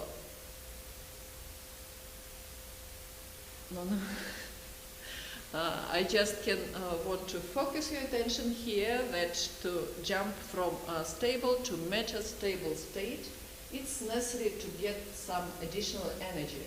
And a laser can provide this energy for jumping in second or third metastable state. The same situation we have with arylaminomelanate, and here I just want to show you a short video, and you can see what happens with the molecule as a result of laser radiation. And the same situation we have in the case of arylaminomelanate. Organics are crazy. And in each case, we can see rotation of this phosphonate group relatively to the other part of molecule. So we can see that laser induces reorganization of 3D architecture of molecule due to twisting, rotation, twisting of this phosphonate group. And as a result, we have change of mechanism of interaction of this molecule with butyryl cholinesterase. This is rather easy to accept because it is clear if we change the shape of some molecule, the mechanism of biological interaction will be different. Also, we found that these molecules, aminomelanate, in initial state without laser radiation, and value of inhibition after 30 minutes of laser radiation with 266 and 325 nanometers. And we can see that in the first case we observe some decrease of inhibition. In the case of aminomelanate, we have increase of inhibition. But if we consider hybrid of these phosphonates with fullerene, the dynamics is different. it is, first of all, this is very important that hybrid of fullerene with these molecules has bioactivity in terms of butyryl cholinesterase inhibition, so the main function exists. First of all, we see that this function of changing of inhibition degree with laser irradiation also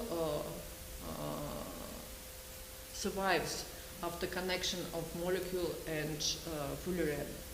And another interesting, very interesting feature is that when we prepare hybrid with fullerene, the sensitivity to laser wavelength is increased, because you can see that degree of change of inhibition as a result of laser effect is much higher here in comparison with pure phosphonate molecules. So, to conclude,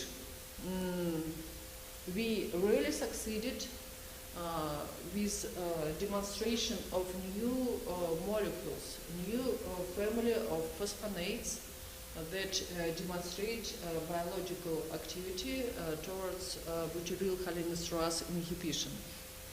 These phosphonates demonstrate photoswitchable properties because they have metastable conformers with twisted phosphonate group. And as a result, these compounds, these conformers have very different inhibition efficiency in initial and photoswitchable state. That is very important for practical application.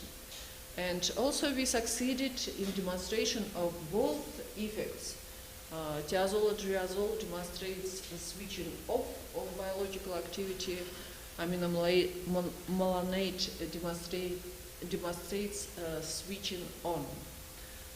So this is really a first demonstration of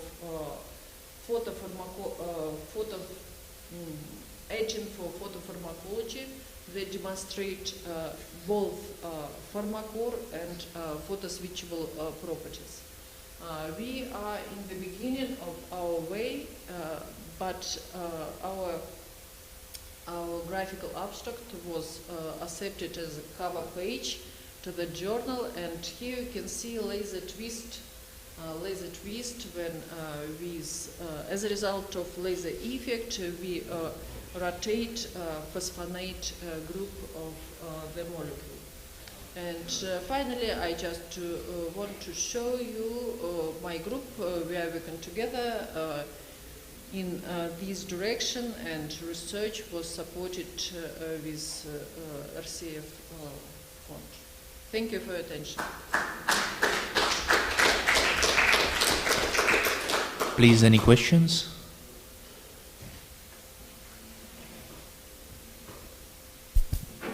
Thank you very much for your talk. I saw you have absorption in the UV region. So when you apply laser, does it cause the instability of the compounds? And also, if you want to apply in biosystem, will your laser cause the problem themselves? Thank you. Thank you for your attention. Yes, for your question. Yes, UV light is not favorite for biological applications and can damage molecule.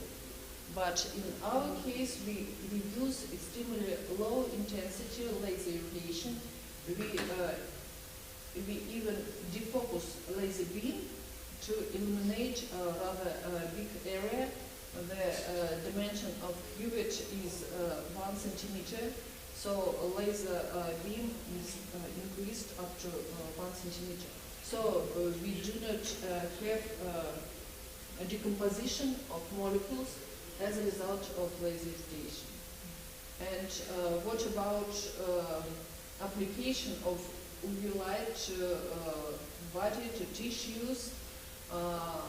Okay, in several cases we have tasks that can be solved via surface treatment.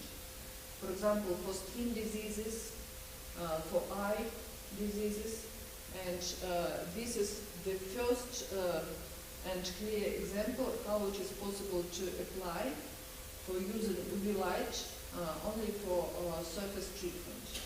And also I want to say that right now my colleagues are carrying out research on the next compound that demonstrate the same compound can increase biological activity and decrease biological activity independence of laser wavelength. And in this case, laser wavelength is again 266 and 532 nanometers.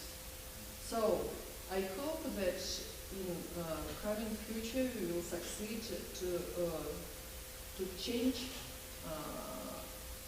the spectral properties and absorbency, shift absorbency to visible and infrared region. Any other questions? Yeah.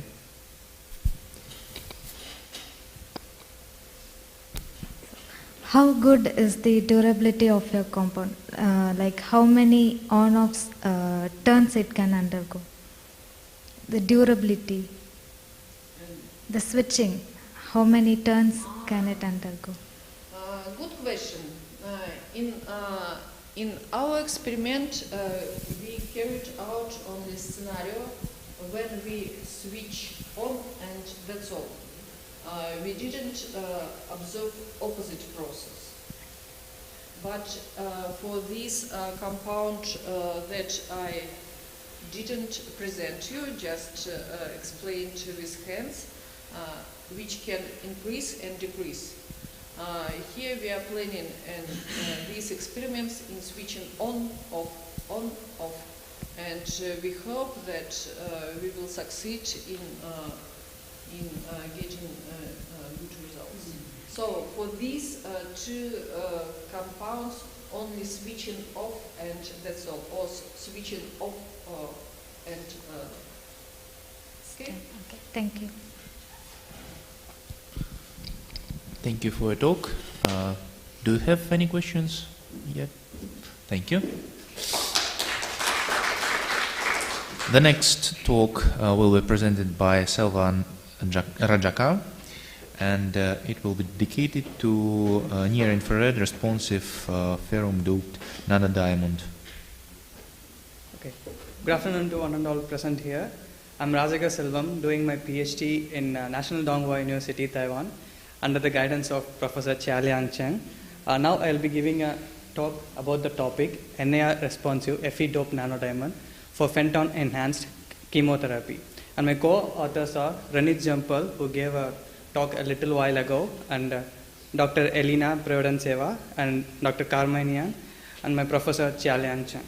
For the talk, I'll be giving a short introduction about nanodiamond and the Fenton reaction, and the overall objective of the work, and the characterization of the FEND and its application in treating cancer. Finally, the conclusion.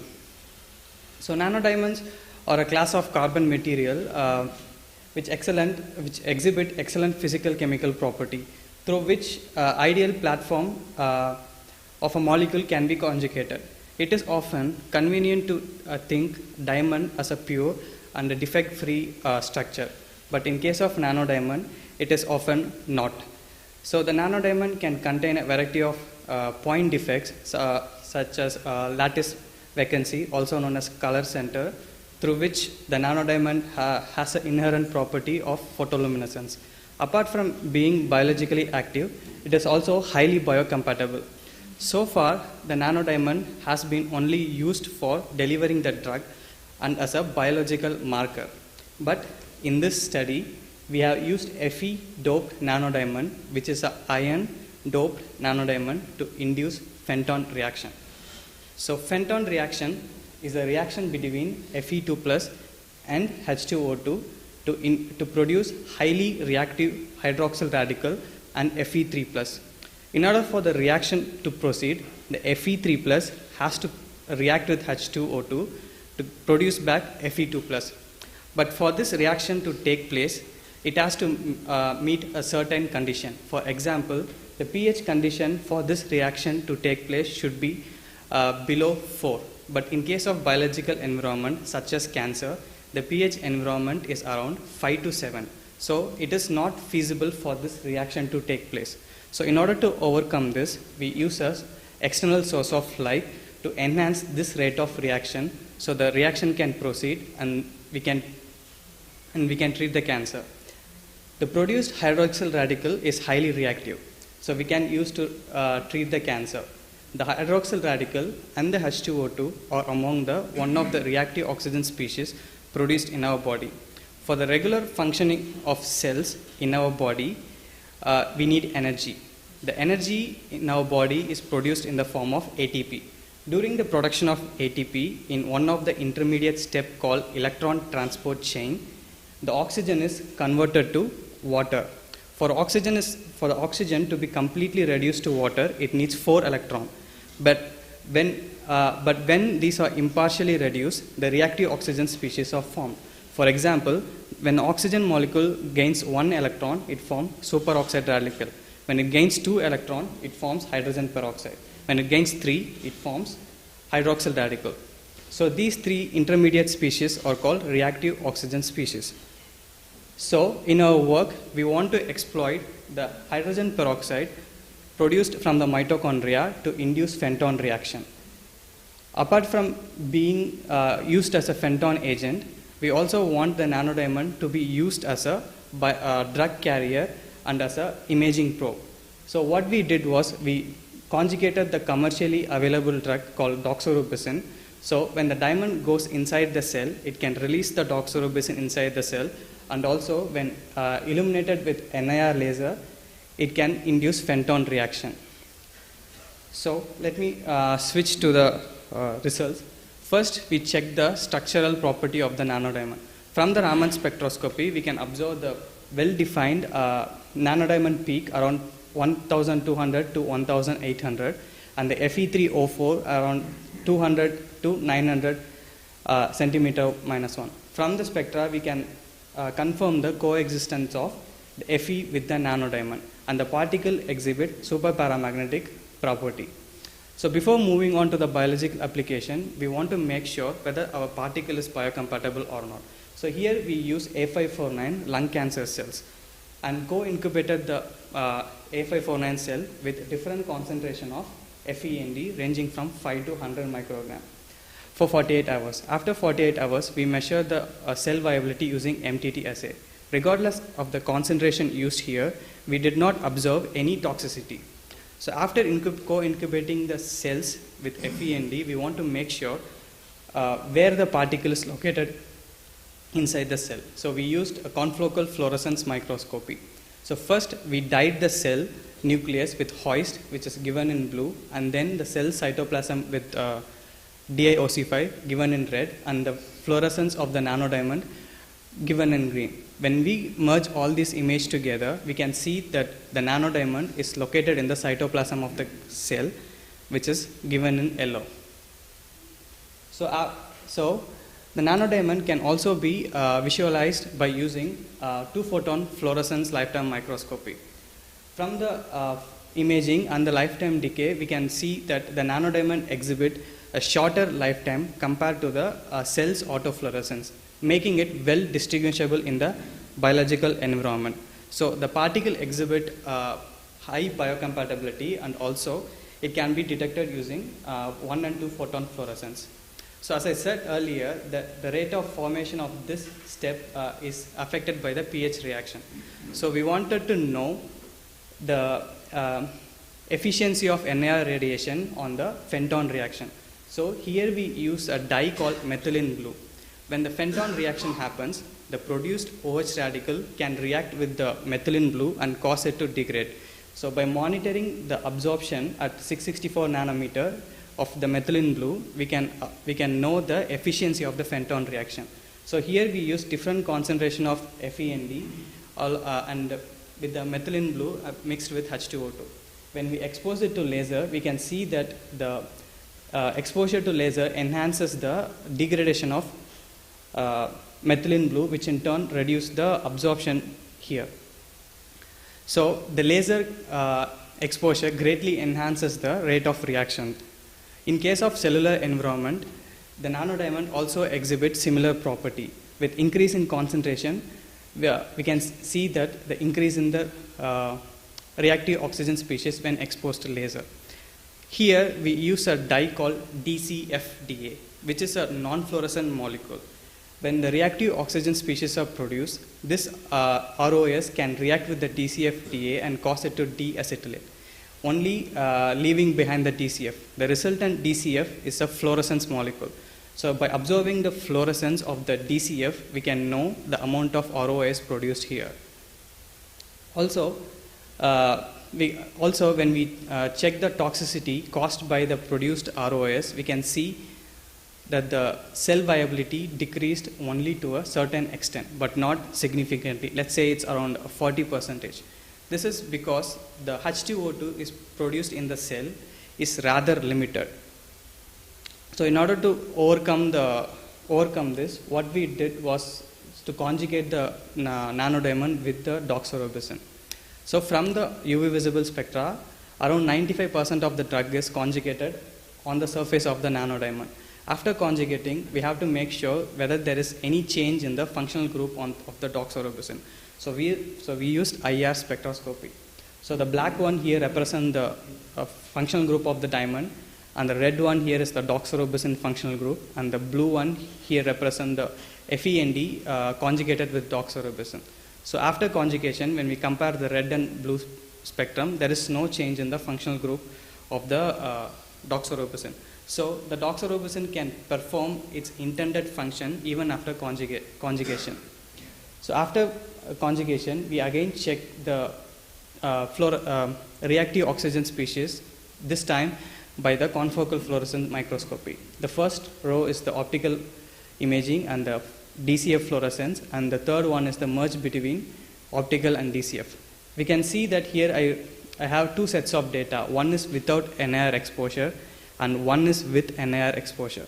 So as expected, the without NIR exposure, there is no much production in the ROS or very negligible amount of production. But when we expose laser, we can see a enhancement in the ROS level. But we can also observe when we conjugate the FeND with doxorubicin, the doxorubicin greatly enhances the reactive oxygen species, which is why, because the doxorubicin here not only acts as an anti-cancer drug, but it also enhances the H2O2 inside the cells. So the excess amount of H2O2 can be utilized by the Fenton reaction to produce more hydroxyl radical. So by the combined effect of doxorubicin and the FeND's Fenton reaction, we can observe that when FeND conjugated with doxorubicin exposed to laser can induce much higher toxicity when compared to the FeND dox without irradiation and the free doxorubicin. So based on my result, we can conclude that the coexistence of FeND in the Fe-doped nanodiamond and the particle exhibit superparamagnetic property. The particle shows excellent biocompatibility and luminescent property using 1 and 2 photon excitation. A considerable amount of toxicity has been observed when illuminated with laser. Also, when conjugated with dox, the FeND can be used as a carrier, and the doxorubicin can enhance the production of ROS, which in turn also reduces the minimum amount of drug to be used for the chemotherapy.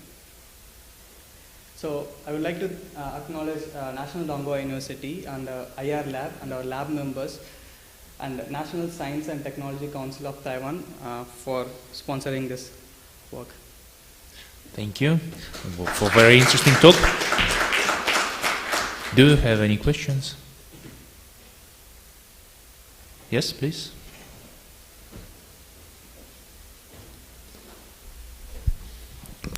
Thank you for your talk, and I have a brief question. Maybe I missed something, but have you estimated the size of microparticles? Oh, you mean the nanodiamond? Huh? You mean the nanodiamond? Yes, nanodiamond. And have you estimated, because you know the size in water maybe somehow can be different from the PBS or saline solution, because they can aggregate or somehow combine together. So can you comment this? Yeah, the average size of the nanodiamond is around 5 nanometer, but when we use it in DD water, it's around 100 nanometer. And I didn't check it for PPS. Okay, thank you. Do you have any other questions? No? Thank you. Thank you for your talk. And the last talk in this session will be presented by Arseniy Potapov. He will talk about non-invasive diagnosis of histopathological patterns in vulvar dermatosis.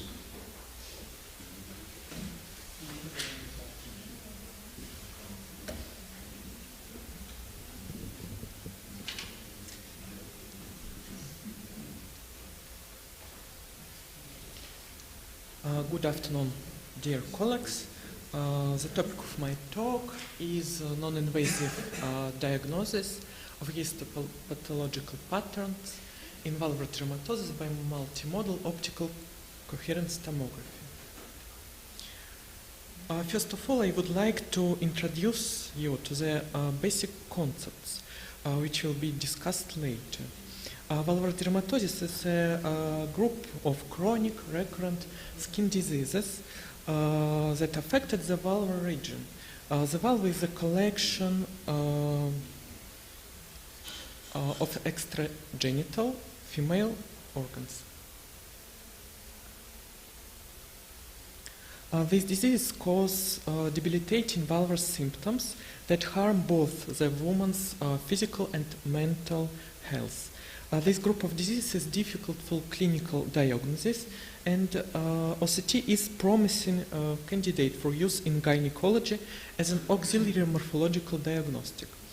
OCT allows a non-invasive real-time assessment of the vulvar tissue structure to a depth of 1 millimeter. OCT provides label-free visualization of blood and lymph vessels.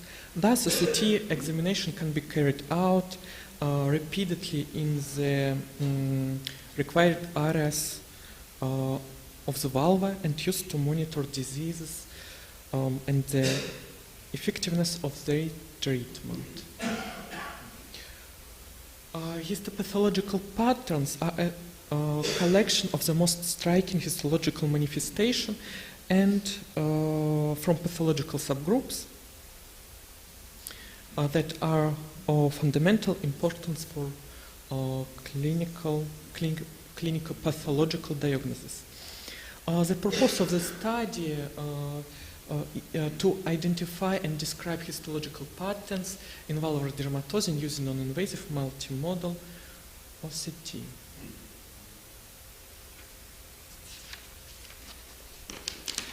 The study was carried out using a spectral multimodal OCT system equipped with a removable, sterilizable 3D contact type probe for cross-polarization study. The device and probe were developed by the Institute of Applied Physics of the Russian Academy of Science. The OCT system records a 3D data array from 26 seconds with a spatial resolution of with a depth resolution of 10 micrometers. Provides visualization of tissue structure in cross-section, blood and lymphatic microcirculation in real time. The study involved 16 patients with vulvar dermatosis and 5 patients without vulvar pathology. The first stage of the study was to obtain OCT data. 6 Roy points were selected for for each patient, which were located on the labia minora as shown in the scheme. A parallel histological examination was carried out.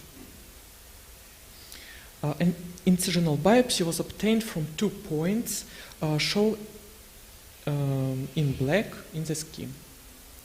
Standard staining with hematoxylin and ozone was performed. One Giesen staining was performed to identify collagen fibers. An immunohistochemical study of podoplanine was performed to identify lymphatic vessels. During the histological examination, all patients were divided into 4 pathological subtypes, patterns, which we will talk about next. A common characteristic of normal valvular skin on structural OCT image is a layered structure, which is due to the presence of a boundary between the 2 media with different optical properties. There are the epidermis and dermis. The boundary between the epidermis and dermis is better seen in the cross-channel OCT. The skin epidermis has an OCT signal intensity lower than the underlying connective tissue layer. In the dermis, structural OCT image saw oblong and slit-like formation. This is a background signal that corresponds to lymphatic vessel on histological slides. This stained by podoplanine. OCT angiography demonstrates a dense network, a dense blood network. OCT lymphography demonstrates lymphatic vessels of varying thickness. Acanthotic pattern. The main histological characteristic of acanthotic pattern is thickening of the epidermis with the formation of epidermal retroridges deeply protruding into the dermis. Structural OCT imaging showed thickening of the epidermis, and in the core channel, the signal level of the epidermis and dermis is almost equal, which masks the layered structure of the tissue. This is due to an increased density of the cell in the thickened epithelium. In the cross channel of structural OCT image, the dermo-epidermal junction is contrasting. Signs there are a few anisotropic structure of the epithelium. Cross-polarization channel of OCT. According to OCT angiography, the density of the blood network decreases, and the lymphatic vessels are not visualized due to their weak filling. Lichenoid pattern. The main histological features of the lichenoid pattern is the formation of dense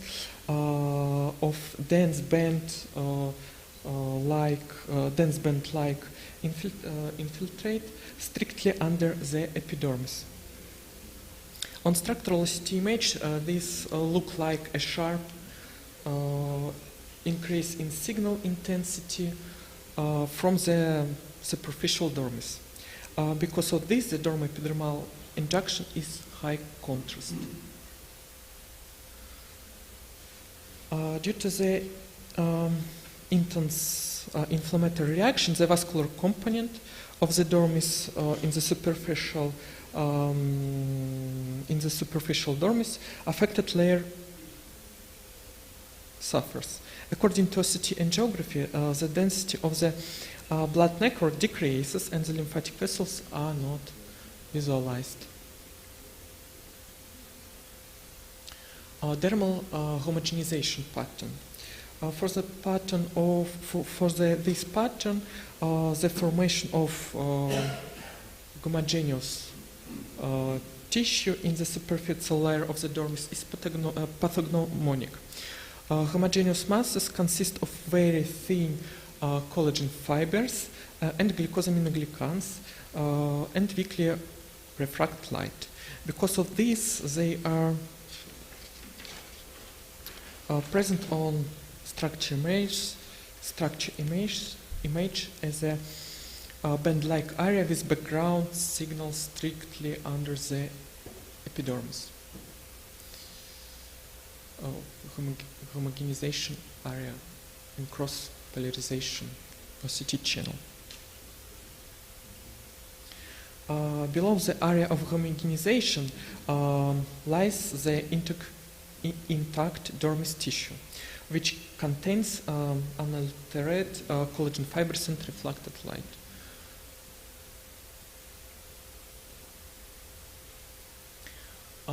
Vesicular bolus pattern. The vesicular bolus pattern have very striking histological and OCT manifestation. It is characterized by the formation of bullae in the dermis filled this tissue fluid, and this bullae on histological examination. Bullae have an irregular oval structure, can be located both directly under the epidermis and deep in the dermis. Fluid-filled bolus cavities are also noted on a CT lymphographic image. And conclusion. Due to the fact that histological patterns have bright histological manifestation, they can be easily identified using multimodal OCT without resorting to quantitative data processing. We have demonstrated for the first time OCT characteristic of the four main histopathological patterns of valvular dermatosis. Histopathological patterns are valuable additional information for dermatologists and gynecologists and can be used in the clinic for clinical pathological diagnostic of valvular dermatosis. Thank you for your attention. Thank you for the talk. Do you have any questions? Yes? Thank you for your presentation. When we talk about some diagnostic technique, we usually characterize it in terms of sensitivity and specificity.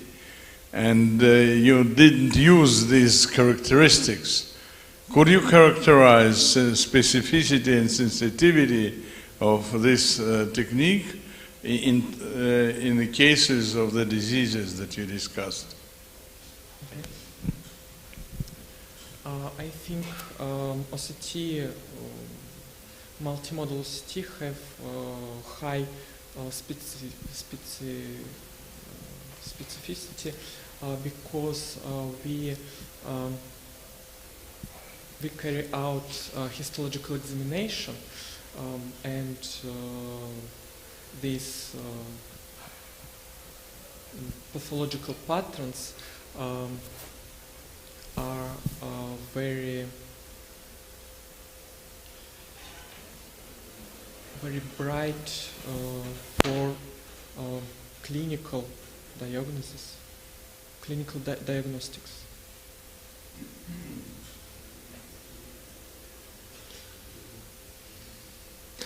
Okay, do you have any questions? Yeah.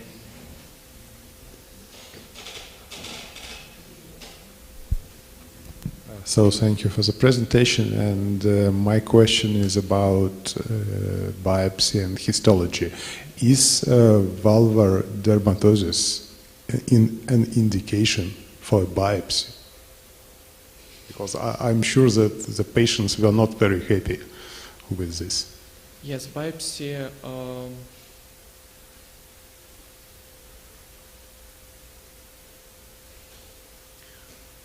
Biopsy was provided in severe lesion, only in severe lesion. So there were lesions that were suspicious for cancer. So it was dermatosis, but they were suspicious for cancer. Yeah, correct? Yeah. Squamous cell carcinoma is one of type of severe lesion. Yeah, but it's not dermatosis. Yeah. Okay, thank you. So, if there are no else questions, no, yeah. Thank you for your talk. And the session is over. We have approximately 20 minutes for coffee break, and then continue the next session. Thank you.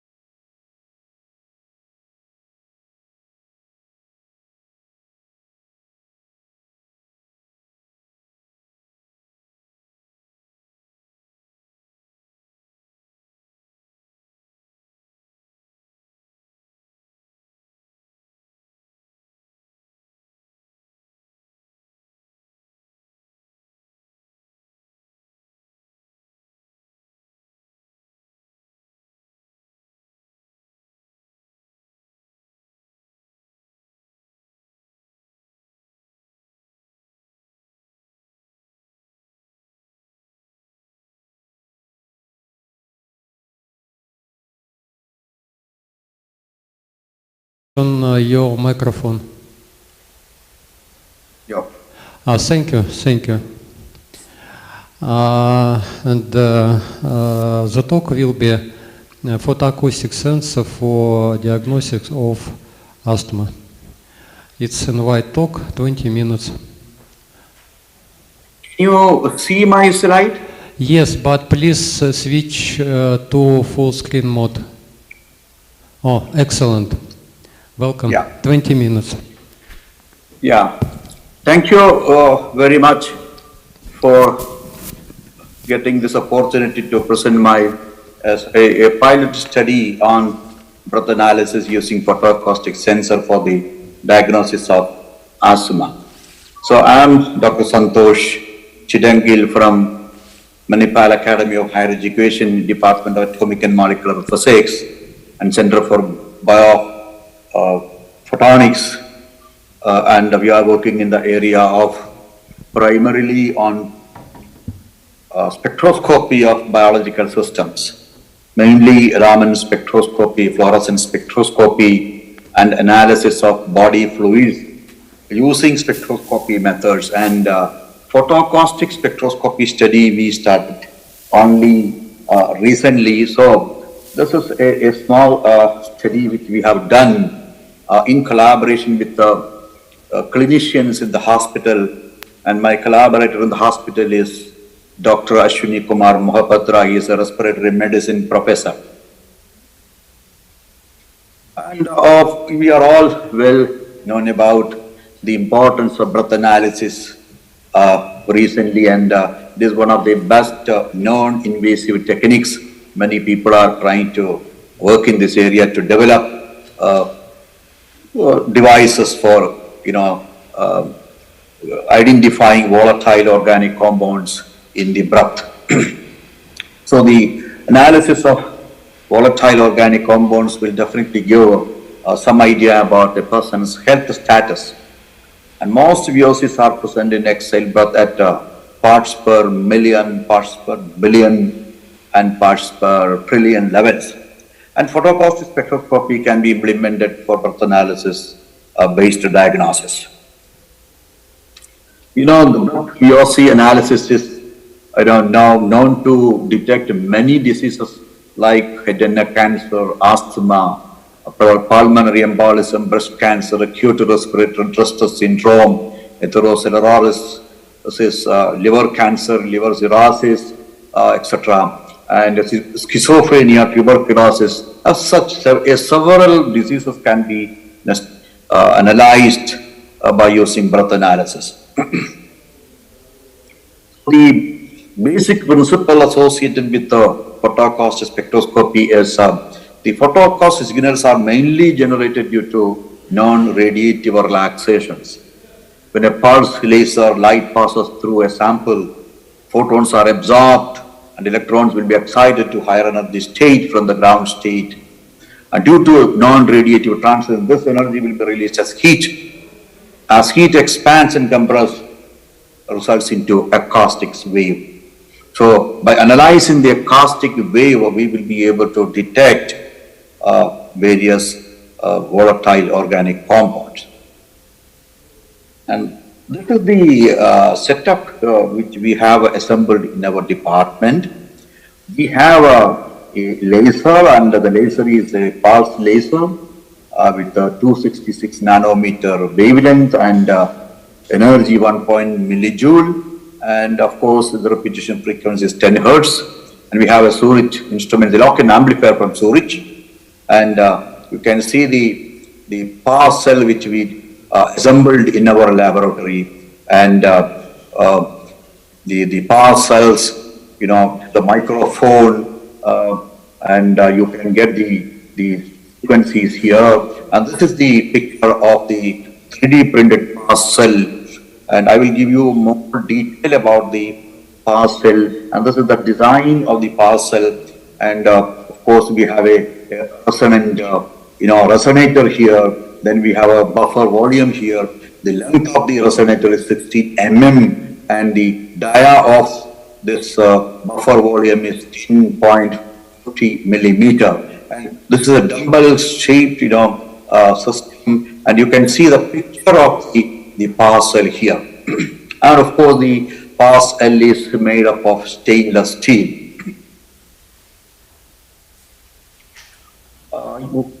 Now what you are seeing here in the figure 4, it is the resonance frequency, and the shape of this resonance frequency depends upon the geometry of the parcel. And what we have done, we have filled the cell with, in different concentrations of acetone. We used acetone as our sample for the preliminary study to optimize the system. And so you can see 98 parts per billion, 196 parts per billion, 295 parts billion, 393 parts billion, 91 parts billion. Acetone has been introduced into the cell. Now you can see how the signal level increases as the concentration of our acetone changes. Now we have prepared a calibration graph by measuring the intensity of the peak C. You can also use any of the resonant frequencies here, but we have selected the frequency C and plotted the calibration curve. And it is very linear, and we have done the regression analysis and obtained the limit of detection as 6.85 parts per billion for the detection of acetone. Acetone is also known as one of the marker for type 2 diabetes. That is the reason we have chosen acetone. Now what we have done, and we have collected the breath sample of asthma patients and healthy subjects breath sample, which was collected from the respiratory medicine department of our hospital. And we have, again generated the signals, sparse signals, using this sparse cell. What you are seeing here, the frequencies for normal and asthma samples. Now this is an average of near about 20 measurements each. And we have collected breath sample in a Tetralar bag, 3 liters Tetralar bag. And samples were recorded at a room temperature of 20 degrees centigrade and humidity 56%. And this is the room temperature while we do the experiment. What we have done, principal component analysis to see the differences in or classification of the two categories of samples. You can see a very good classification, clustering of the samples, normal and asthma samples. Here we are trying to, demonstrate, even though we are not recording the absorption spectra, we are actually recording the absorption by 266 nm pulse laser, and the samples were normal and asthma samples. And by collecting the large number of signals, and we have done the principal component analysis, so we are getting very good discrimination between these two categories of samples. Of course, the sensitivity and specificity are 89% and 93% for the detection of asthma. And of course, we have done the Mahalanobis distance also, and you can see how the Mahalanobis-wise spectral residuals are clustering you can see the red one is for asthma and the other one is for normal.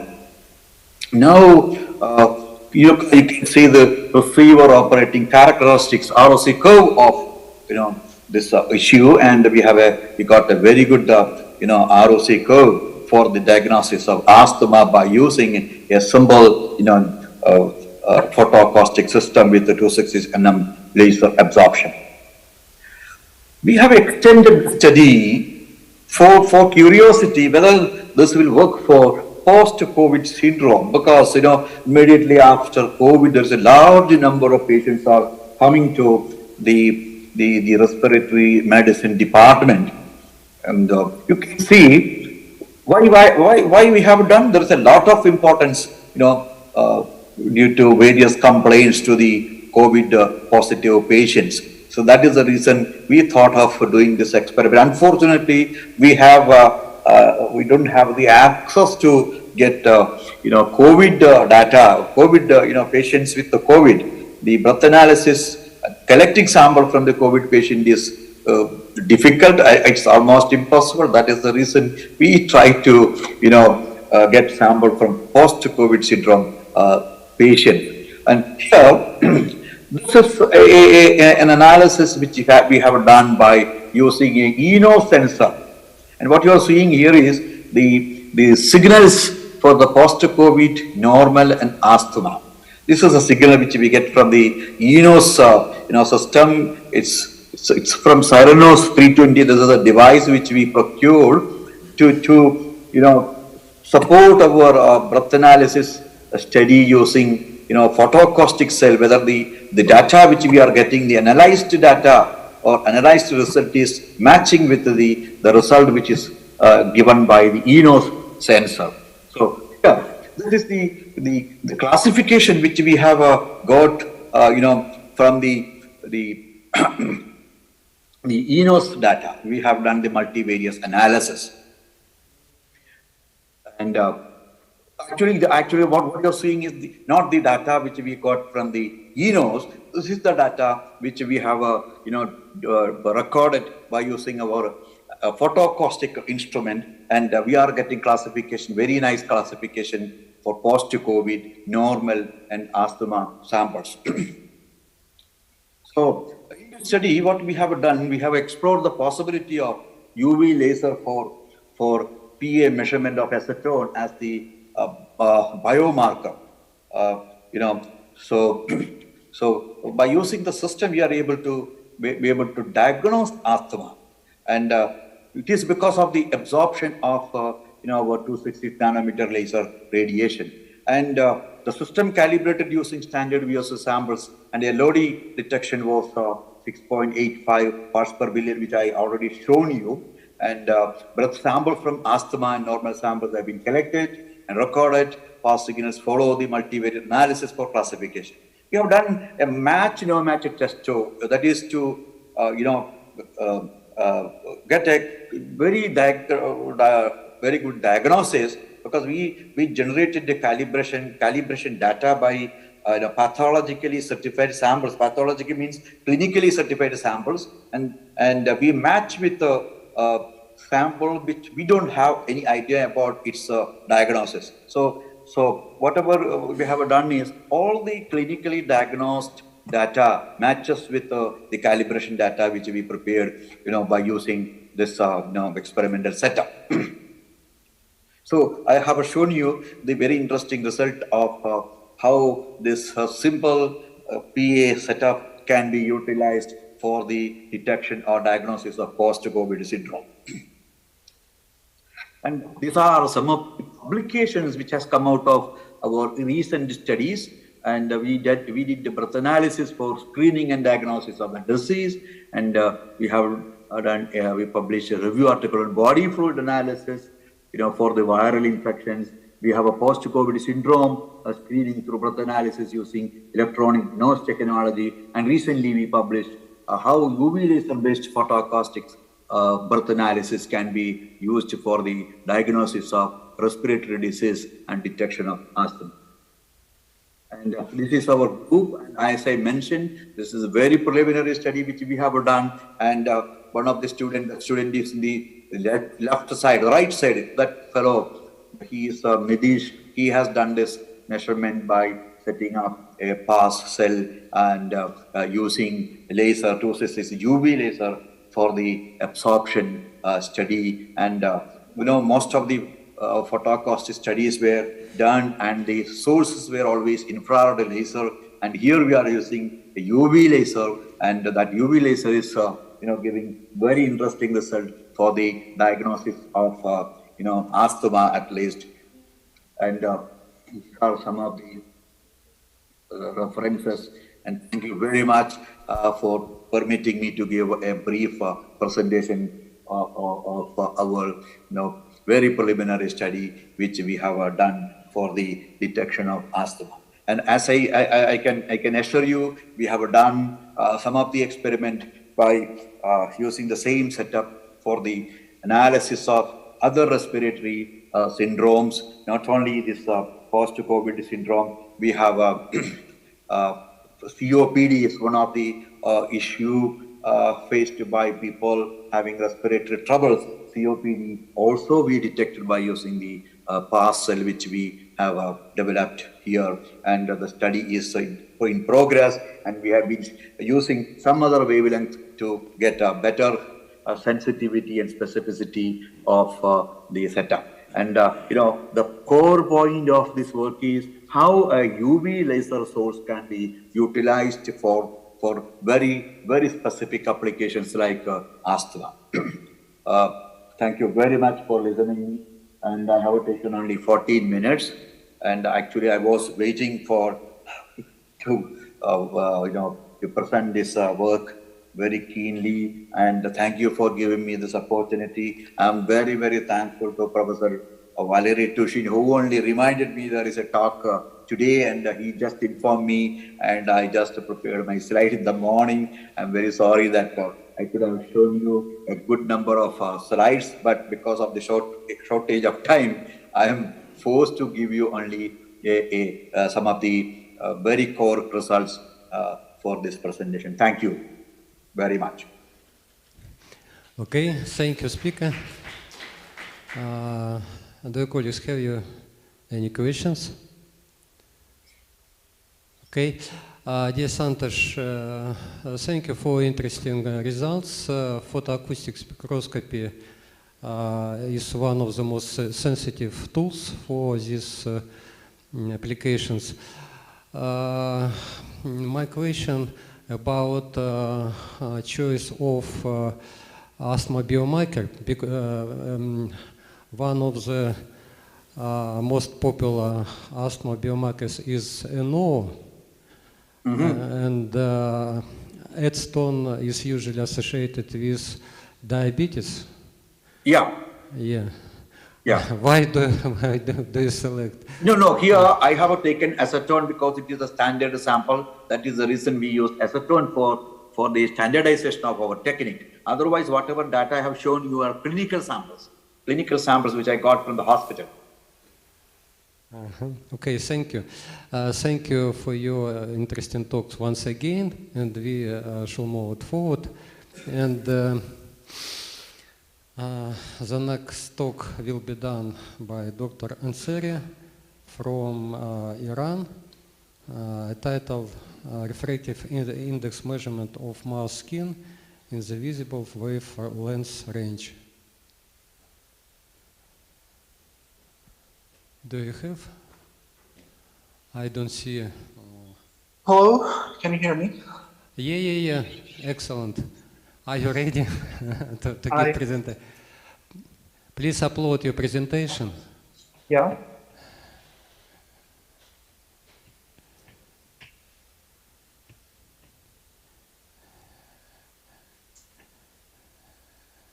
Okay. So, can you see my presentation? Yes, but once again, please switch to full screen. Excellent. And it is invite talk, and you will have 20 minutes. So, 15 welcome. minutes, yeah. Okay. Should I begin? Can you hear me? Yeah, excellent, excellent. We hear and we see. Okay, good. I'm going to talk about, at first, thank you for your joining in this presentation. I'm going to talk about refractive index measurements of the mouse skin in the visible wavelength range today. And at first, I'm going to talk about, I have an introduction, then I'm going to have, I'm going to talk about our study on the mouse skin, and then I'm going to talk about our results. As an introduction, I'm going to talk about the skin, what is the skin, what's the difference between the mouse and the human skin, and then I'm going to talk about the refractive index measurement of the human skin and the mouse skin to model it in the human skin in the future, and our results from the mouse skin. As an introduction, at first I'm going to talk about the difference between the rat and mice. Rats and mice are somehow the same, and they have no differences, but there's some little differences. For example, difference in color, and difference in weight, and difference in lifespan, chromosome number, and the number of neurons, and the difference in tail. But the properties are somehow the same. Therefore, it has no difference that you use rats or mice for our experiment. And in this experiment, we've used mice, the white mouse, in the stomach part of the white mouse. Now I'm going to speak about the skin structure. Also, the skin structure, skin is the largest part of the body, organ of the body, and also it has three major parts. For example, the epidermis, dermis, and hypodermis. The epidermis is the upper layer, and this layer is the first one. The dermis is the second layer, and this layer is the thickest one, and then we have the hypodermis. The photo here, a photo, and this is comparison of human and mouse skin structure. As you can see here, we have epidermis, dermis, and hypodermis for human skin, three major parts, but the mouse part has more major parts, and for example, we have differences in the facility in epidermis and dermis, and in the layers, the thickness of the layers, and therefore, but they're somehow like each other, and therefore we can model it. Also, we can test our results on a mouse skin, and then we can model it in the human skin in the future. And in this study, we've tested it on the mouse skin to show the results. Also, the purpose of the optical clearing of the skin. Now I'm going to talk about the purpose of the optical clearing. What is the optical clearing? Why should we use the optical clearing method? And this thing.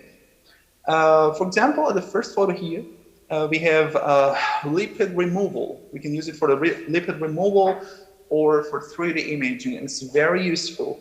And in the second photo, we have biomedical applications. The most or the best application for this optical clearing is for the biomedical applications. Also, we can use it for example, diagnosing the cancer, the breast cancer, and the other ones, imaging, and the other applications that we can have here.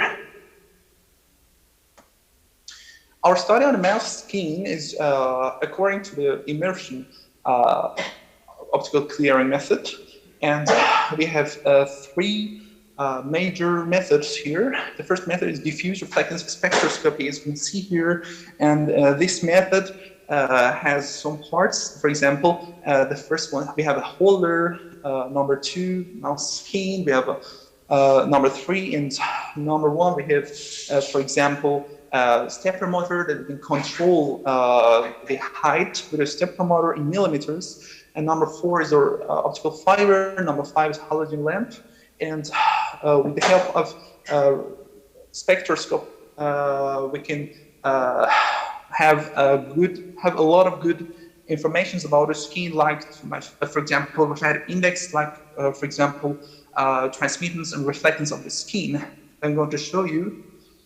And then with the help of our team in Russia, we've used OCT method here too, and this method helps us to see some photos before and after the optical clearing, and the integrated sphere we used here in our lab for example, the total transmission, total reflectance. Okay. The chromoscopic method is a method that we used here for measuring or computing the refractive index of the skin. And we use here phase shift phi, as you can see here, and using the integral, we can solve this phi, find this phi for each omega, and then we can use it to find the refractive index. This method is very useful because we can find all of the refractive indices in each of, for example, wavelengths. And yep, now I'm talking about refractive index. I'm going to talk about the refractive index before and after the optical clearing. For example, for our solution, DMSO, glycerol, and distilled water, we've used this method, and before the optical clearing, we had a refractive index about 1.46, 45, for example. But after the 30 minutes of optical clearing, it means we put our skin part in the solution, and after 30 minutes, we put it under the, for example, the optical fiber, and then we've used our relationship again to measure the refractive index. After 30 minutes, we see an increase in the refractive index, about 1.5, and after 45 and 60 minutes, increases again. The collimated reflectance, we expect that the reflectance also decreases, and it's so before clearing. After 30 and 45 minutes of clearing in 60 minutes, it decreases, and it was expected because the skin is going to be cleared. The collimated transmittance should increase, and we have the result so as shown here. And after, for example, 45 minutes, 60 minutes, we had before clearing, for example, 2 or 3% of the transmittance. But after 60 minutes, we have 30 to about 35, 36% of transmittance. Okay. And these figures are the figures of the tissue skin before and after 30 minutes to be compared with each other. Also, before the optical clearing method with simple skin parts, after 30, 45, and 60 minutes of optical clearing, we can see the skin that is going to be dehydrated a little dehydrated and also cleared, because we can see the other part, that is under the skin better. We can conclude that this method was a useful one. Also, we've had other parameters of the mouse skin here. For example, before and after optical clearing, to also show that our method was a good one and useful one. For example, we have mu-T here in D, dA, mu-A, mu-S, G, and so on. For example, for mu-T, we have some results. This also increases after 30 minutes. D, we expect that the diameter increases again after the optical clearing, and we have the same results here, 0.8 to 0.4, and also dA, also our coefficient increases, and mu-A, mu-S, G is supposed to be 0.8. We have total transmittance and total reflection. And total reflection increases, as said, and total transmittance should increase. And we have the same results. Our team in Russia had another report, and the report was about the refractometry of the skin in the 12 wavelengths, and the results are shown here with other two solutions. In our laboratory, we have done it in glycerol, water, and DMS solution, but we're going to do it on the other solutions that are shown here, and the refractive indices are as shown here. And the refractive index of OCAs are computed too. For example, glycerol, sorbitol, and ethanol bacteria, which has less refractive index. This can be seen here. And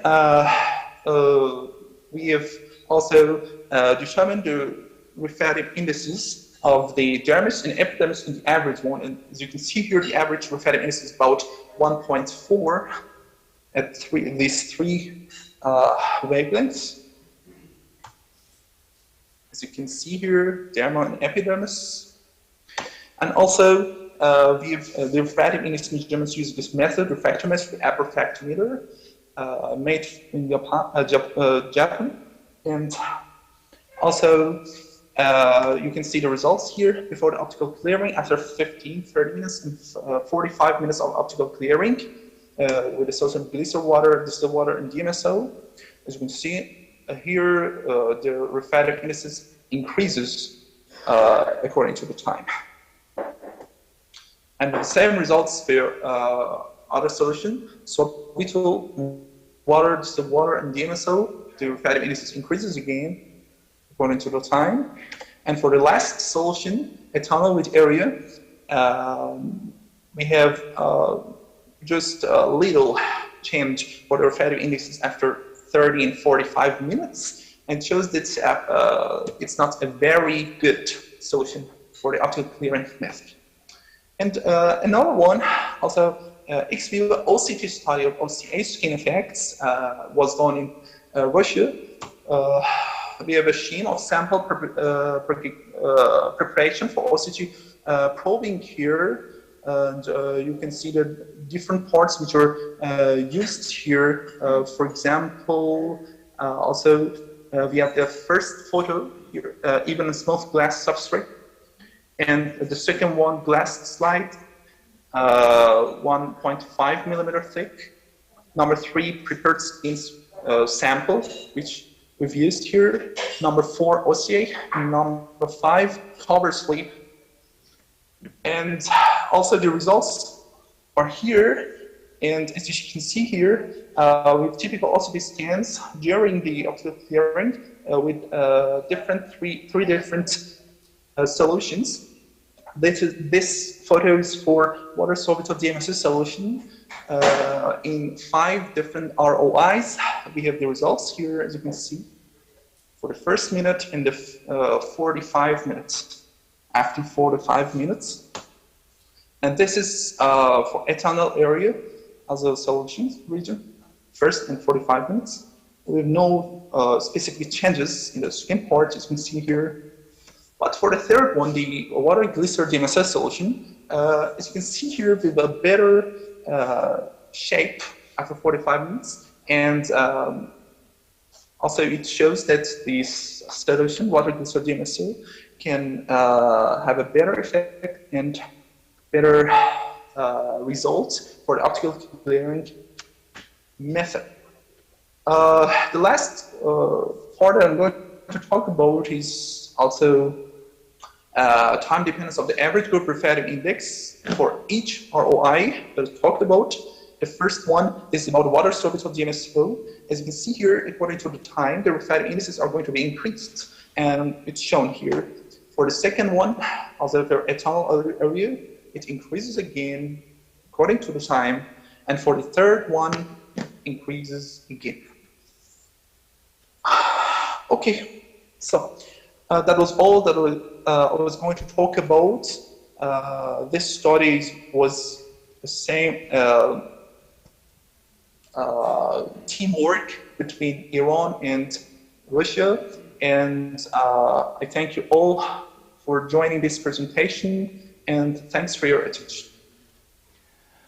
Okay, thank you, speaker, for a very interesting talk.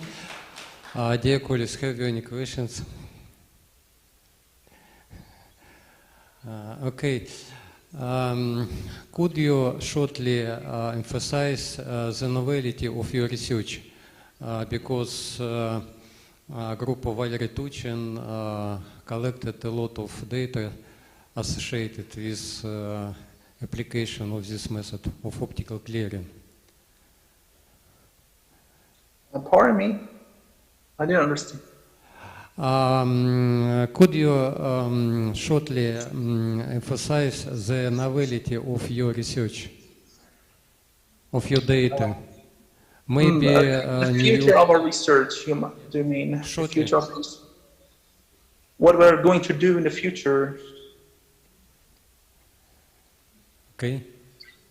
Yeah, this work has been done in the mouse skin, and it's going to be done in the human skin in the future, and also the first attempts have been done, and also when it's going to have good results on the mouse skin, and if we can clear the skin and we have better results, we can use it in the surgery, in the cancer, for example, therapy, and we can, for example, understand which cell part, which part of the body is cancer or has cancer tumors. For example, with using these refractive indices that we have for normal part of the skin and cancer part of the skin, and this work can help us, for example, to be used in the surgeries, because the better we can see the inner part of the skin, or we can also have deeper layers reaching with a laser, the better the results are for our operations. That was all I was going to talk about. Chairman, I can ask any question? Yeah. Yeah. And my question is, you mentioned that you will be taking this one to human experiments. You know, for the time being, you have done it on mouse model, mouse skin. How can you do it on human? The results are done on the human part, human skin type nowadays in Russia, I think. And before we do it on the human part, we should check all of the elements. Is it not dangerous for for example, skin part, for example, DMSO here, and distilled water and glycerol. Glycerol is nowadays used on the skin part for different purposes, for example. But it should be checked if it's not dangerous for the body, and then we can use it on the skin part as a gel, for example. We can rub it here on the skin, and then after 15 minutes, for example, we can make some photos, or for OCT, for example, OCT photos, or for example, other purposes, and we can have a better result after taking these photos, because it was cleared and we can see the inner side of the body better now. Did you carry out any studies on in vivo measurement in the mouse? It can be done in vivo too. For example, we can use a needle, and with help of the needle, without putting it out of body, we can use this needle under the skin, and we can see the effects under the skin. It can be injected also under the skin in vivo, not in vitro. Okay, so thank you, speaker, once again. We should go forward, and thank you. Thank you. And we have some changes in program, and the next talk will be done by Lyubov Simolina. Thank you, bye. Thank you. For Приволжский Research Medical University, Nizhny Novgorod. Please.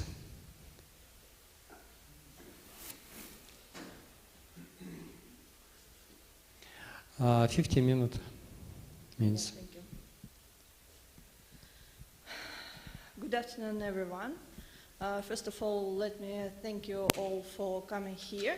And today I would like to present you a talk which is called Imaging of Plasma Membrane Microviscosity in Cancer Cells During Chemotherapy using Molecular Rotor and FLIM. So my talk consists of 4 main parts. First of all, I will talk about the relevance of presented study. And next I discuss briefly about what is known about microviscosity of tumor cells today. Next, I will talk shortly about materials and methods which we used in our work. And finally, we move to our results and conclusion. So microviscosity is one of the important properties of living cells. Changing in the microviscosity values is reflected on biophysical and biochemical processes which are essential for living cells, for its normal functioning. And in addition, this changing can indicate about transformation of normal cells into a cancerous one. What is known today about the microviscosity of tumor cells? First of all, it's known that the membrane microviscosity of tumor cells is decreased during their migration, and the permeability to chemotherapy drugs is dependent on it. Also, it is known that the membrane microviscosity of tumor cells is changing during chemotherapy and during developed to drug resistance. All these studies were performed on the models membranes or monolayer cells in vitro, while the studies on the more complex models like 3D spheroids or in vivo tumors wasn't performed. One of the most promising methods to measure microviscosity is the fluorescence molecular rotors with fluorescence lifetime imaging microscopy. Molecular rotors are small synthetic viscosity sensitive fluorophores in which fluorescence characteristics such as intensity and lifetime are strongly correlated with the viscosity of their microenvironment. In combination with fluorescence lifetime imaging, we can obtain a viscosity map from individual cells. All these facts determine the relevance of presented study, which is aimed to measure the membrane microviscosity in cancer cells during chemotherapy with platinum drugs using fluorescent molecular rotor body P2 and fluorescence lifetime imaging microscopy, FLIM. In our work, we use a fluorescence molecular rotor body P2. Our studies were performed on CT26, HeLa-Kyoto, HCT116, and AXAR cell lines. As a 3D model, we use HeLa-Kyoto spheroids and also biopsy mice with CT26 tumors, as well as nude mice with HCT116 and AXAR tumors were used for in vivo studies.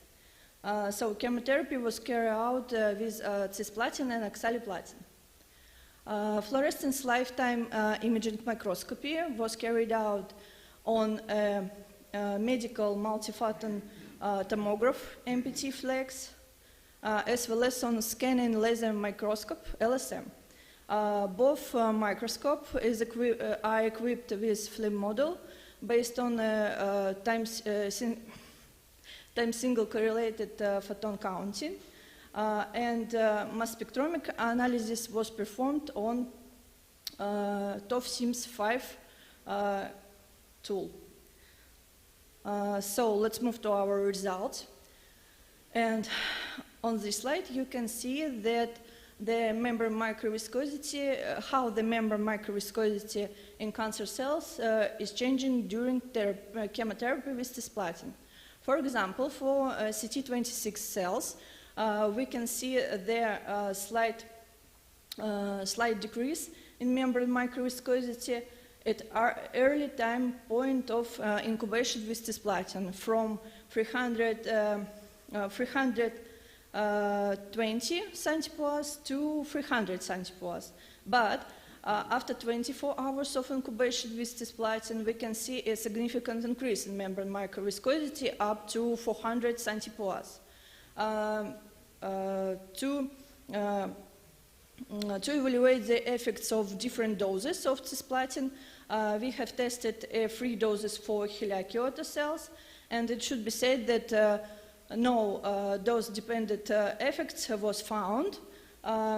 We can see a slight decrease in membrane microviscosity after 1 hour of incubation with cisplatin, and significant increase after 24 hours incubation, like in CT26 cells. The effects of oxaliplatin was similar. We can see in sensitive HCT 116 cells slight decrease in membrane microviscosity after 1 hour of incubation, and increase after 24 hours of incubation with oxaliplatin. To validate the obtained effect, we use resistance cells, OXAR, and we can see that the initially membrane microviscosity of resistant cells was similar to sensitive controls, and it didn't change during chemotherapy. To understand the reasons of the obtained effects in about increase in membrane microviscosity, we're using mass spectrometric analysis to evaluate the lipid composition of these membranes. We can see that after 24 hours of incubation in sensitive cells, we have registered a decrease in phosphatidylcholine and unsaturated fatty acids contained, but the signal of cholesterol is dramatically increased. The next step of our work was to evaluate the membrane microviscosity on a more complex model, 3D spheroids, and viscosity monitoring from 3rd to 10th day shown no differences between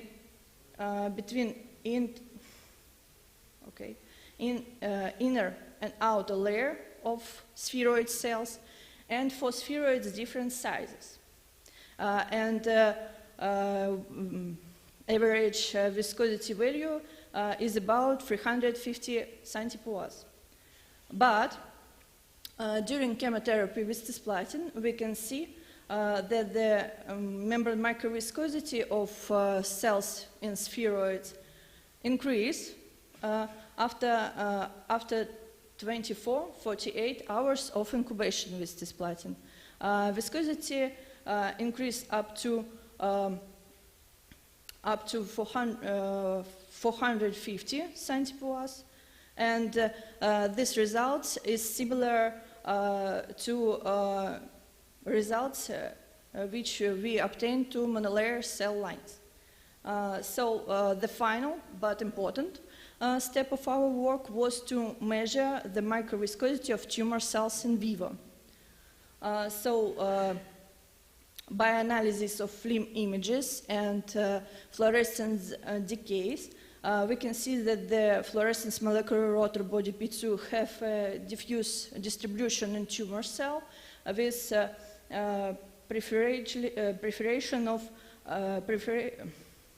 proliferation localization in plasma membrane. It's important that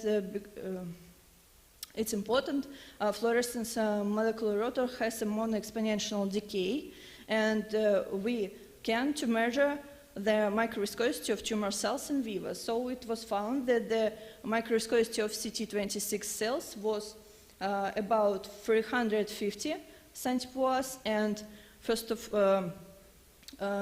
the first time in the world, we can obtain the absolutely viscosity values for in vivo tumor cells.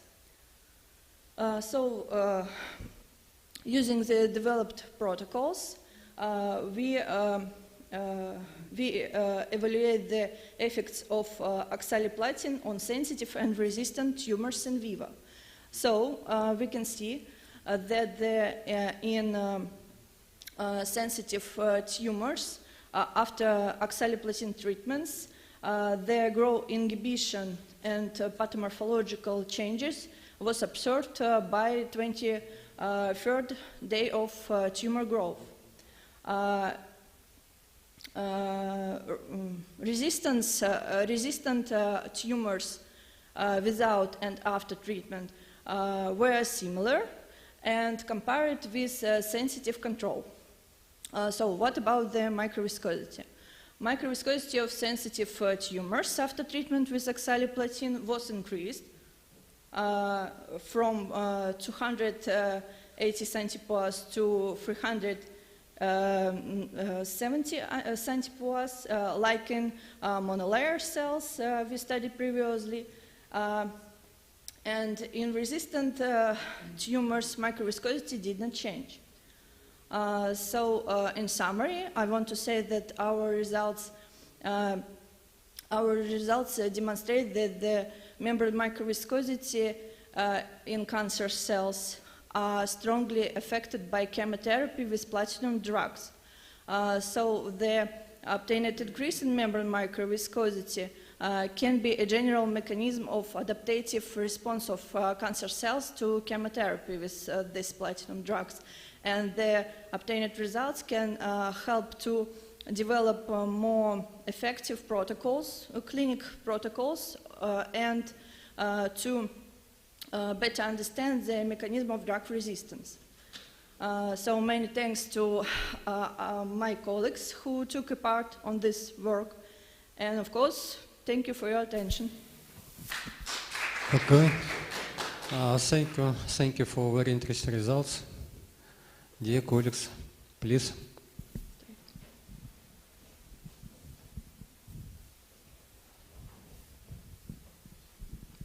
Thank you very much for your interesting talk.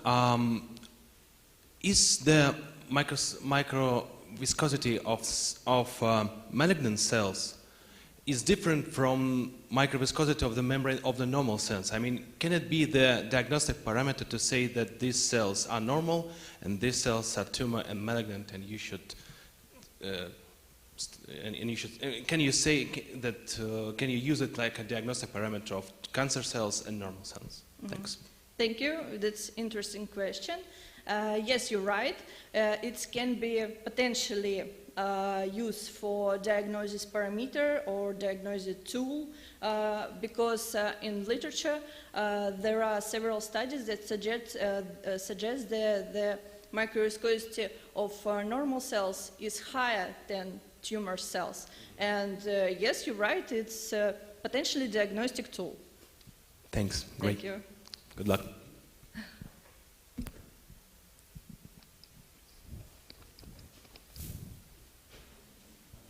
Okay, maybe also a short question. Have you any ideas to use this method for study any other situations? Not tumor cells, but maybe some metabolism. Have you any ideas? Or no? Or not yet? Thank you. Thank you. That's a good question. For metabolism, for evaluate the metabolism, we used of NADH parameters, NADH cofactors, and we can combine these both methods to multiparametric analysis of tumor cells. But if in relation non-tumor cells, we have no idea. Okay, thank Yet. you. Thank you. Okay, thank you, speaker, once again. And we should go forward. And the next invited talk will be done by Vitaly Plevsky from Belarus.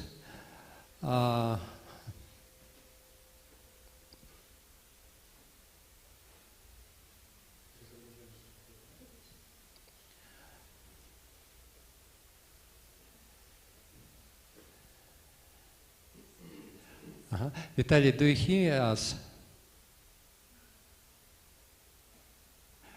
Please, yeah. Vitaly? Hello, hello. Excellent. We are here and we see you. Please upload your presentation. And the presentation will be photoacceptors and photochemical process determining the regularity effect on visible laser radiation on various cell types.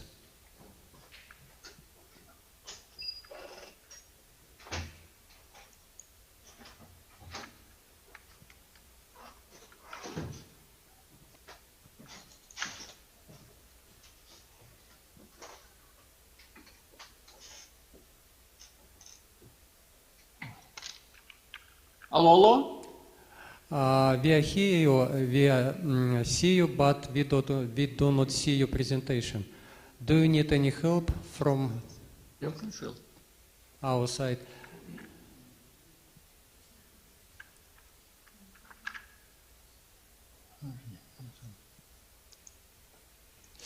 Демонстрация экрана и... Да. Ну, пока мы не видим.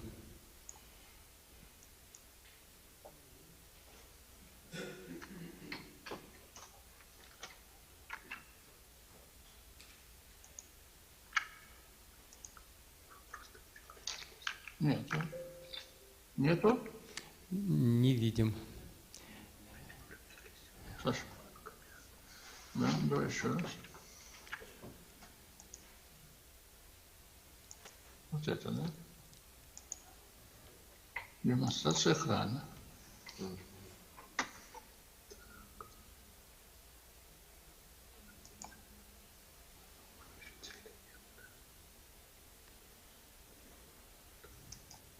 Ну, где вот это?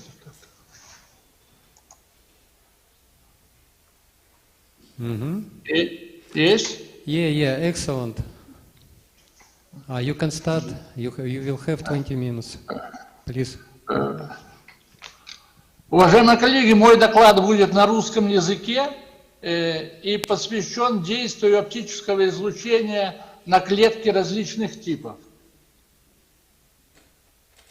Значит, ну, вообще говоря, интерес к действию оптического излучения на клетки различных типов прежде всего обусловлен широким использованием лазерного излучения, излучения светодиодных источников в медицине. Это низкоинтенсивная лазерная терапия, фототерапия желтухи новорожденных детей, антимикробная фотодинамическая терапия опухолей, а также с широким использованием в последнее время в лазерно-оптических технологий в агроиндустрии. Это в птицеводстве, животноводстве, рыбоводстве. Ну и, конечно, не исключен чисто академический интерес к механизму действия лазерного излучения и излучения других оптических источников на биологические системы. Ну, традиционно считается, что за биологическое действие света ответственны прежде всего ферменты, имеющие поглощение в видимой области спектра. И одной из доминирующих гипотез, принятой в фотобиологии, считается, что основную роль в регуляторном действии света играет цитохром С-оксидаза. Это фермент, имеющий поглощение во всей видимой и ближней инфракрасной областях спектра. Однако в последнее время было показано, что клетки, не содержащие в своем составе этого фермента, также активно реагируют на свет, изменяют свое функциональное состояние, хотя в этих клетках цитохром С-оксидаза отсутствует. Это ставит под вопрос, что, по всей видимости, существуют и другие механизмы действия лазерного излучения, не связанные с участием цитохром С-оксидазы.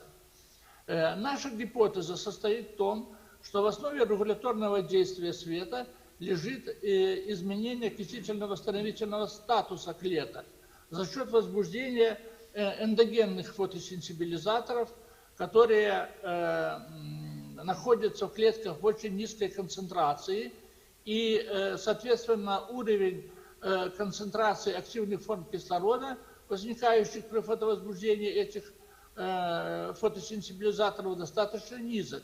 Потому что в противном случае, если бы уровень концентрации активных форм кислорода был бы достаточно высок, то естественно, что клетки бы гибли от поглощения света в результате деструктивного действия синтетного кислорода. Надо сказать, что близкой к нашей гипотезе является гипотеза светокислородного эффекта Иванова и Захарова, значит, которые предположили, что все действие света связано с попаданием в полосы поглощения, запрещенные переходы молекулярного кислорода, в результате чего кислород переходит в возбужденное синглетное состояние и изменяет значит, редокс состояния клетки. Мы же считаем, что важную роль здесь играет значит, фотосенсибилизаторы, локализованные в клетках. И вот одной из целей нашей работы было показать наличие таких фотосенсибилизаторов, их способность генерировать активные формы кислорода, и прежде всего синглетного кислорода, перекиси водорода, гидроксильных радикалов и других. Значит, ну, обычно традиционно используемые объекты для исследования, животные, клетки.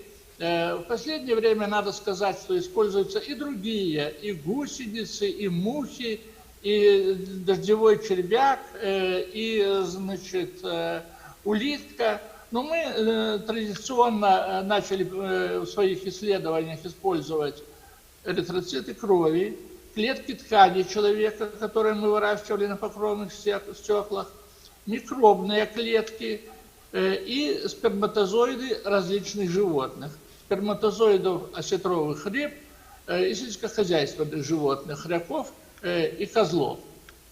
Значит, ну, сейчас я остановлюсь на действии лазерного излучения на микробные клетки.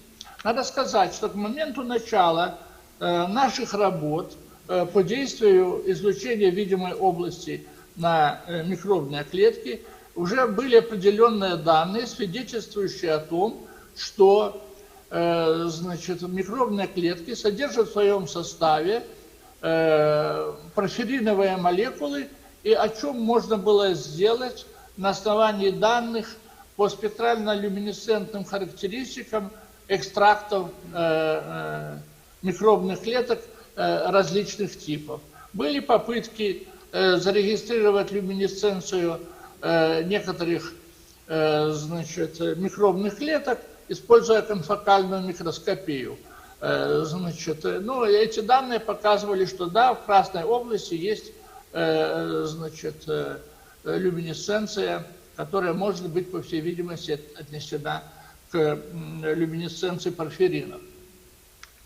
Мы, значит, разработали методы экстрагирования порфириновых молекул из различных типов микробных клеток и, несомненно, показали наличие в их составе значит, порфириновых молекул, что подтверждалось как характерной люминесценцией порфиринов, так и характерным спектром возбуждения люминесценции. Одной из таких молекул это был протопорфирин и копропорфирин, концентрация которых зависела, и соотношение концентрации зависело от условий культивирования клеток, а также зависит от типа микробов, используемых в эксперименте. Значит, не вызывает сомнения, что в микробных клетках присутствует флавиновое соединение, флуоресцирующее в области 525 нанометров, ну и порфирины различных типов. Значит, воздействие света, синей области спектра, прежде всего с длиной 405 нанометров, приводит к фотодеструкции значит, микробных клеток, к их инактивации, подавлению роста. И эти эффекты мы связываем с генерацией синглетного кислорода, эндогенными порфиринами и флавинами, присутствующими в микробных клетках. Когда мы воздействуем на микробы светом 405 нанометров, мы возбуждаем прежде всего порфирины, когда 445 частично порфирины и частично флавины, потому что длина волны 445 нанометров, она соответствует максимуму спектра поглощения флавином. Значит, здесь представлены данные о изменении метаболической активности клеток в культуре. То есть мы облучали клетки и видим, что метаболическая активность их снижается.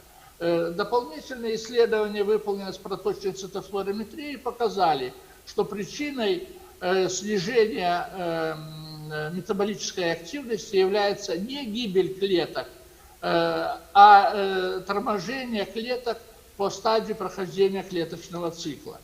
Надо сказать еще важную деталь, что мы выяснили, что концентрация порфиринов и скорость инактивации клеток, соматических клеток, значит, ниже, чем скорость, чем это наблюдается для опухолевых клеток.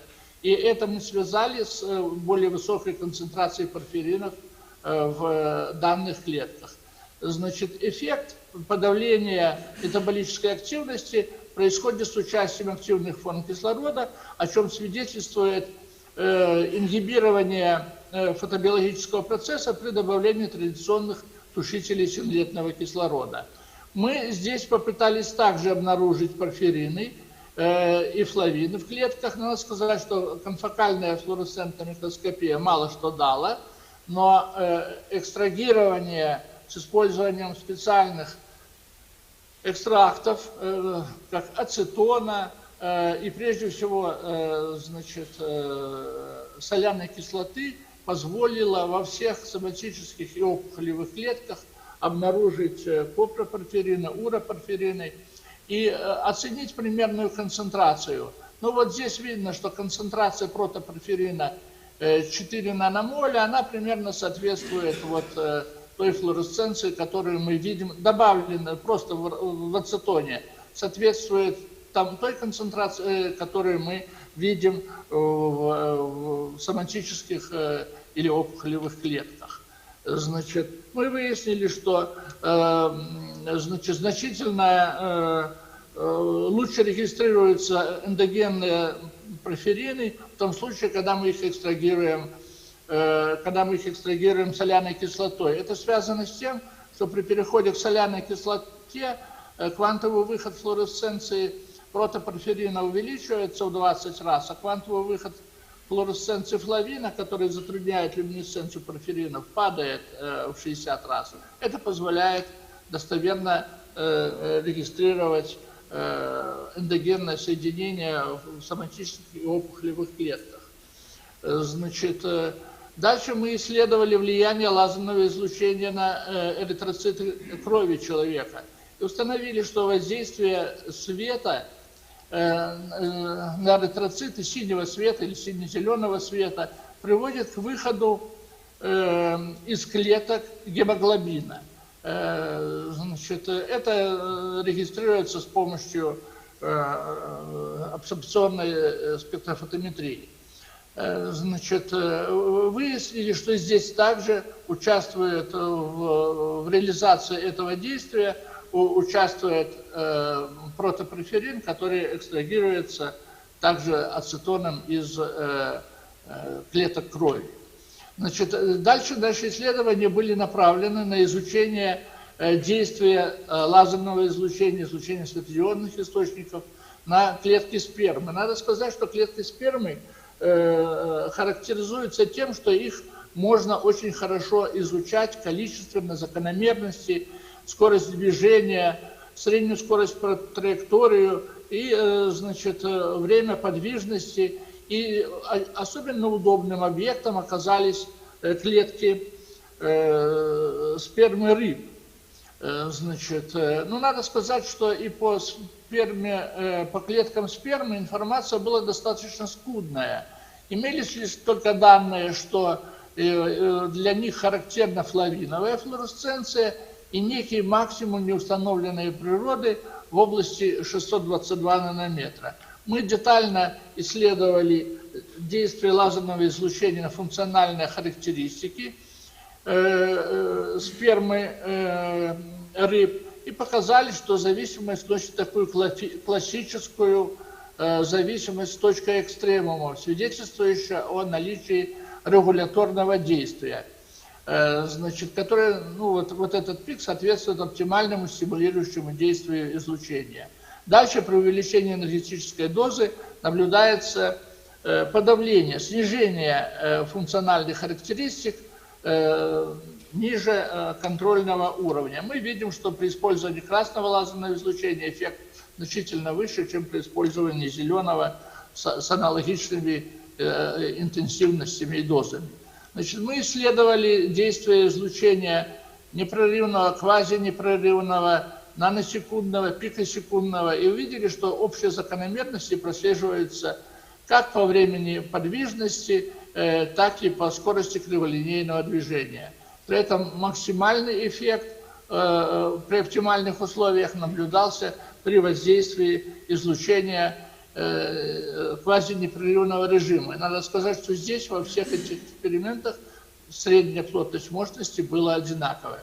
Мы показали, что предварительное воздействие излучения приводит к значит, повышению сохранности сперматозоидов, а также к эффективности оплодотворения икры. Причем эффективность оплодотворения больше при использовании красного лазера, чем зеленого.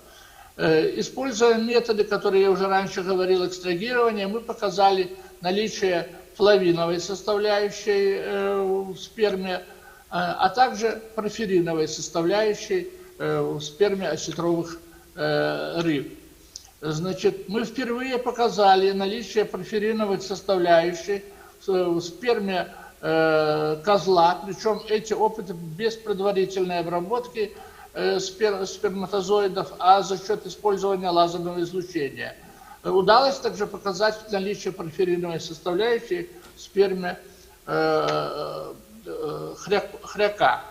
Значит, понятно, что присутствие порфиринов и флавинов способно в клетках генерировать активные формы кислорода, прежде всего синлетный кислород, и используя хемолюминесценцию, мы показали вот как раз наличие активных форм кислорода, используя люминол-зависимую хемолюминесценцию.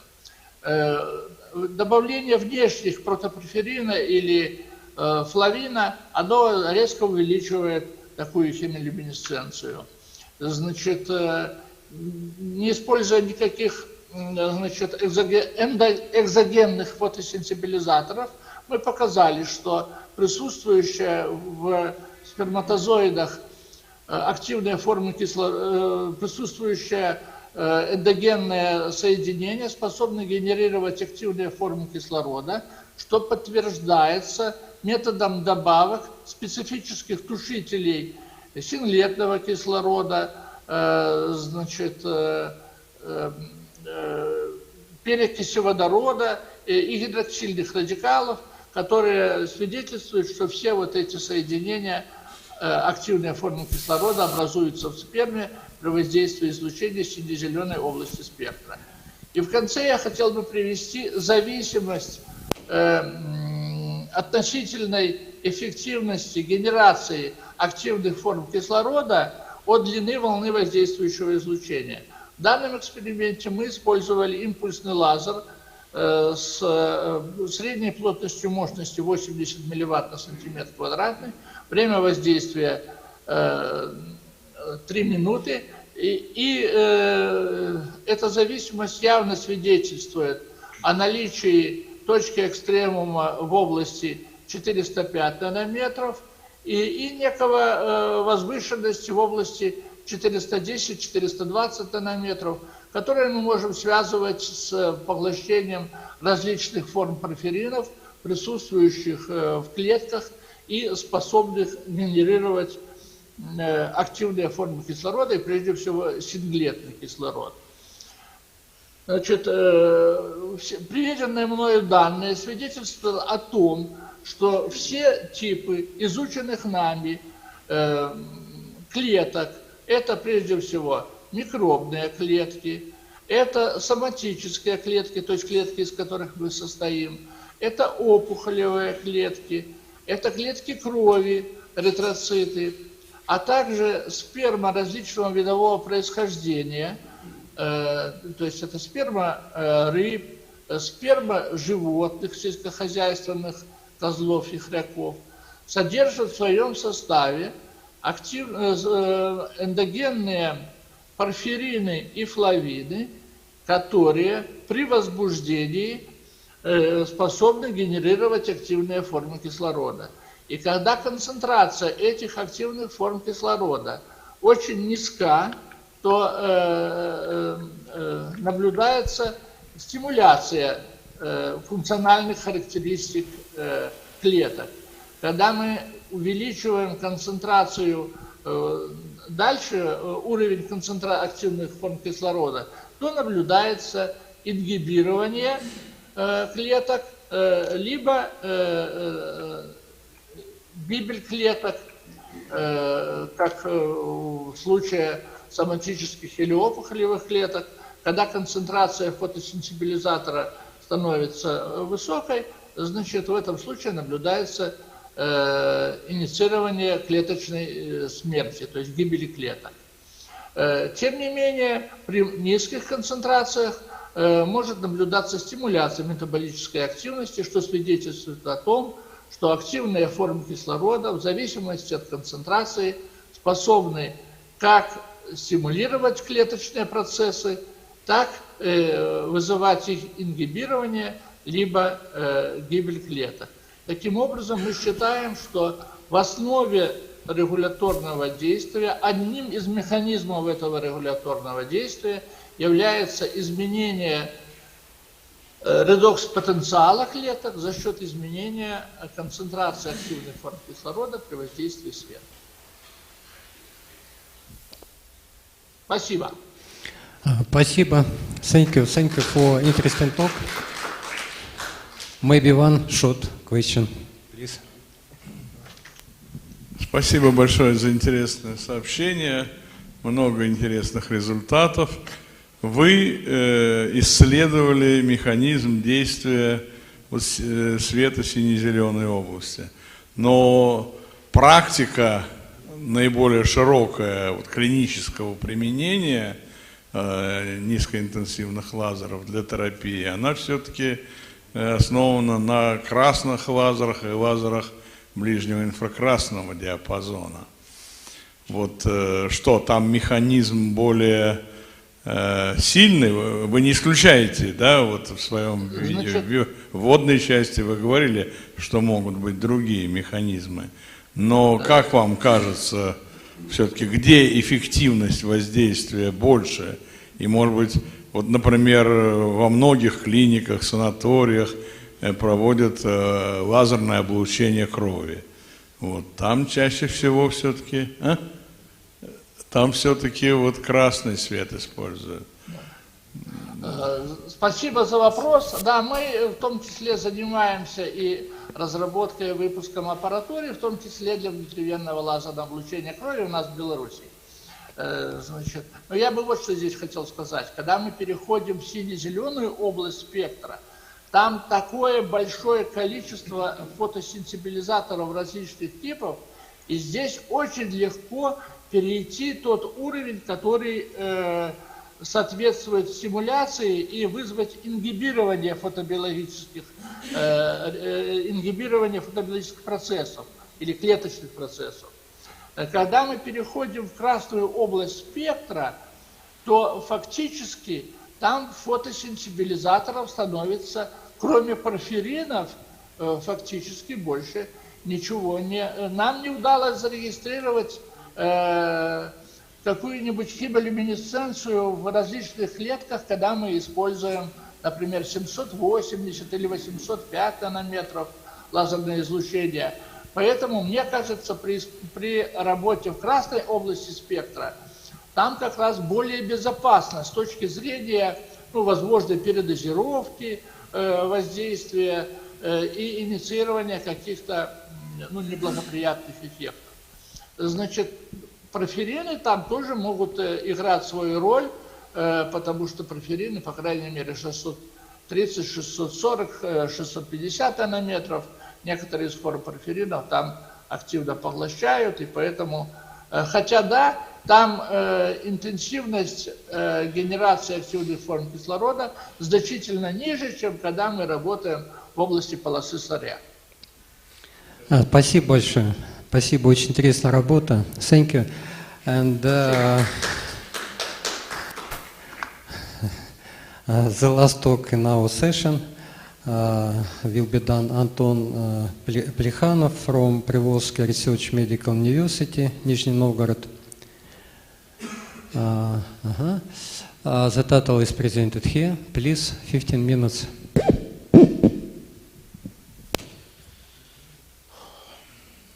Good afternoon, dear colleagues. Today I would like to present a talk called Decreased Stiffness of Patients' Breast Cancer Tissue during Neoadjuvant Therapy.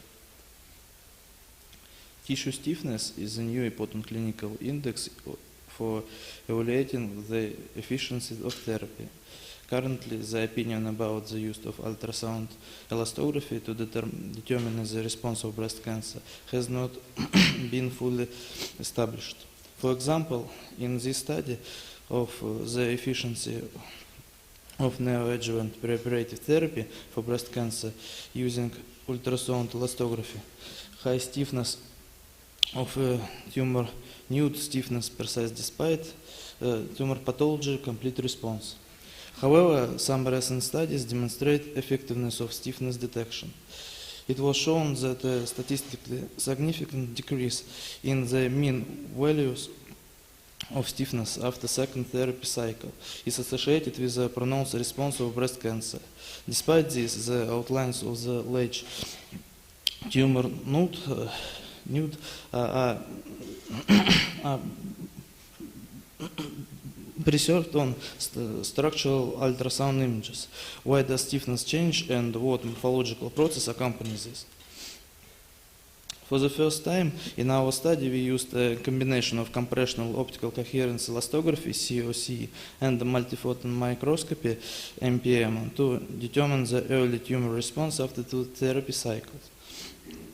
Traditionally, ultrasound strain elastography has been used for clinical study of stiffness. In addition, postoperative tissue samples from patients who received full courses of therapy were examined to determine the degree of pathological response. The aim of this study was to show the relationship between stiffness change and tissue morphology and to define the possibility of COC to determine the degree of tumor response to therapy. To study stiffness of breast tissue by patients with an established diagnosis of invasive breast cancer, a core needle biopsy was performed before and after 2 therapy cycles. Breast tissue samples were also taken for examination after surgery.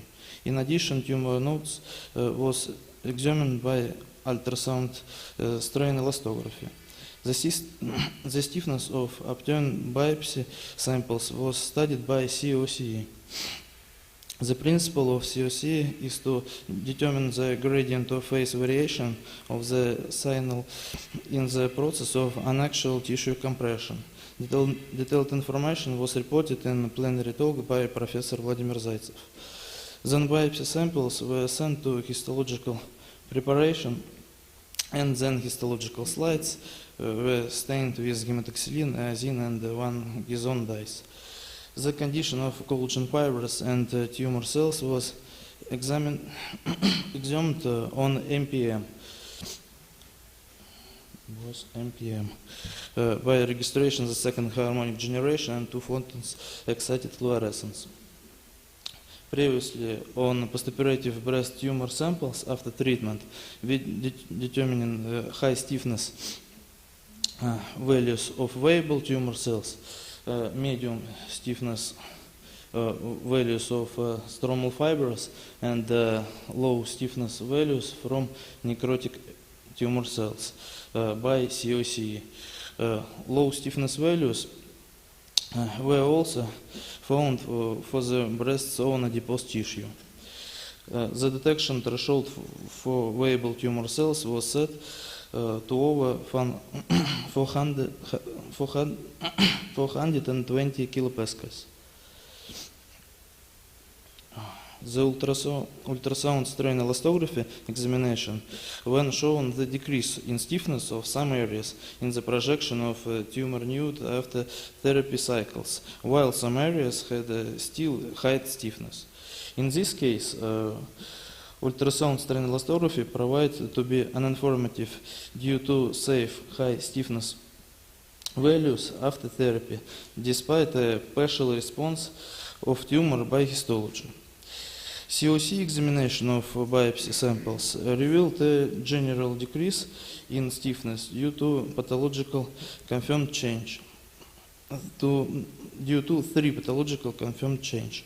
A decrease of hard areas of viable tumor cells, the appearance of soft areas of necrotic tumor cells, and an increase of medium stiffness areas from stromal fibers, which replace necrotic tumor cells.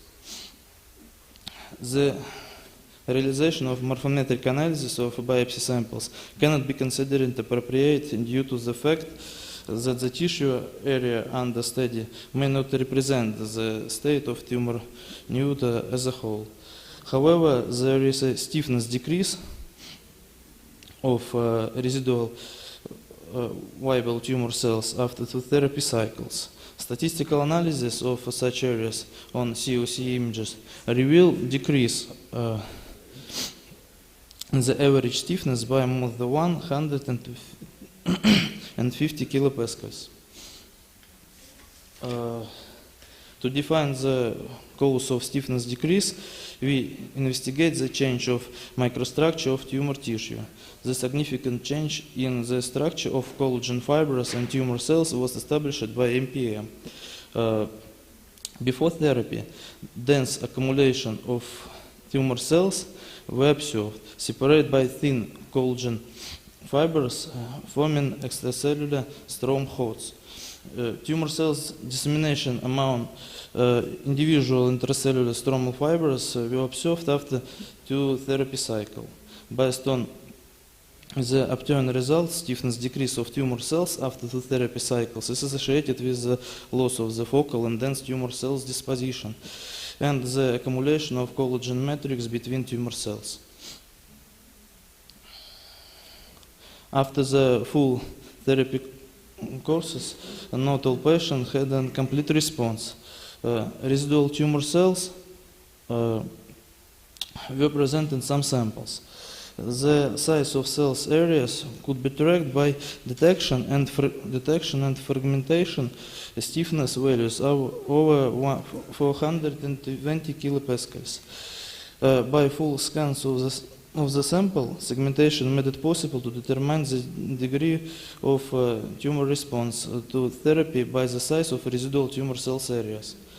It was found that segmentation of COC images were correctly determining the degree of tumor response to therapy in 9 out of 10 courses. The mistake was associated with borderline values of areas between 3rd and 4th gradients of tumor response by Miller-Payne gradient. In summary, our result demonstrates the feature of change in stiffness and morphology of tumor tissue during therapy. COC showed the stiffness decrease occurred due to the decrease of hard areas of viable tumor cells, appearance of soft areas of necrotic tumor cells, and increase of medium stiffness areas of stromal fibers replacing necrotic tumor cells. Stiffness decrease of tumor cells after 2 therapy cycles is associated with the loss of the focal and dense tumor cells disposition and the accumulation of collagen matrix between tumor cells, which was shown by MPM. Further monitoring and data collection may allow the development of new predictive criteria for early efficiency evaluation of neoadjuvant tumor therapy. Thank you for your attention. Thank you. Thank you for very interesting results. Dear colleagues, any questions? No questions. We are waiting. No finish. Okay. Maybe I will give recommendation, not a question. Quite interesting method, and maybe you could think to apply to another situation when the stiffness of tissue is important. For example, during wound healing, etc., etc. Maybe. So, thank you, speaker, once again, and we finish our session, and we'll see you tomorrow.